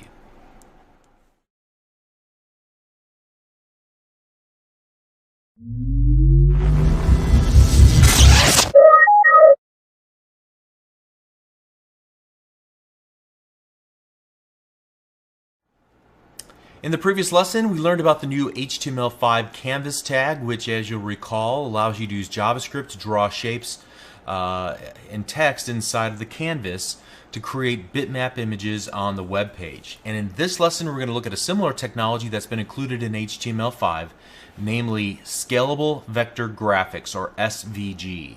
SVG has actually been a web standard for many years, and Internet Explorer has supported this file format for a long time. Furthermore, you can export SVG drawings directly from Adobe Illustrator, which is a popular tool with graphic designers.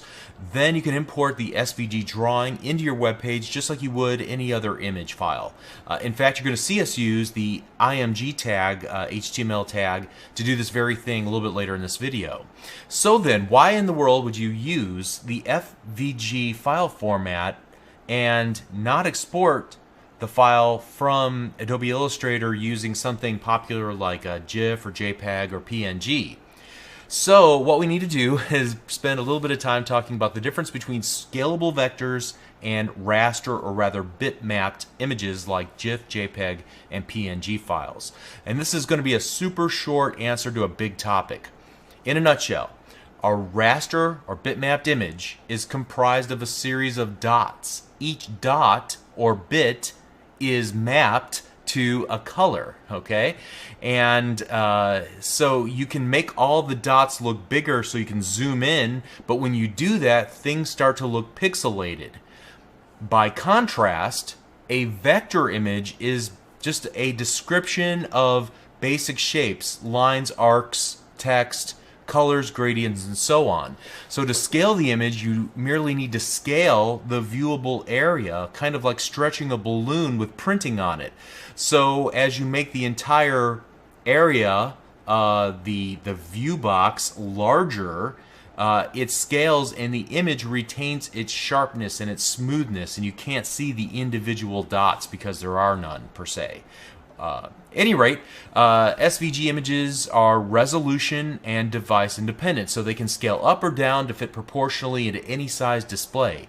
And since they don't have to represent each individual pixel, just a description of the shapes, they can be smaller than bitmap files in some cases, and you can even modify their appearance using cascading style sheets. So that's really cool, and the coolest thing in my opinion is that you can use JavaScript to react to user input. Say, for example, one of the shapes or lines or the text in your SVG file, you want to make it clickable, or you want to make it so when the user hovers over it, something happens. You can react to user input and modify the attributes of various shapes, text, and so on. And at the end of this lesson, I'm going to show you a popular game that was written in very few lines of code using SVG and JavaScript. Okay, so how does SVG compare to the Canvas? Well, currently the biggest difference is that SVG is declarative. In other words, it looks more like HTML than JavaScript. So, unlike the Canvas, you don't have to know JavaScript in order to create basic shapes and diagrams in your SVG document. Also, like I just said a moment ago, SVG can respond to user events. So using JavaScript, you can respond to, for example, a click event on one of the shapes. And there are third-party JavaScript libraries that add this functionality to the Canvas, but it's just not baked into the Canvas the same way that it's baked into SVG. Okay, so let's take a look at a couple of examples here that I prepared, and I just want to go through these really quickly and just kind of show you the thought process that I went through as I was first getting acclimated to what exactly is SVG. I started in Adobe Illustrator, and I took a screenshot of what I created in Adobe Illustrator. Again, very simple. Here we have a rectangle that has a fill and a stroke applied, a red stroke applied to create a border around it. Same thing is true with this circle shape. Again, it has a fill and a stroke around it. Created some text, and I created a line. And then what I did in Illustrator was simply save as, and I chose SVG as the save as format. It brought up a dialog. I made some selections about how I wanted it to actually output the SVG. Very simple, very straightforward, and what it created for me was this SVG document. So you can see as I brought it into my Windows 7 machine and I'm looking at it here, it renders it as a document that Internet Explorer knows how to open. So if you just double click this, you can see the output of the SVG image, and it looks almost identical to what I created in Adobe Illustrator, all right, which is kind of, I don't know, fascinating to me. There's no loss in quality or anything. And then I started experimenting. How can I actually open up this test.svg document into my HTML5 web page and use it as a smaller part of a larger web page? And there's a couple of different ways to go about this. The easiest way is simply to reference it inside of the web page using an image, setting the source equal to the test.svg file. And when I do that, let's open it up in Internet Explorer, you can see it looks just like it did previously. So we can use it just like any other image that we have in our HTML5 or CSS work that we're doing. Awesome. The other way that I can work with this SVG document, and when I open this up in Notepad, you can see it looks a lot like HTML with opening and closing angle brackets. Here's a closing tag and an opening tag. Here we have attributes set equal to properties, and that's because this is a XML file format, and XML and HTML come from the same style or the same root parent of how to create declarative markup like we see here. And so we could take some time and format this a little bit nicer, but you can see here's the definition for the rectangle. You have the X and Y position, the fill color, the stroke color, the width of the stroke, and then also a width and height for that rectangle as well. Same thing with the circle. We have a fill and a stroke color and a stroke width, and then we have the center X and the center Y, and then a radius of 56. So that draws our orange circle on the page. Here's text. We have a fill color, a font family of Arial, and a font size, and then in between the opening and closing text tag we have just the text that we want to render, and I can modify that on the fly using JavaScript or jQuery or what have you, and that becomes part of the image then. And then finally the line, where we have just the beginning point and the end point for the line in terms of X and Y coordinates. Alright, so that's the simple breakdown of the SVG, and so I merely just copied all of this and then pasted it into a HTML document called copy-paste svg.html, and you can see I deleted some stuff out, and I could even delete more stuff where there's this like XML namespace and all of this could actually be removed and it would still work just fine. And so this is the second, yes, that's the second way that you can add SVG to your HTML5 pages. Alright, so that's really neat. The last thing that I want to demonstrate is how to write JavaScript that can interact with the SVG. And for this example, you can see I'm going to click Allow Blocked Content here because we have some JavaScript that we're running locally. And unfortunately, just the way that these lessons match up, I'm not talking about JavaScript in this series. You'll have to look at the Channel 9 JavaScript Fundamentals series that I created, but to learn more, I use the basic template of the rectangle and the circle and the text, and basically every time you click on any one of these items it moves over 50 pixels. Alright, pretty stupid and pretty silly. However, you can see that it not only reacts to my click, but then also I'm able to set attributes for all these individual elements using JavaScript. So we right click and we take a look at this in Notepad. You can see that here is my SVG with a rectangle, a circle, and some text. And I've just added an onClick attribute, so whenever the user clicks it, I'm going to call a JavaScript function. And that JavaScript function is declared here. Now I don't go in and I'm not going to explain much about what this does. However, we're simply getting a reference to the given shape that was clicked on, and then we start retrieving its x of the xy value just to determine where its position is, and then we add 100 to it and then set the x position in the case of a circle, or for all the other shapes we set it back to the new value, and that's how we get it to move over. Again, if you don't understand this, that's fine. I completely understand. Watch the JavaScript series after you're finished with this series. So that is pretty much it in a nutshell. Now obviously there's a lot more that we could do here. Transformations of any of the given objects that we've created to skew or rotate them, or to apply different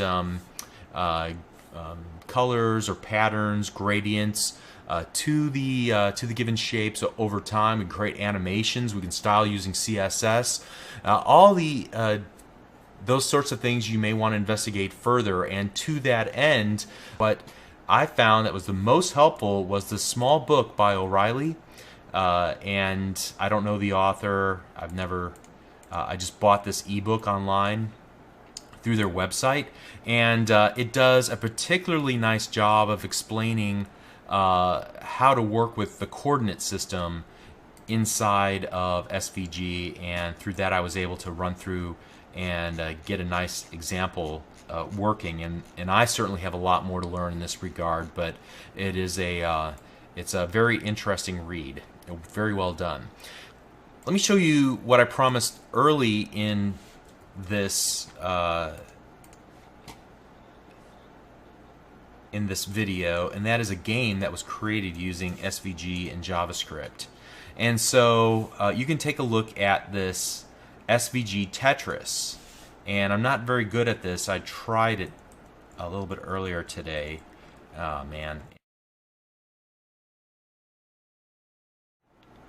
However, you are able to play Tetris with it. And look, here's the scalability. Look, I can make it very small and it still retains its shape, or I can make it much larger as well. And then the other neat thing to look at is in how few lines of code that it actually took to create this. And so here is all the code. I don't know, maybe 200 lines. Most of it is JavaScript, a few declarations of the SVG itself down here, and that's about it. So certainly something to aspire to long term if you want to learn how to take advantage of this. And I expect to see SVG take on an increasingly important role in web development because it does so many things well, and it has some tool support from tools that graphic designers already use.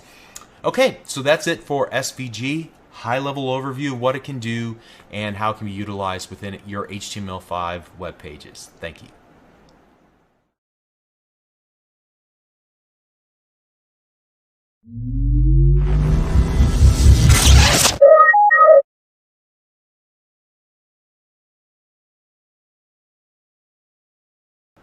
First of all, if you made it this far watching each of the videos in this series, you have my sincerest respect. You've already far surpassed those who want to learn HTML5 and CSS3 but don't commit the time and the effort to doing it. So you're well on your way to building pages for your own projects and for clients as well. What I want to do in this lesson is to wrap up this entire series, and my goal is to orient you on what you should focus on next and where you can look for good information on building your own websites. I want you to take your newfound knowledge and apply it to building well-structured, accessible web pages that can be viewed on as many devices and in as many web browser versions and vendors as possible. Now, a great way to get your feet wet is to pick apart other people's web pages. And by pick apart, I mean that you want to surf to them using Internet Explorer, find a web page that you like, and then open up the F12 developer tools, and then hover around the various parts of the site to inspect both the HTML5 and the CSS that they used in order to produce that result. One of my favorite things to do for HTML5 when I was getting started was to take a look at the HTML5 boilerplate. It's pretty popular. It was intended to be a nice starting point for building your own web pages. However, I've been able to use it to learn more about semantic use of different tags and how real web pages are constructed today in 2012 by people in the know. Okay. And so oftentimes people are looking for homework assignments, and if you are one of those people, then there's no better learning tool than to go to a website that you believe to be well designed and then try to duplicate what they did without looking at their code. Now, invariably, when you start out, you're not going to be able to duplicate what they did. So then that's a great opportunity to point you specifically at those areas that you're getting stuck on. Use the F12 developer tools and say, well, how did they accomplish that? And little by little, you'll begin to understand the code that is required to pull off some of the amazing effects that people are able to do on their web pages. And so as you're looking at the HTML and the CSS code that comprise web pages out there on the internet today, there are a couple of things that I want to point out to you before you get stuck. The first is a topic we didn't really talk about were vendor prefixes. They look something like this on screen, where you have a dash and then a keyword like WebKit, or a dash and a keyword like Moz. before a CSS property, in this case the border radius, followed at the very end by the border radius by itself without any prefix.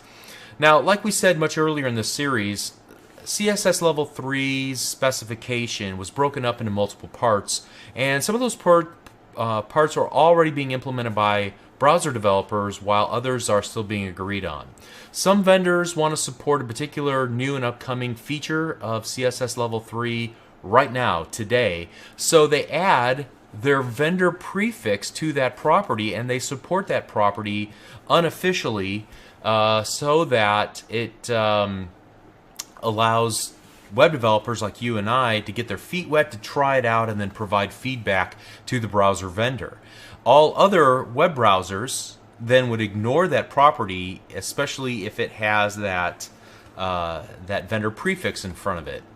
Eventually, the hope is that all new browsers will support a given feature, and so the need for the given prefix will be eliminated, at which point web developers can remove the prefix version and expect the style just to work, thus the use of the border radius at the very end of the style definition. Ultimately, it would be the last thing that's set if the web browser can understand that instruction.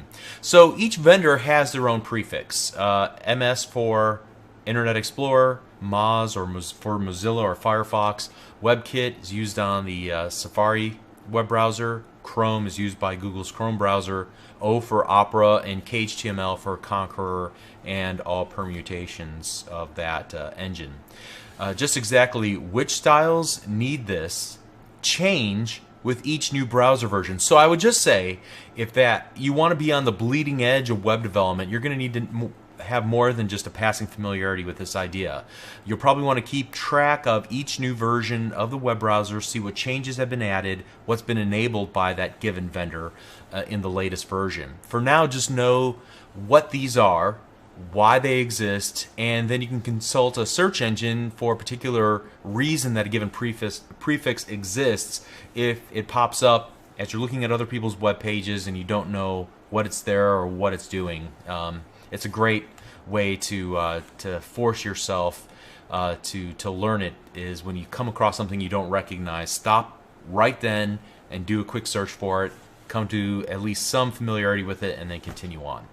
Alright, and along those same lines, when you're looking at other developers' work, you're going to find a number of different approaches to the layout of web pages. Finally, we're talking about layout here in the very last video. Layout, as I've said a couple of times throughout this series, has always provided designers with a particular challenge. Let me start with a small history lesson just to explain the progression of thought from the beginning until now. So when HTML first came out, the focus was on publishing scientific documents, not necessarily styling them from a graphic design standpoint. Now, as a result, the HTML language was not really geared at presentation, or at least the presentation capabilities were rather limited. If you wanted to create a web page with 2 or 3 columns, you were forced to look for a workaround. And one workaround that became popular very quickly was to take the table tag and to turn it into a presentation tool. It allowed you to split up your entire web page into a series of grid cells and columns and rows and so forth. And we briefly talked about some of the negatives when using table-based layout back in Lesson 9, and I don't want to reiterate those right now. But even though it's generally considered to be a bad approach, it's frowned upon in the web development community, you're still going to come across websites that use this technique either because they just haven't taken the time to update their web pages, or they want to keep things simple. Perhaps keeping things semantically correct isn't really important to them, at least not yet. I would suggest that they've really limited themselves now that smaller screens for portable devices have become so prevalent. Next up, designers then attempted to use the div tag to create a series of boxes, then use the float CSS property to float those boxes up next to each other, either left or right. In this way, designers could create columns and sections and so on in their web pages. Now, the problem with this approach is that it limited the web pages, it littered the web pages with dozens and dozens of div tags. In fact, somebody coined the phrase divitis, as if it was some sort of sickness, okay? In fact, there's lots and lots of web pages that still take this approach. A few divs in an HTML5 web page is just fine, as we talked about way back, I believe in lesson number 6 or 7. But semantically, the web page should attain for more clarity than simply saying that everything in this page is a generic division, which is the implication by using the div tag. Today, there are better, more reliable ways to lay out web pages. I'm going to feature those in just a moment. Now, as you look through the code of well-designed sites, undoubtedly you're going to start to see some CSS file names repeating themselves site after site. The reason is that there is a healthy community of open source cascading style sheet frameworks, I guess you could call them, or CSS helpers, files out there that somebody else created that everybody else borrowed from, all right? So I just want to take a moment and review some of the most popular and briefly discuss and explain what they do at a high level and where to look for more information. So probably the most popular CSS file out there is the reset.css. It was created by Meyer, I forgot his first name. However, essentially what it does is, as he explains through here, is that it zeroes out virtually everything. Take a look at it. Every single tag, it sets the margin, the padding, the border to 0, the font size to 100, inherit whatever the default font for the browser is, and vertical align baseline. And then he does some other things like set line heights and so on. But essentially, it zeroes out everything. Now, in response to that, somebody created the normalize.css, and it focuses more on overriding just those default styles across browsers that are inconsistent, but it preserves many of the default stylings so that you don't have to restyle everything from scratch the way you would if you use the reset.css. Moving on and continuing to talk about layout itself, what do we mean by layout? We're talking about the positioning of major sections of the web page on the screen. And as we talked about a moment ago, there are many challenges to layout, including different screen size resolutions. And new screen resolutions for mobile and tablet based devices have complicated this even further. Through the years, there have been a number of workarounds and hacks to make it work. Many times there would be downsides to a given approach. So again, the table approach, like we talked about a little bit earlier, if we want to be true to the semantic reason for the table, we should avoid using the table for layout. The fundamental problem is that CSS has never attempted to provide a definitive means for laying out web pages. So many designers have tackled this problem through the years, and several have been kind enough to share their work so that others can use it or at least learn from it. And so there are a couple of popular approaches now. A fixed width grid layout and then a responsive web design, sometimes known as fluid design, as two of the more popular ways to lay out web pages. Fixed width grid layouts split up the width of a page into a number of columns. You can then use classes to instruct each section of the web page how wide it should be. So there are two libraries for this, the 960 grid system, 960.gs, and if you take a look at some of their examples, you can see exactly how to do that.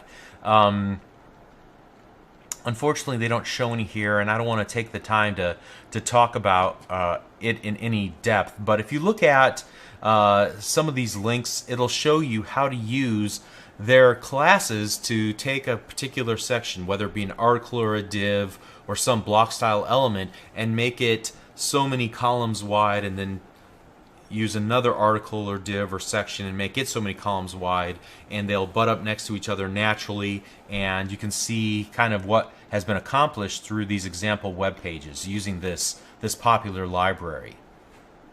Next up is the Blueprint CSS.org, and Blueprint is pretty similar to the 960 GS. It works in a very similar sort of manner, so I'll leave it up to you to just take a look and compare these two and which one makes more sense for you personally. There's another one that's called the CSSGrid.net, and it takes the grid style approach, but it also does something that now borders on a responsive web design. So one of the things it encourages you to do is to resize the page, and as you resize, notice that not only does the text start to wrap, but you get to a certain width of the browser and the entire look of the page changes. And I think it'll do it one more time as we continue to go smaller and smaller. Or maybe not, maybe further down on the page. But this is what's referred to as a fluid or responsive design. So the fixed width grid layout approach is great if you're only targeting an audience of the browser on the desktop. However, it starts to break down on computers that have smaller resolutions, like mobile and tablet devices. As a result, the responsive web design approach stepped up. So it defines a series of viewports and optional layouts for a single web page based on about 4 or 5 common resolutions. Now, for a more comprehensive overview, you can check out this post on Wikipedia. I posted the URL there on the page. But out of this thought process of fluid or responsive web design was born the notion that designers should be designing for the mobile experience first, then progressively enhancing the content for and layout for larger and larger screen resolutions. And so to that end, there is this Bootstrap .css, which was originally created by Twitter and was made available for free by Twitter to the community. And so, it describes some of its selling points here, not the least of which is that it was built primarily for a mobile experience first, and then responsive to whatever size a viewing area in a progressive enhancement sort of way. So in my humble opinion, there are 2 great resources out there that openly and thoroughly discuss these ideas, and they're both created by a reputable group called A List Apart. And so if you take a look, there's 2 inexpensive books. You can buy them as a bundle. Mobile First is one of the PDFs, and Responsive Web Design. And I purchased both of these. They're very well done. They're short, but fascinating reads. I highly recommend them.